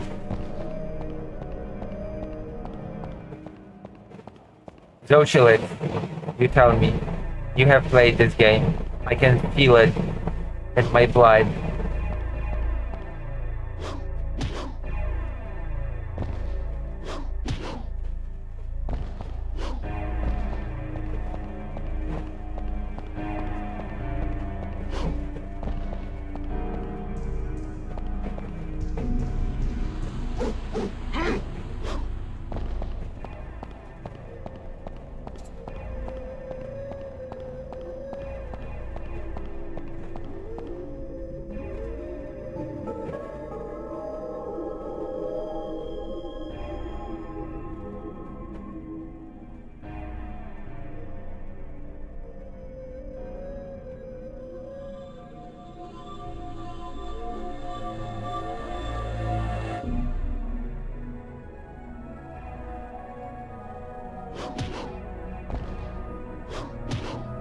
Oh, so you don't know if it's a blue orb or not. In other words, you don't know the answer to my question. Je félicite de demander si quoi les pronoms que tu préfères le français. Yeah, true. True. I think it's just a flame.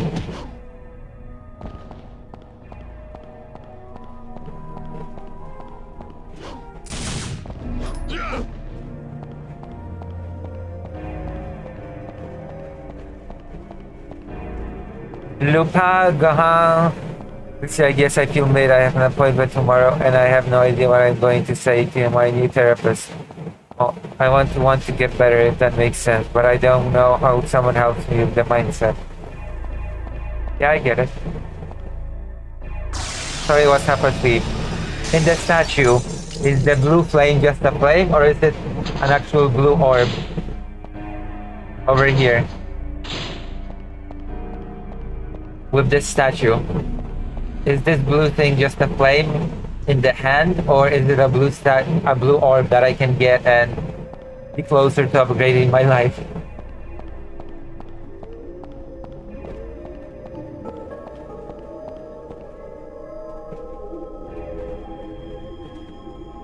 Lucy, we shouldn't chat in a language you cannot moderate. True. Je laisse la parole pour les deux.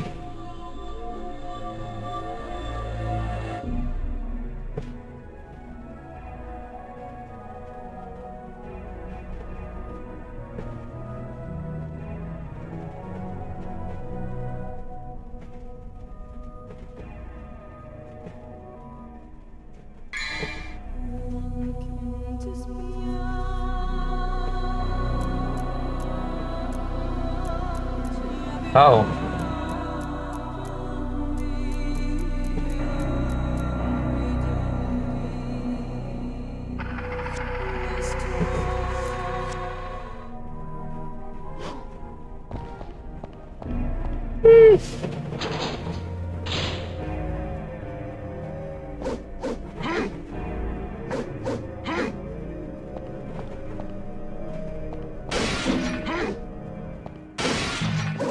Oh, I need only one left.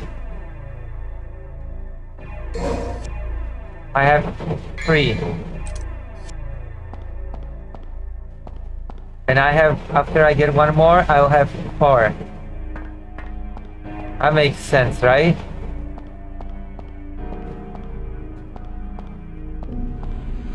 Three plus 1 equals 4. After all, usually.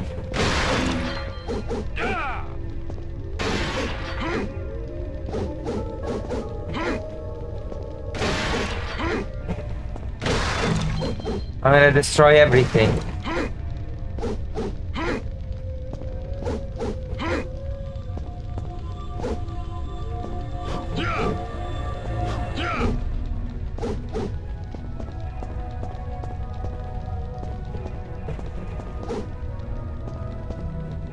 I feel so tired all of a sudden, but we have to persevere.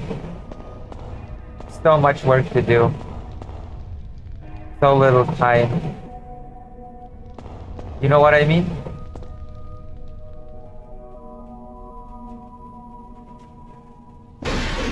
How do you know how the residents of this castle look like? How can they resemble the residents of the castle if you never met the residents of the castle?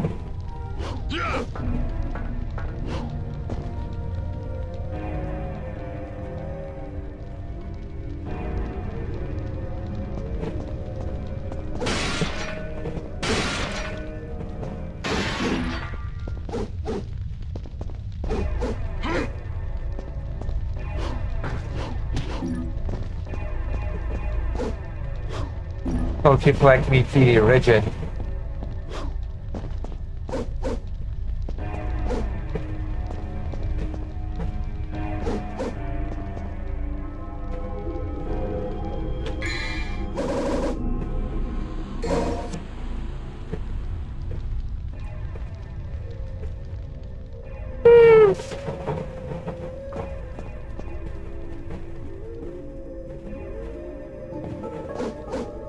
I think this is going to come to life. Yeah.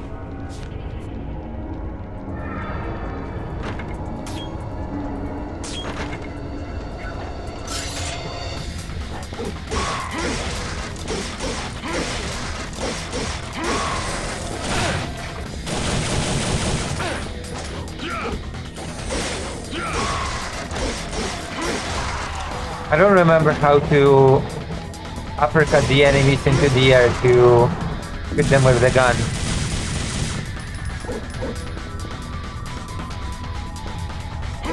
Oh, I think it's this. Alright.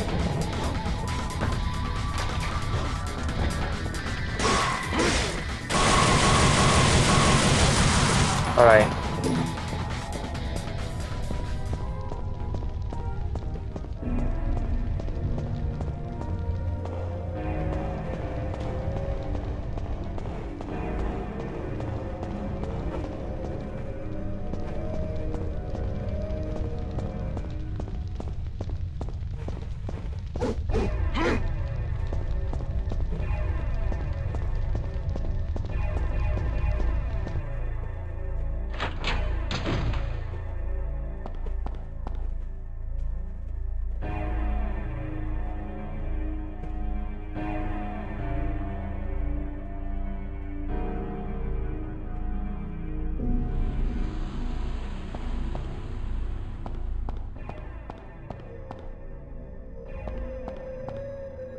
Interesting.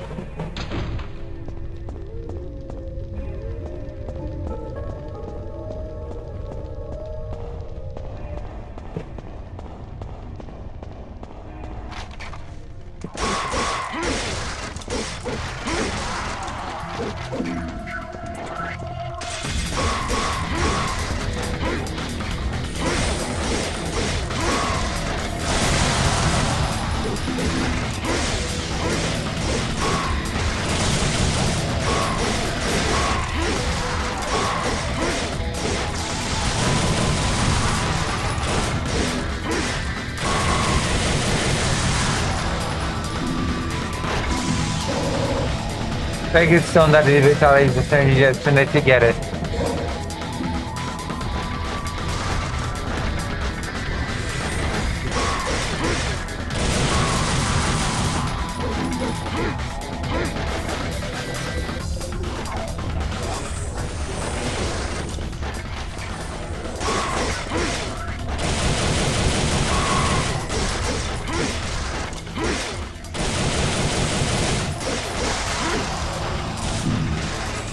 Alright.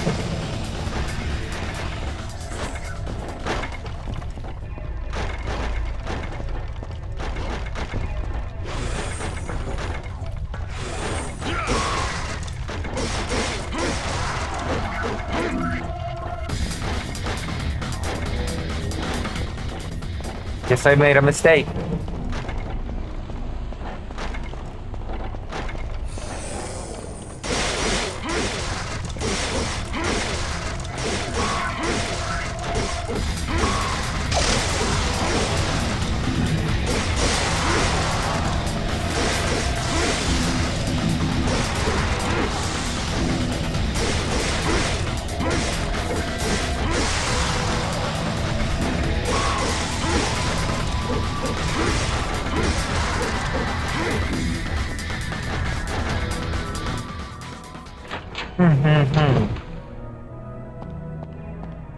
My gosh.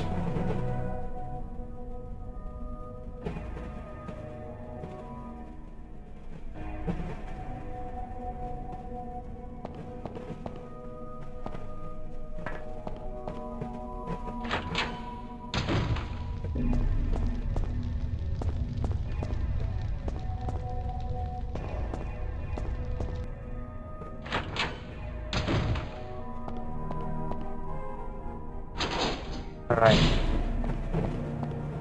Have to use the rusty key. Here.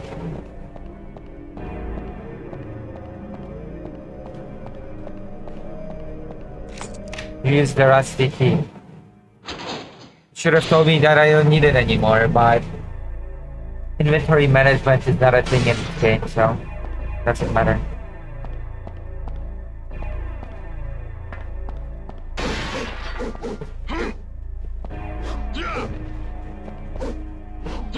I have to attack everything to get the last blue orb to upgrade my health.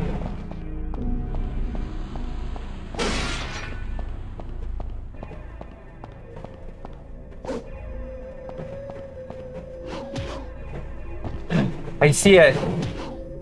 Blue orb. I am upgrading my health, also known as the fragment of life, but it's only 1/4 of the whole piece. When it becomes whole, it will have the power to increase the vitality's maximum limit, and we have just gathered the fourth one.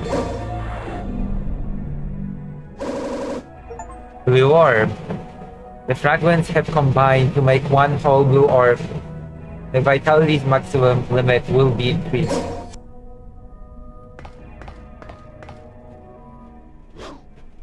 Excellent, I say. I think.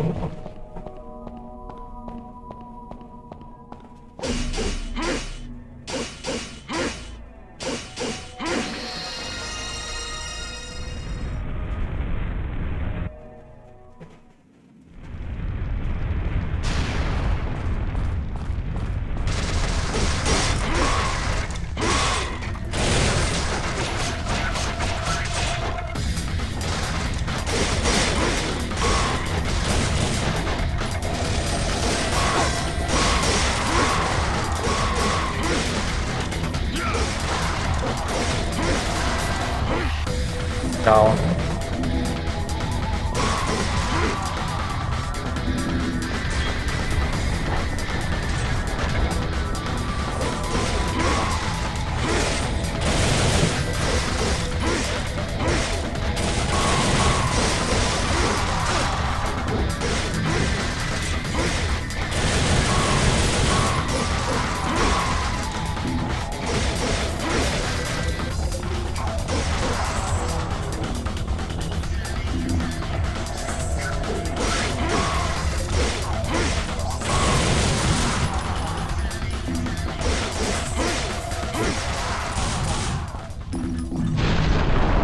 Alright. Have I gained something? Have I won? Any items? Or whatever?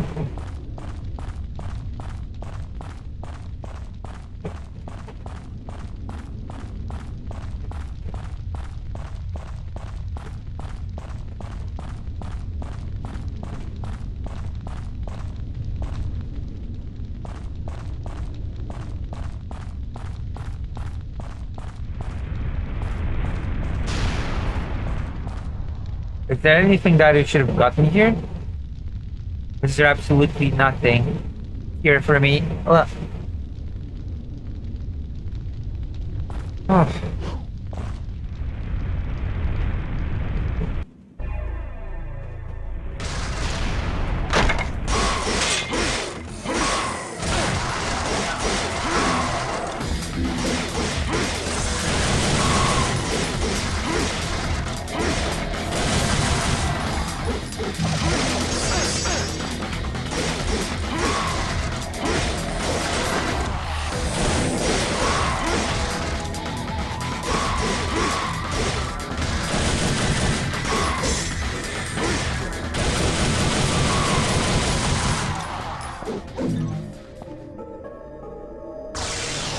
Right.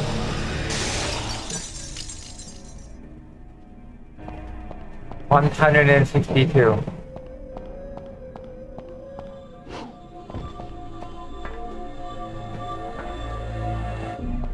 I could have sworn there was something here.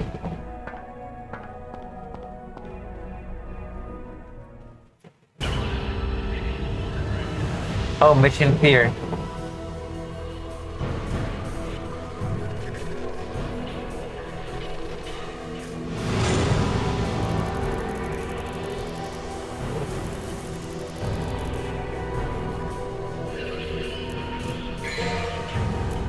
See, now I can save the game. Now that I remember how to play the game. Alright, I guess that's gonna be it for now when it comes to this game. Stop. I feel like I have to be fighting against the noise all the time. My spectrum made me see gender as a social construct at a very young age. Always found toys for boys and girls to be extremely stupid, with gender roles being nonsense. So yeah, I don't really care neither. Interesting. Oh. Oh. Alright, I guess I have to prepare us, right?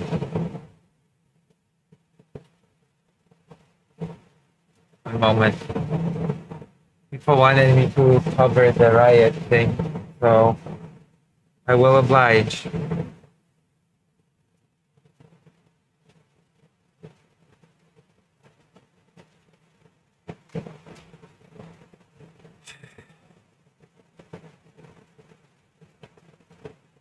I feel like I'm about to pass out, to be honest.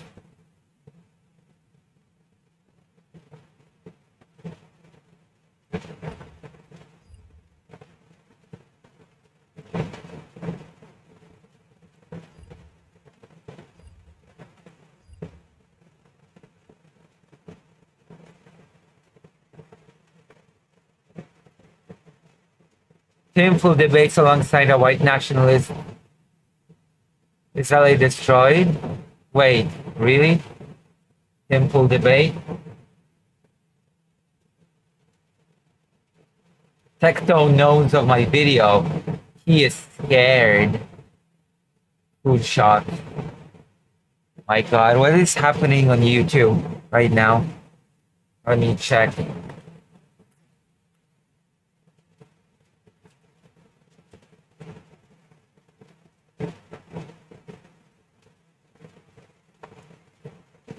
Very punk attitude.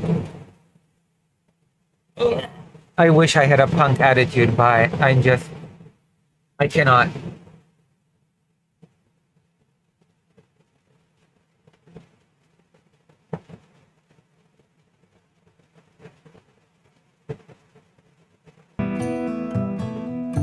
Food shops.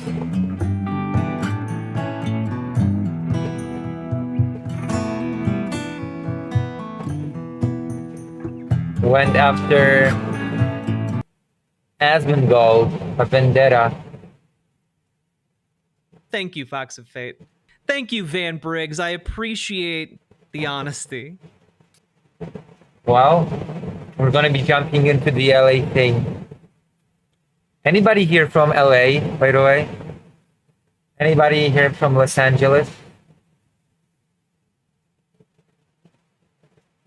Any Los Angelesians in this stream?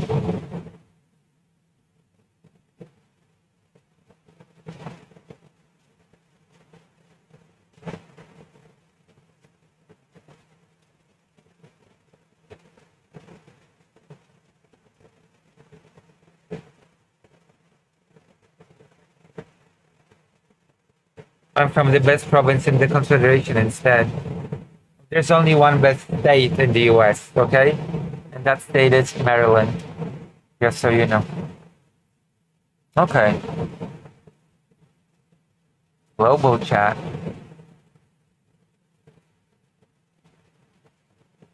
Oh wow.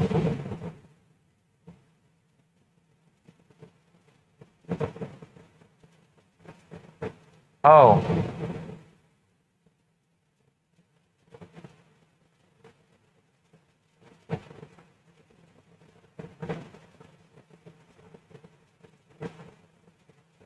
Speaking of,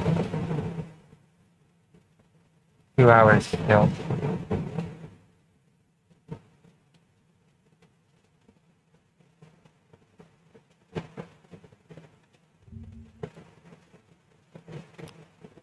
All right, LA riots. Let's go from the top.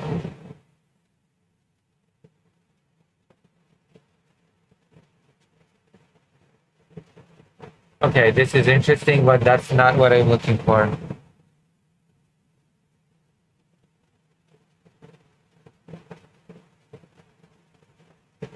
This is what I'm looking for.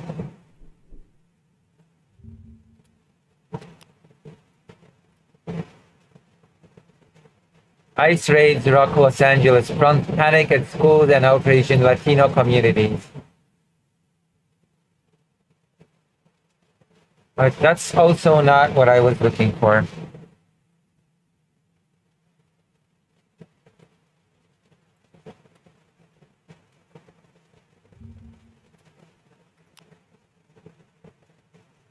This.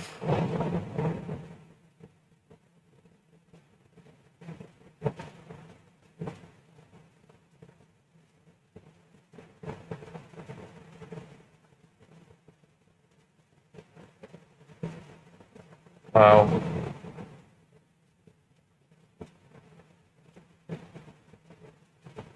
Guess we should start from the beginning.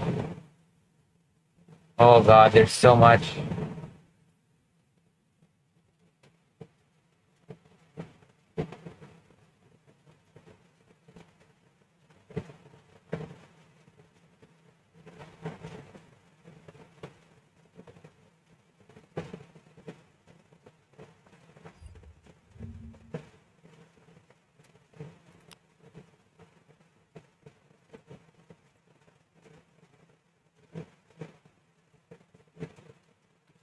Ah.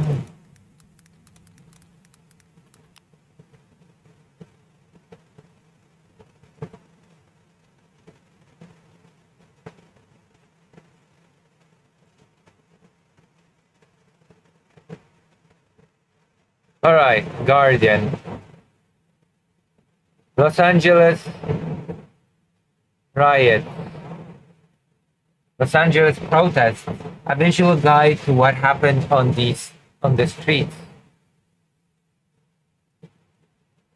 All right.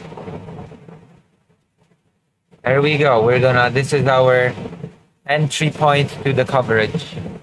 Isn't that exciting? Are you all excited?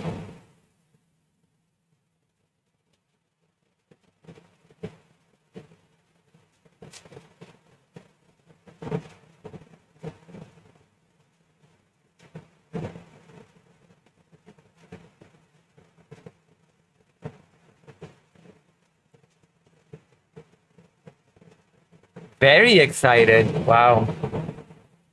I did not see that coming. All right. 10 people here. Excellent. So,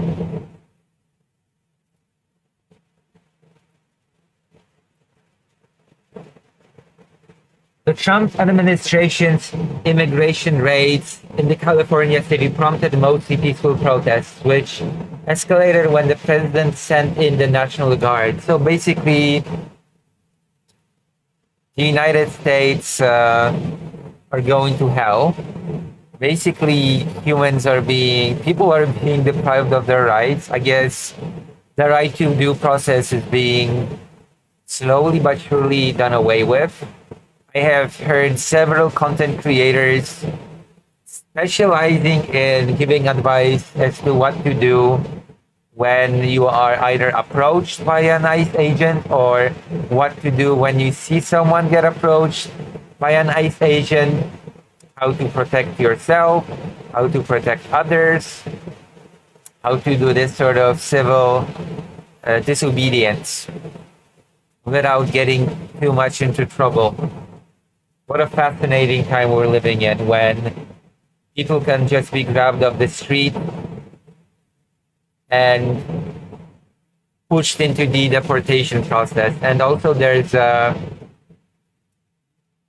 been very weird incidents. Like, for example, people would be told to go to a park because they need to go to a court meeting in order to be able to be documented. And then they would just be nabbed by ICE with the help of the police or something like that. Like, there's this crazy story that I saw this is it. ICE raid disrupts elementary school graduation in Los Angeles. Like, a bunch of ICE people entered a graduation of a primary school and scared a bunch of kids because they were on the prowl. They were on the hunt for immigrants. An incident involving U.S. Immigration and Customs Enforcement, ICE, has sparked outrage and concern after agents disrupted an elementary school graduation ceremony in a predominantly Hispanic neighborhood within the Los Angeles Unified School District. What was meant to be a joyful celebration of student achievement quickly turned into a scene of chaos and fear for parents, teachers, and children alike. Make America great again, I guess, under Trump. Panic and confusion at the school. According to witnesses, the presence of ICE agents caused immediate panic. Many parents, afraid of being detained, fled the area in a rush. The situation was worsened by the fact that most parents weren't carrying their legal documents. Understandably so, as attending an elementary school ceremony, particularly without driving, is not where one expects to need them. Teachers were left to manage a group of terrified, hysterical children, struggling to restore calm amidst the confusion. Yeah. This is how things are done now in the United States of America. A bunch of ICE agents enter a primary school in the search of illegals. Brilliant. Viral reactions on social media. The incident was widely shared on TikTok and other social media platforms, with videos and first-hand accounts circulating quickly. Public outrage has grown, with many questioning the appropriateness and humanity of immigration enforcement actions taking place in school settings. Because, if it's a primarily Hispanic neighborhood, then surely there must be some illegal aliens in the mix, right? Surely. Who knows? Maybe it'll be like fishing. Fish out those illegals. Yeah. Larger ICE operation plan, meaning maybe visiting more schools. Reports indicate that ICE may have been preparing for a larger raid in downtown Los Angeles, which prompted protests across the city. Community members voiced anger over what they described as intimidation tactics and a disregard for the safety and mental well-being of families and children.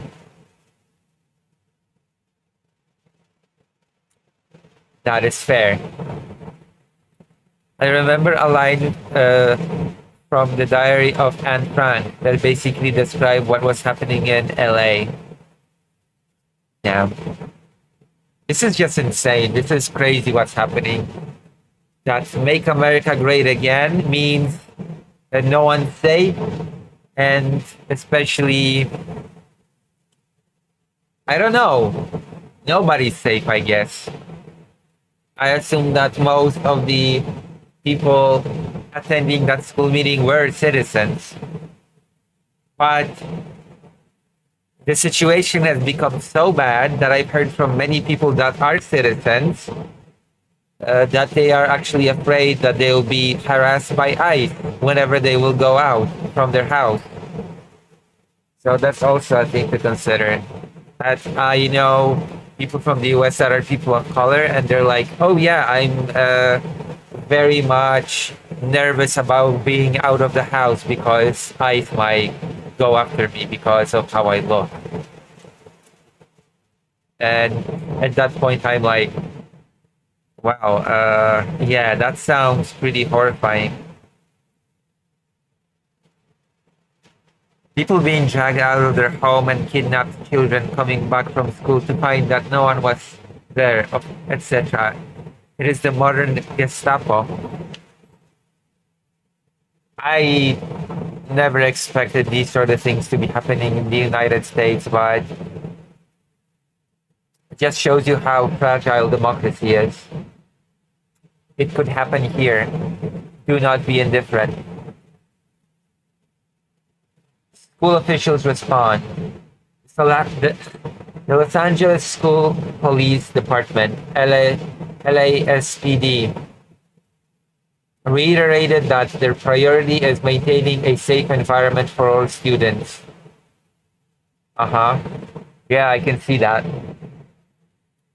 Regardless of immigration status. Well, I does not think that. I don't think the kids felt safe. I don't think the parents felt safe. I'm pretty sure even the teachers did not feel safe. In an official statement, the department emphasized that they do not cooperate with ICE on immigration enforcement and remain committed to protecting their school communities. Well, then why didn't they push against ICE?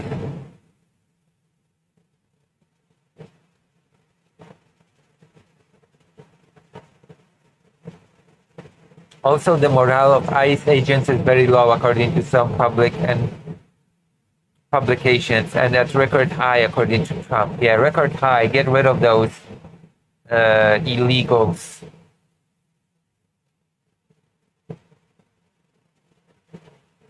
This event has reignited fears among immigrant families and raised urgent questions about the intersection of immigration policy, law enforcement, and the right of children in educational settings. As it should. Listen, children going to school, enjoying their education, enjoying their graduation, they should not be living in constant fear that an ICE raid squad might enter at any moment. It's ridiculous. Depriving them of a sense of safety. I did not expect this to happen in the United States, quite honestly, frankly. But it is what it is. We are where we are. Yeah, that is true. Trump can just fill the ranks of ICE lunatics. That is indeed quite true.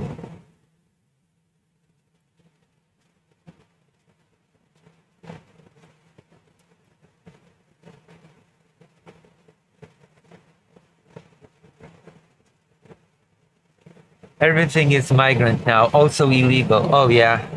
Everything is an alien. Alien versus predator. The predator being ICE, I guess. Brilliant.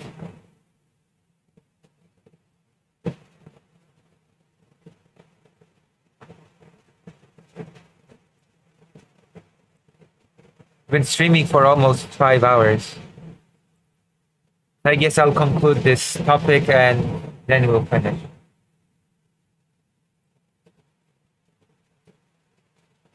Trump to deploy another... Wait, I want to do the guide. After series of immigration raids across the city of Los Angeles, like the elementary school raid during the graduation process ceremony, on Friday inspired mostly peaceful protests involving a few hundred people. The situation escalated on Saturday when the US President Donald Trump took the unprecedented step of mobilizing the National Guard. Didn't he want to mobilize the National Guard during the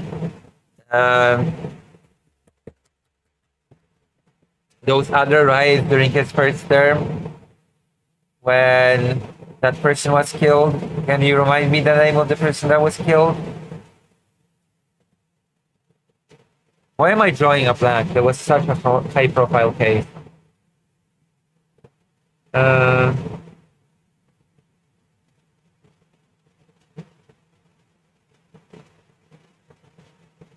How long can I... It says 2 hours. I'll reset the computer. Maybe the timer will reset as well.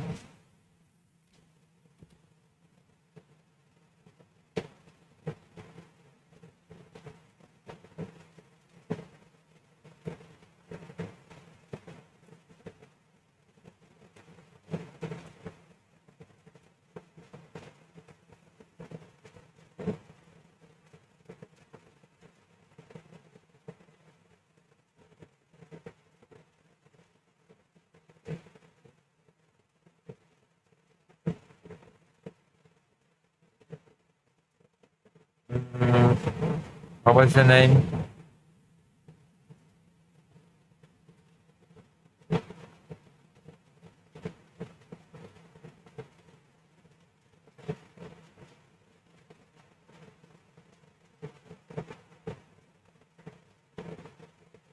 George Floyd. The George Floyd riots. That's it. It still says 2 hours. I'm pretty sure Donald Trump wanted to call in the National Guard during the George Floyd riots, but the local governments told him not to or something, didn't agree.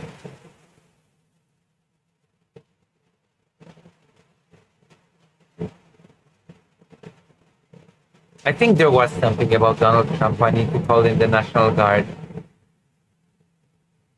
The country's military reserve units claiming the demonstrations amounted to rebellion against the authority of the U.S. government. Okay. Now we're really in trouble. When the president decides that peaceful protests of a few hundred people are a rebellion against the authority of the U.S. government, and the National Guard must be called in.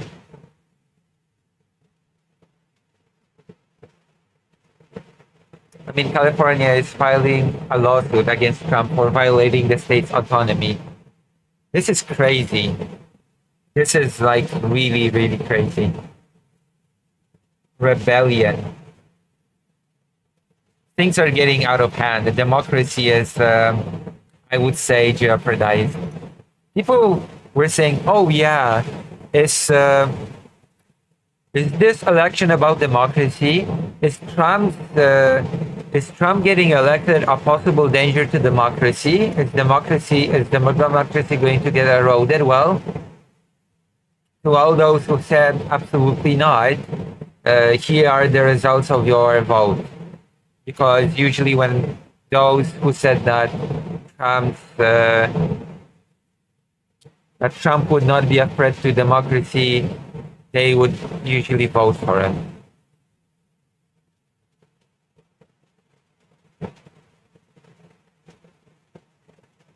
I remember the debate. I remember the whole debates about whether or not this election was or was not about democracy.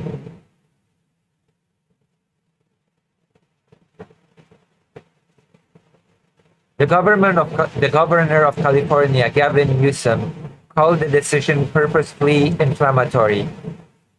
Here's a look at what actually happened on the streets. By the way, I'm pretty sure that Donald Trump has recently called for Gavin Newsom to be arrested or something. So that also happened. Yeah, I sort of keep tabs on what's happening here.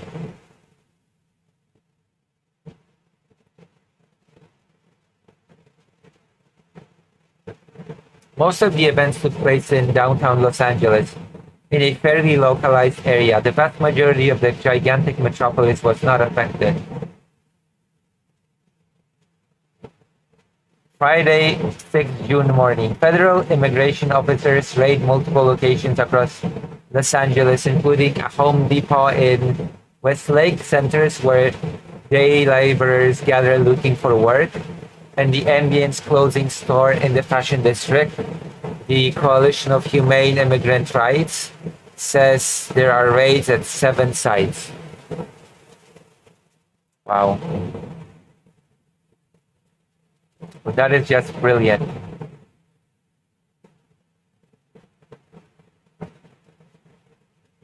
Hassan was on the ground covering the protest and got a flashbang. Reminds me of when I covered the peasant riots in Warsaw and I got tear gas.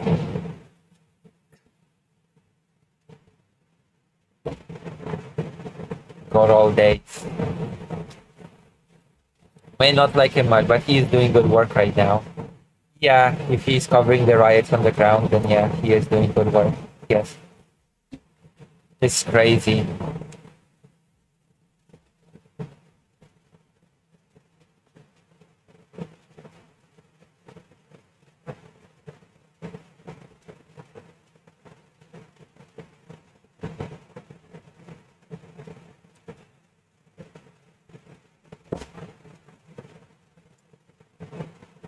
Friday, 6 June afternoon. David Huerta, the president of California's biggest union, is arrested while apparently doing little more than standing and observing on one of the immigration raids. Footage shows the 58-year-old head of the Service Employees International Union, SEIU, being knocked down by a masked agent. He was taken to a hospital, then transferred to the Metropolitan Detention Center in downtown LA. What happened to me is not about me. This is about something much bigger, he says in a statement from the hospital. This is about how we as a community stand together and resist the injustice that's happening. In a statement, the U.S. Attorney Bill Eseli claims Huerta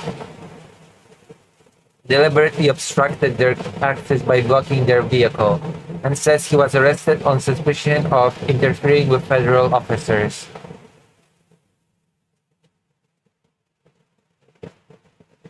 Friday, 6 June afternoon. Apparently, a full platoon of 500 Marines was also deployed.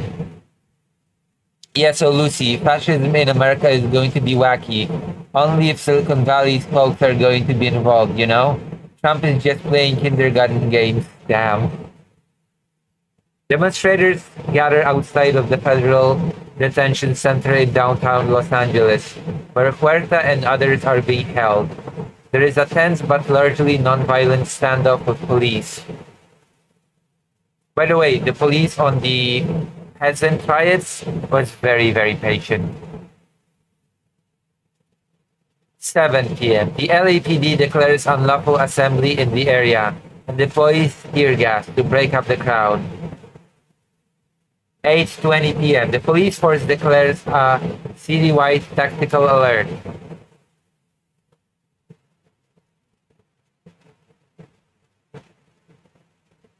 Saturday, 7 June morning. As Border Patrol agents are seen gathering opposite another Home Depot location, this time in the largely Latino working class neighborhood of Paramount. News spreads on social media of another raid. A couple of hundred protesters gather outside of the Paramount Business Center. Sheriff's deputies block off a perimeter near the 710th freeway and Pensacola Avenue.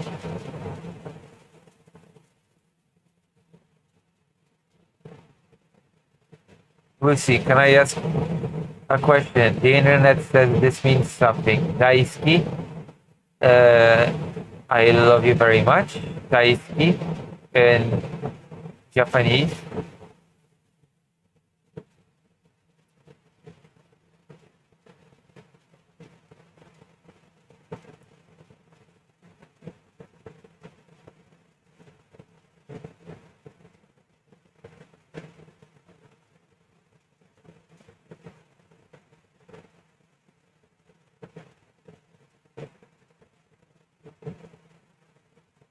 I've been led astray.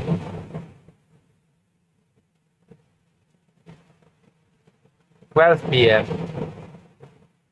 Border Patrol vehicles leave the center with officers firing tear gas and flash grenades at protesters. Some follow the convoy of federal vehicles up Alondra Belvedere, throwing rocks and other objects. A few others set up a roadblock near the Home Depot. Saturday, 7th June, 4 p.m. The area near the Home Depot confrontation is declared unlawful. Assembly. Oh, there you go. The Trump administration at 7 p.m. announces it will deploy the National Guard, claiming the limited protests were a rebellion against the U.S. government. Rebellion.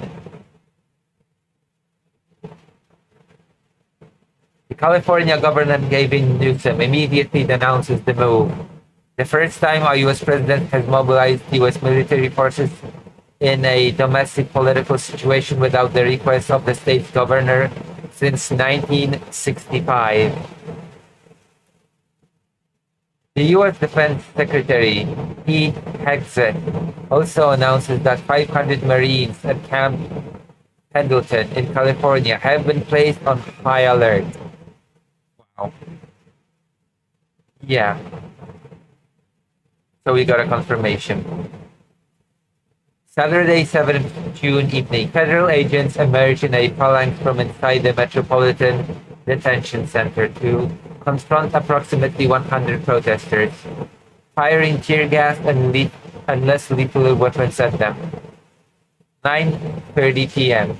Officers and vehicles forced the crowd on Alondra Belvedere back west, and by midnight most protesters have dispersed.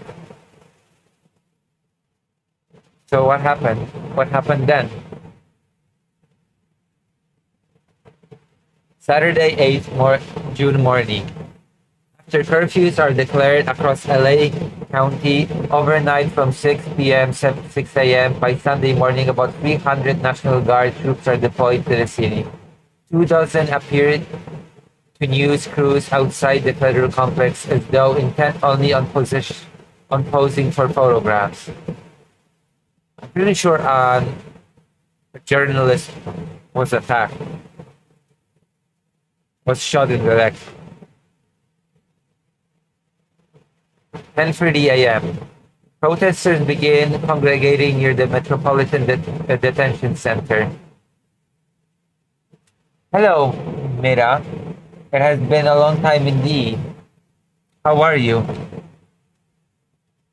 Also, how long has it been? Your name feels very...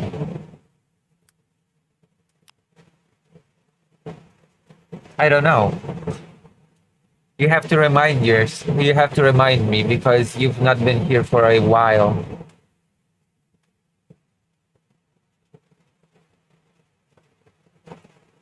You have to remind me about yourself. Where have we met, etc.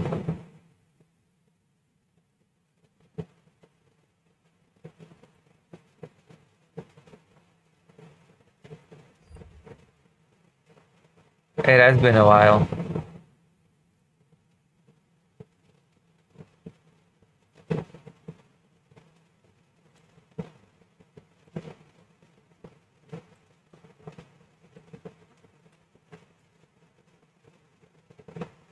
Yeah, an Australian journalist was shot with rubber bullet in the leg, which is not how rubber bullets should be used.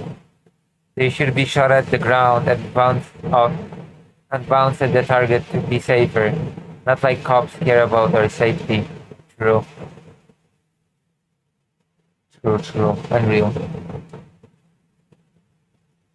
Protesters began congregating near the Metropolitan Detention Center, where National Guard troops have arrived to support immigration officials, though they do not appear to be engaging in active policing.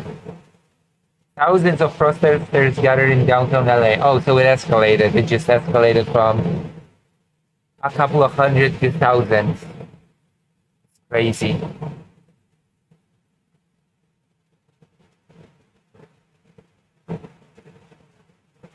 We met on Riley's Discord, and I popped in to say hi every once in a while to say hey. Wait, does that mean that you started watching me when I still did not have a face, a voice, nothing? You've been watching my first stream? This is not the first time you're seeing my face, right?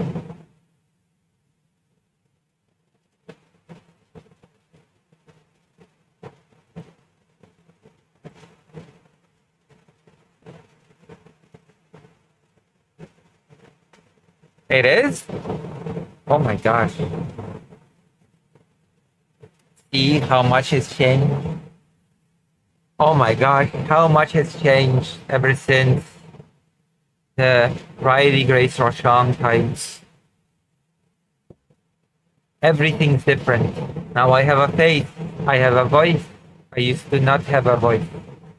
Now I do. And I stream. I stream.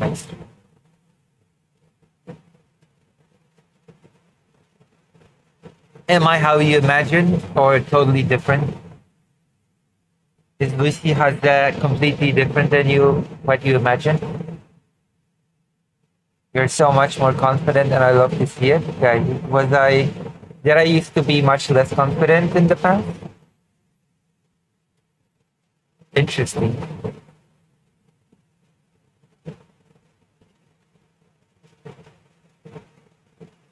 I try my best. Speaking of which, I think this is the perfect time for me to say that if you like what I do, if you like my politics, etc., then consider joining this page as I gather money to travel to Ukraine, because I travel to Ukraine often to interview organizations that rescue kidnapped children by Russia.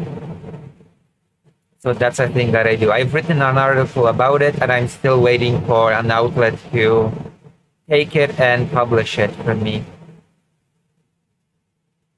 So that's also been happening. And I'm preparing to go to Ukraine this week. I think I'm going to be going to Ukraine on Thursday. I'm sorry, but cops in the US are all being trained by IDF standards. So no, they're going to aim with rubber bullets directly in the head. Oh Jesus. That's horrible.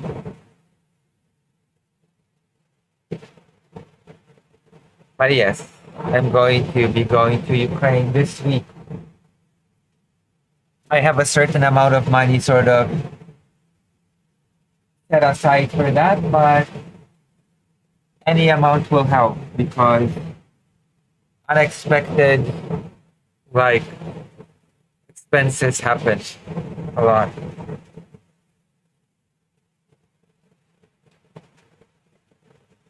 So please consider. Thank you. All right, let's continue.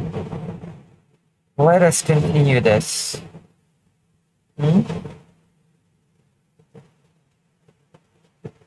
I'm growing my confidence like a Pokemon.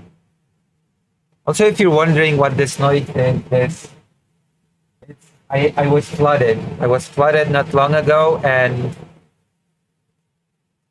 I have drying machines working overtime to get rid of the moist from the walls.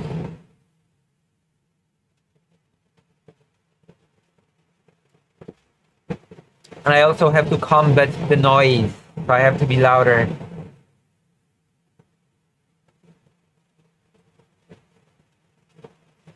Okay, Sunday, 8th of June afternoon, the LAPD again declares the protest an unlawful assembly, ordering everyone to leave. But still, the protests continue. Police patrol on horseback and report several arrests.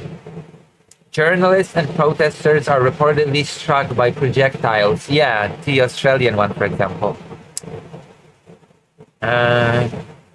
While LA police say 2 officers are injured after being struck by a motorcyclist attempting to breach a skirmish line. ICE officers and other federal agents used tear gas and pepper balls in an attempt to disperse the crowd. Throughout the afternoon, there are isolated episodes of vandalism, graffiti sprayed on buildings and vehicles, and a protester who damages the side mirror of a parked car. A line of spray-painted Waymo driveless cars, one with a smashed windshield, are later set on fire.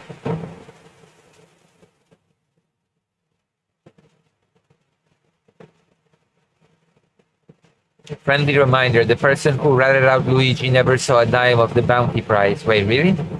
Interesting. There's also a bounty of like 50k for info on someone who threw rocks at ICE agents. 50k? That's insane.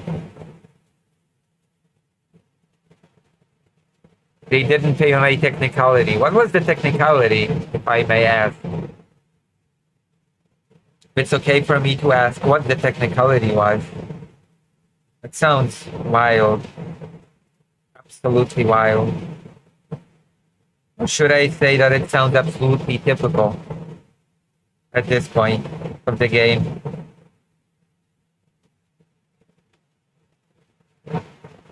Should I be shocked still?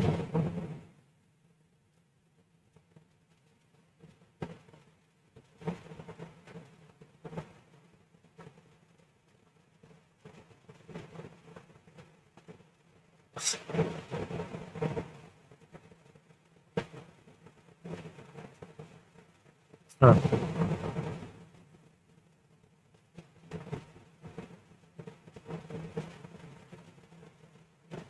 Crazy. Sunday 8th June afternoon. Hundreds of protesters blocked the 101 freeway. They took over 2 lanes. Evening. Tensions have risen with demonstrators throwing garbage and rocks at police. Newsom and Los Angeles Mayor Karen Bass. Also, this sort of demonstrates that the citizens of the United States are not exactly so super on board with Trump's deportation policy.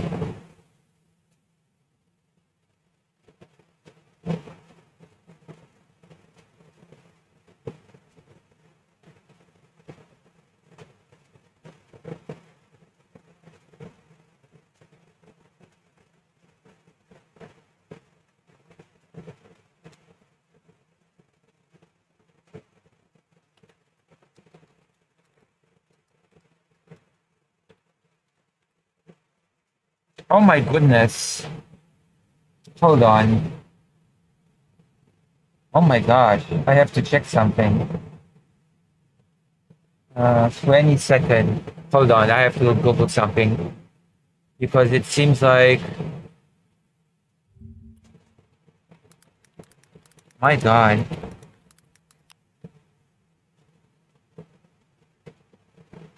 Oh my God.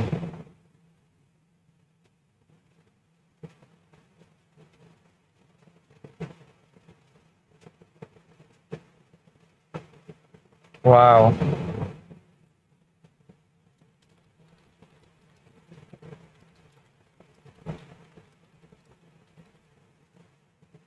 Interesting.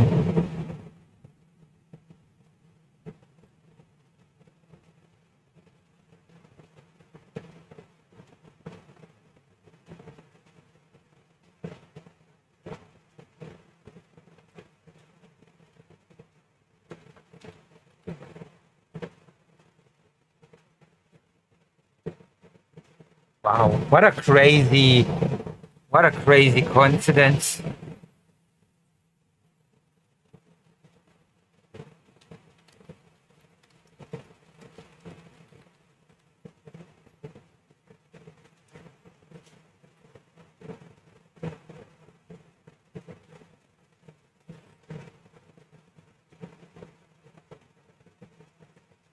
Damn.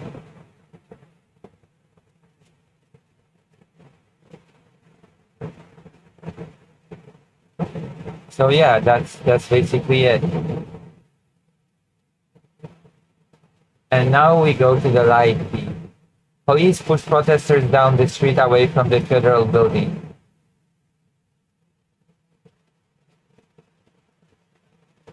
This has grown.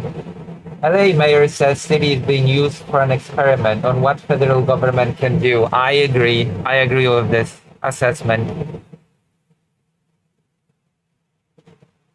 Okay, check. Then since he's not convicted, they won't pay the bounty until he's found guilty, which might not even happen. So moral of the story, don't be a rat. I mean, I personally feel like you should not be one, even if you would be guaranteed to get the money, but, you know? You know what I mean?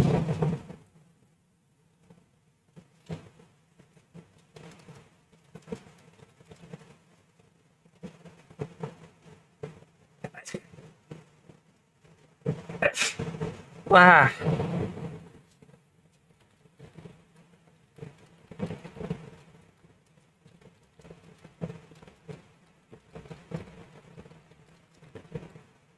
Let me check something real quick.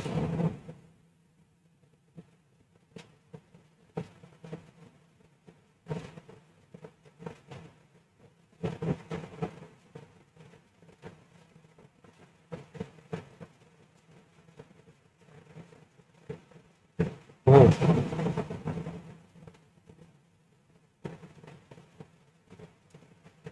Yeah, but you know, at least the one who called 911 thought they were making 60K. I mean, serve them right. Steven Miller is a wacky guy.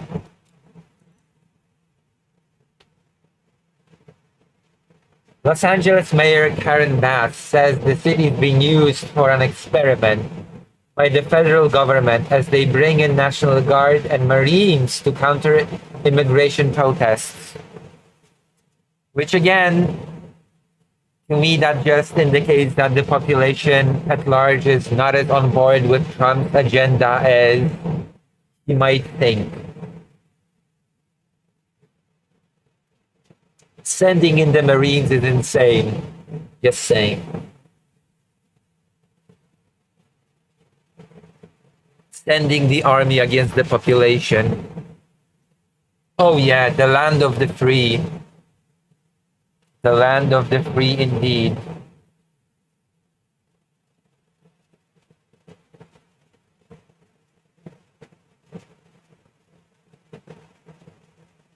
These are not the people we were told were going to be detained. And it makes me feel like our city is actually a test case, she said. A test case for what happens when the federal government moves in and takes the authority away from the state or away from local government. Yeah, who cares about the authority of the state or the local government? Trump has the ultimate authority. He is the God Emperor. People have not learned anything from his first term, have they? She said when the Trump administration came into power, it planned to focus on criminals for immigration enforcement. But she said that it's not the reality of who is impacted. No kidding. No kidding.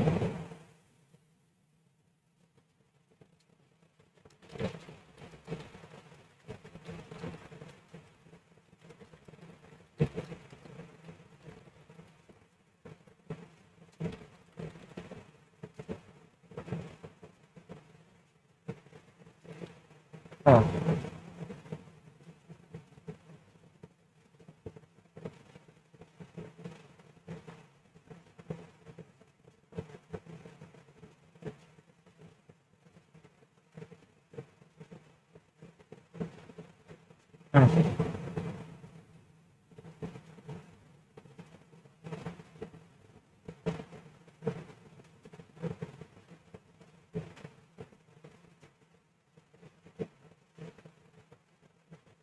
Wow.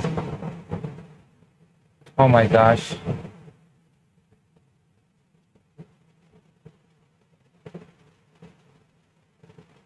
Oh.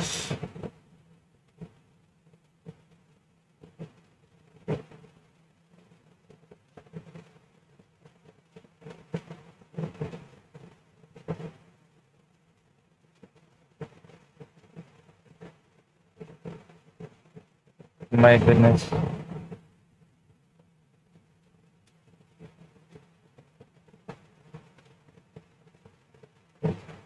They're all basically saying stop enforcing federal law or we will continue to act like toddlers. Yeah, defending human dignity is acting like toddlers. Thank you, Jack Don't Do It, for your input. What? Human dignity matters?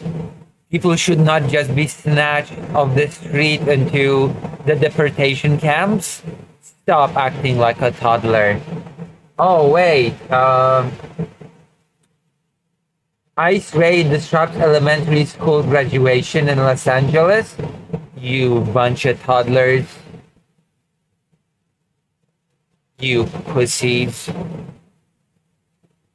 It was just a question of time before America would use all the expertise they got in the Philippines and the Middle East, crushing civilian population back home. True.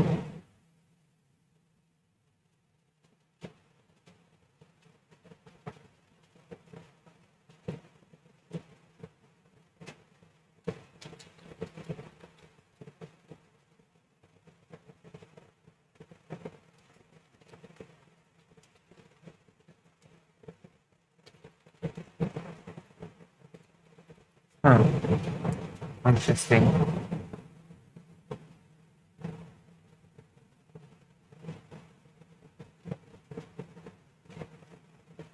Very interesting.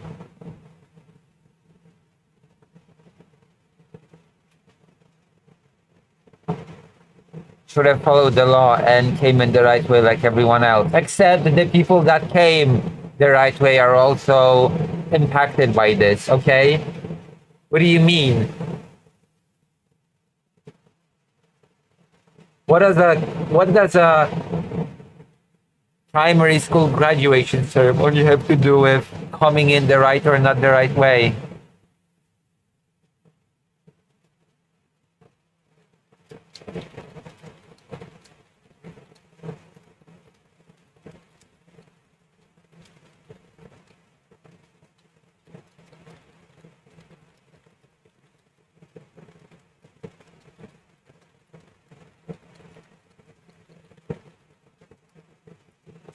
Those scary 6-year-olds are out of to get yet. True. They should have followed the law. My goodness.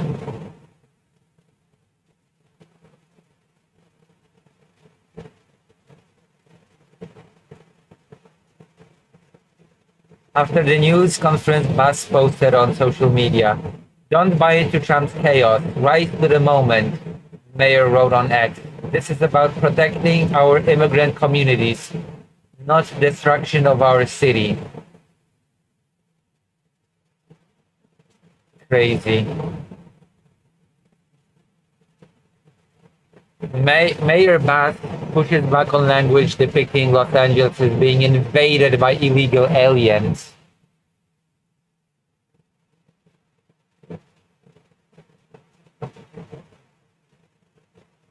They comment, yeah, sure.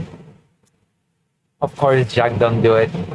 Los Angeles Mayor Karen Bass pushed back against comments describing the city as being invaded and occupied by illegal aliens and criminals, and saying violent insurrectionist mobs are swarming and attacking our federal agents.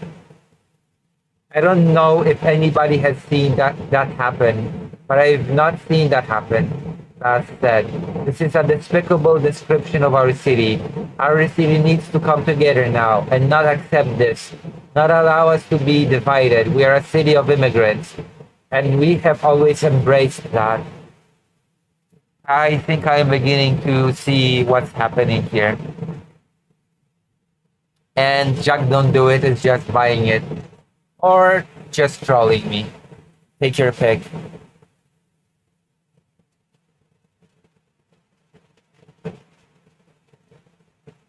Have you seen the Matt Walsh tweet about Mexican food? No. Basically, he says that all of Mexican food is just taco and taco-like food. I mean, Matt Walsh has a problem figuring out what a woman is, so I'm not surprised that he has trouble distinguishing food.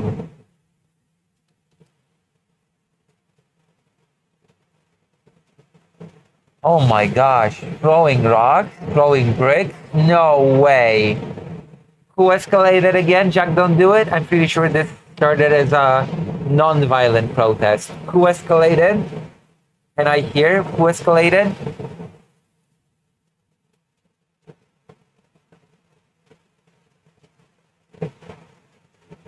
Protest chaos in LA started in Washington, D.C., Mayor Karen Bass says. The chaos surrounding ongoing protests in Los Angeles was created by the Trump administration, Los Angeles Mayor Karen Bass said during a press conference Monday. On Thursday, the city was peaceful, Bass said. On Friday, It was not because of the intervention of the federal government. Oh, wow. Okay, interesting.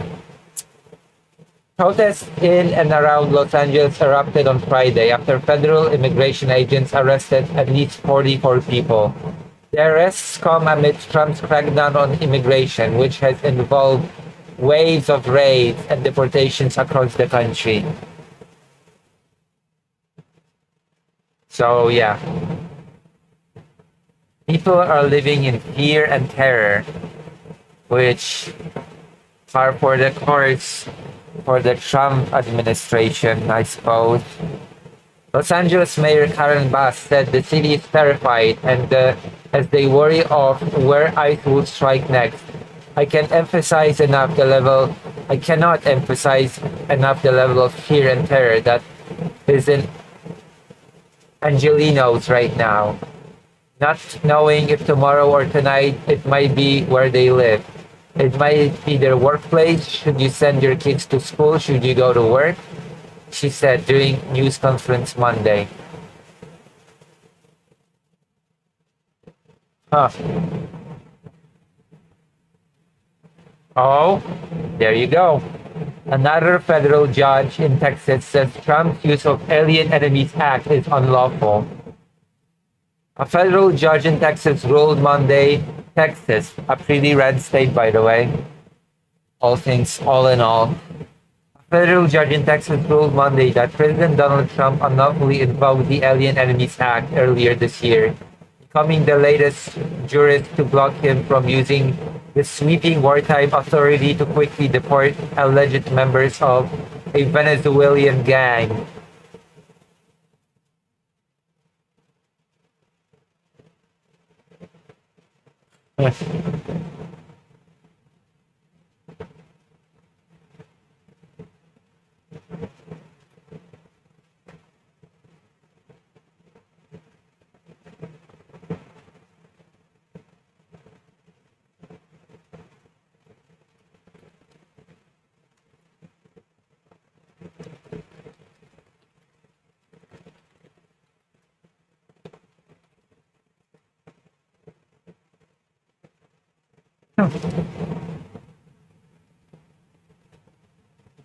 So, the ruling from senior U.S. District Judge Davis Briones applies to migrants being held in the Western District of Texas who could be targeted under Trump's proclamation invoking the Alien Enemies Act.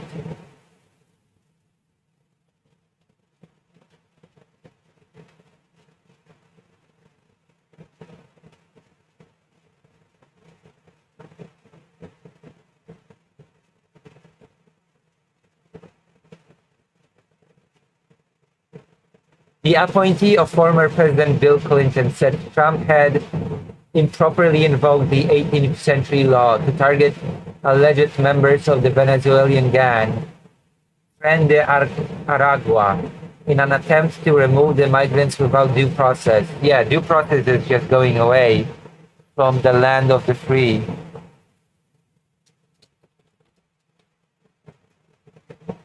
The land of the free indeed.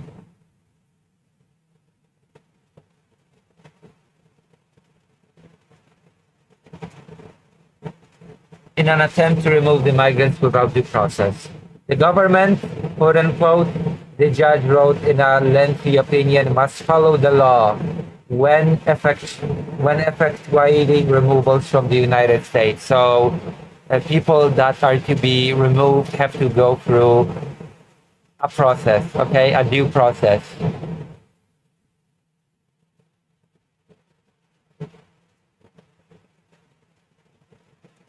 You just need to be accused of not being a citizen. And there's no due process to verify. It's insane.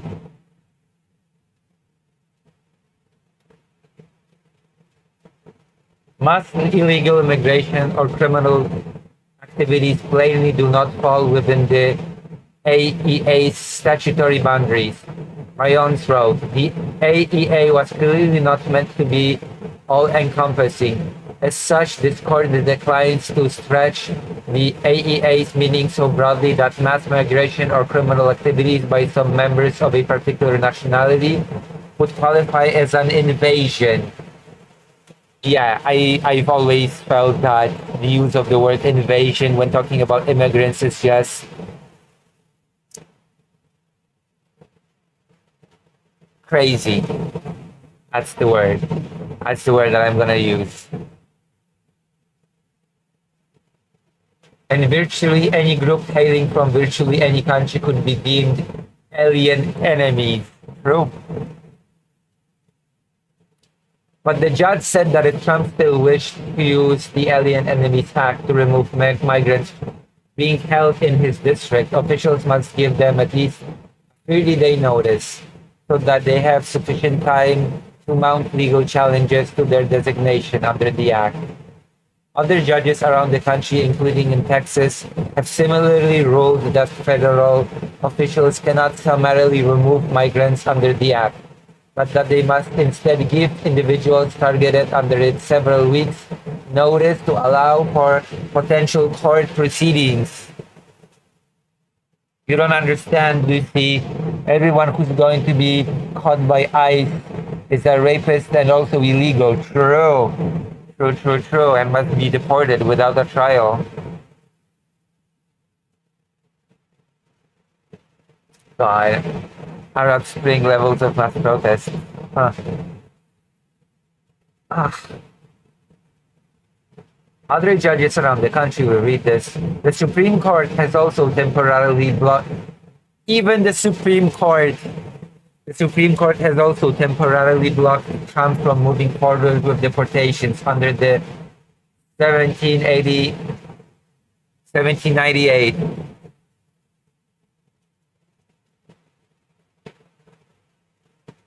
Wow.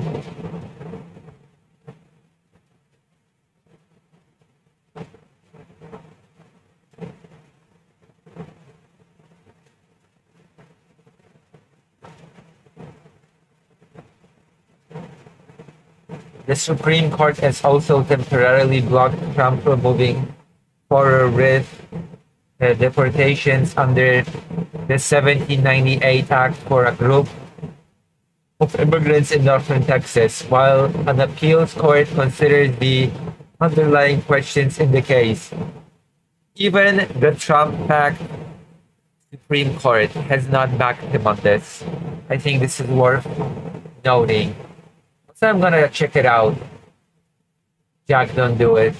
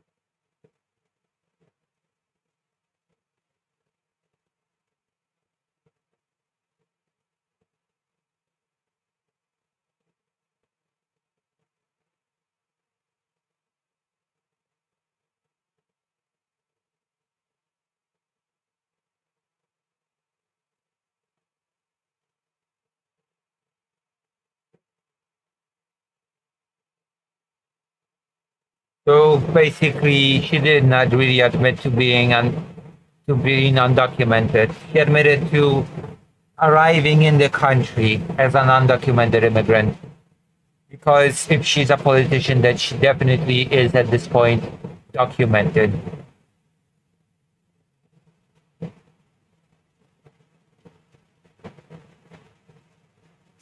Good for her. This whole system is a scam to make people like Jack feel like such good boys for being born in the right country. True. Republican Carly Her, VFL St. Paul revealed a stunning detail about herself during a debate on the Minnesota House floor Monday. She came to the United States as a child illegally. So yeah, there you go. I am illegal in this country. My parents are illegal here in this country, Harris said. Harris said she was trying to inspire empathy in her Republican colleagues. Well, you will definitely not find empathy with your Republican colleagues. So that's a mistake. Who are about to vote to take away state-funded healthcare for adults in Minnesota without permanent legal status. Oh, that is bad. That is so horrible. Especially since... Wait, hold on. According to Republican politicians, if you have temporary stay, you're undocumented. But temporary stay is also what type of documentation? You're not undocumented or illegal, quote unquote, when you have a temporary residence card. So if you have a temporary residence card, why wouldn't you be able to get healthcare as a temporary citizen?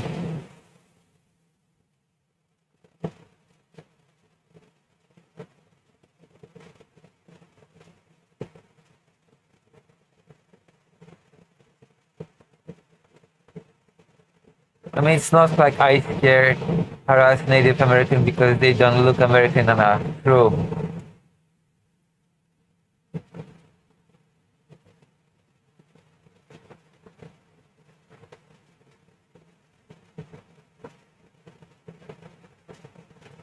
I tell you this story because I want you to think about who it is that you are calling illegal. I told House Republicans on the floor, my family was just smarter in how we illegally came here. We had more privileges and more ability, which is why we came here in that way. The fourth-term lawmaker's remarks quickly ignited a firestorm in right-wing media, which questioned her legal status and ability to pass a vote in U.S. elections. One of her Republican colleagues, Republican Walter Hudson, Albertville, called for her to be investigated, and she's already receiving threats and insults on social media.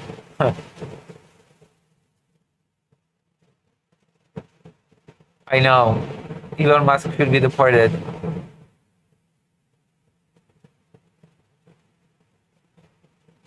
In an interview with The Reformer, Harry clarified that she and her parents are U.S. citizens. So that you lied to me, Jack, don't do it. You said that a Minnesota politician admitted that she's an illegal alien. So riddle me this, Jack, don't do it. How can an illegal alien, quote unquote, be a U.S. citizen?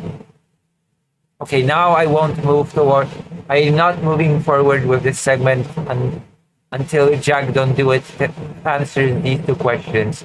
Why did you lie to me about the politician admitting that she's an illegal alien? And how can a citizen be illegal, quote unquote, or an alien? She's a fraud. Oh, okay, so you will not answer any of my questions. Got it. Because you have no clue. No, she didn't. Oh my god. I'm sorry, I forgot that Jack Don't Do It is illiterate, okay? Okay, I'm pretty sure I'm not an expert when it comes to US immigration law. I will admit that, but I've been working when it comes to immigration, when it comes to permits, etc. I've been helping my friend who has a legal practice, who specializes in helping people to get permissions to stay in Poland. And guess what? Jack, don't do it. Even if you arrive in a country illegally, you can turn your status from illegal to legal by acquiring the necessary paperwork. Have I blown your mind? So if this politician came to the country as a child, as an undocumented immigrant or illegal alien, as you'd like, between then and now, she could have very well obtained all the necessary documentation and then stayed enough time that is necessary to receive a citizenship. But you wouldn't know about it because you have no clue what you're talking about. Simple as.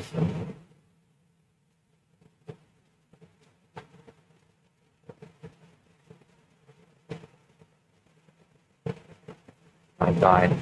So no, she did not literally say with her own words that she is an illegal alien, quote unquote. She said that she arrived in the country illegally. Like, wow.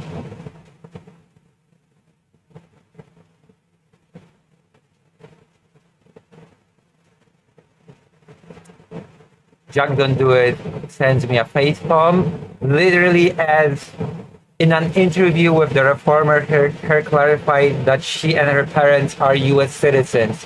Her is a refugee from Laos and moved to the US when she was 3. Her parents took their US citizenship test and her became a citizen as a minor when she was in middle school. So yeah, it happened exactly as I said that it did. You can facepalm all you want. I'm sorry, just your lack of education on the subject does not mean that you can just facepalm. I should be the one facepalming after what you just wrote.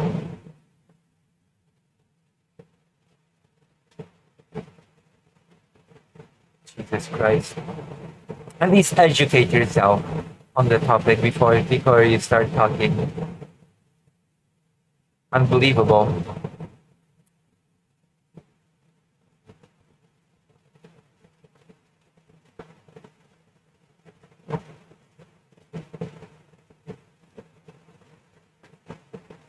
Harris said her father technically broke the law when he filled out paperwork for the family to come to the US as refugees. He did so to expedite the process to come to the US, though they would have come to America anyway. Harris came to America along with a wave of Hmong refugees who were critical allies to the United States during the Vietnam War and the secret war in Laos, assisting in intelligence operations, disrupting North Vietnamese supply routes, and combating communism spread through Southeastern Asia. Her grandfather was a colonel in the war, she said. As American allies, they faced violent recriminations from the communists after the war, which is why the US welcomed them here, especially through laws like the Refugee Act of 1980.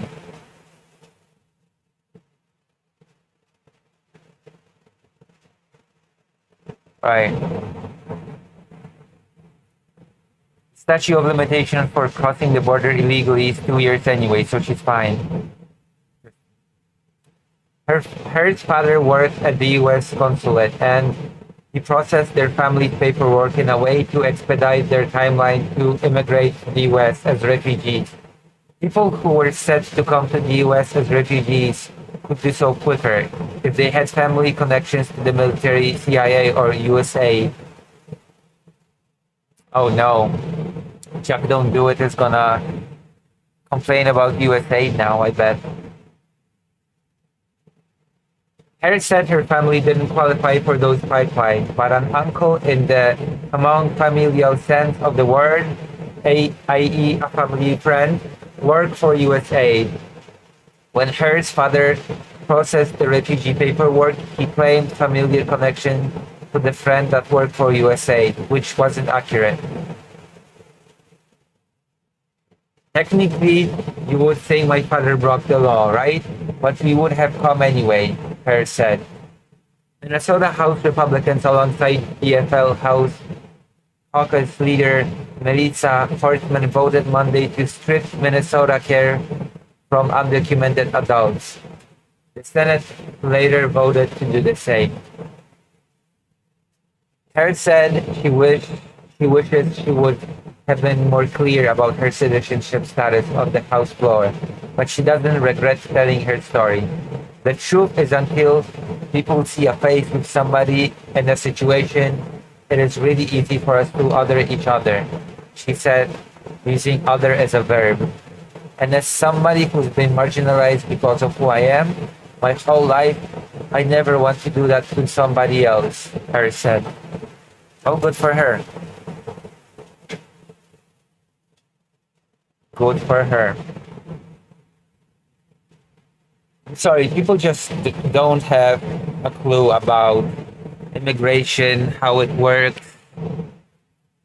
legal status, etc. It's funny to see.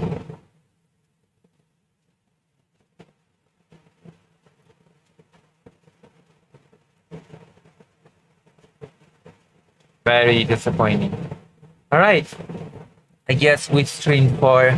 Yes, that's a wrap for this topic. I streamed for 6 hours. I'm gonna raid you to somebody. I'm gonna raid you to.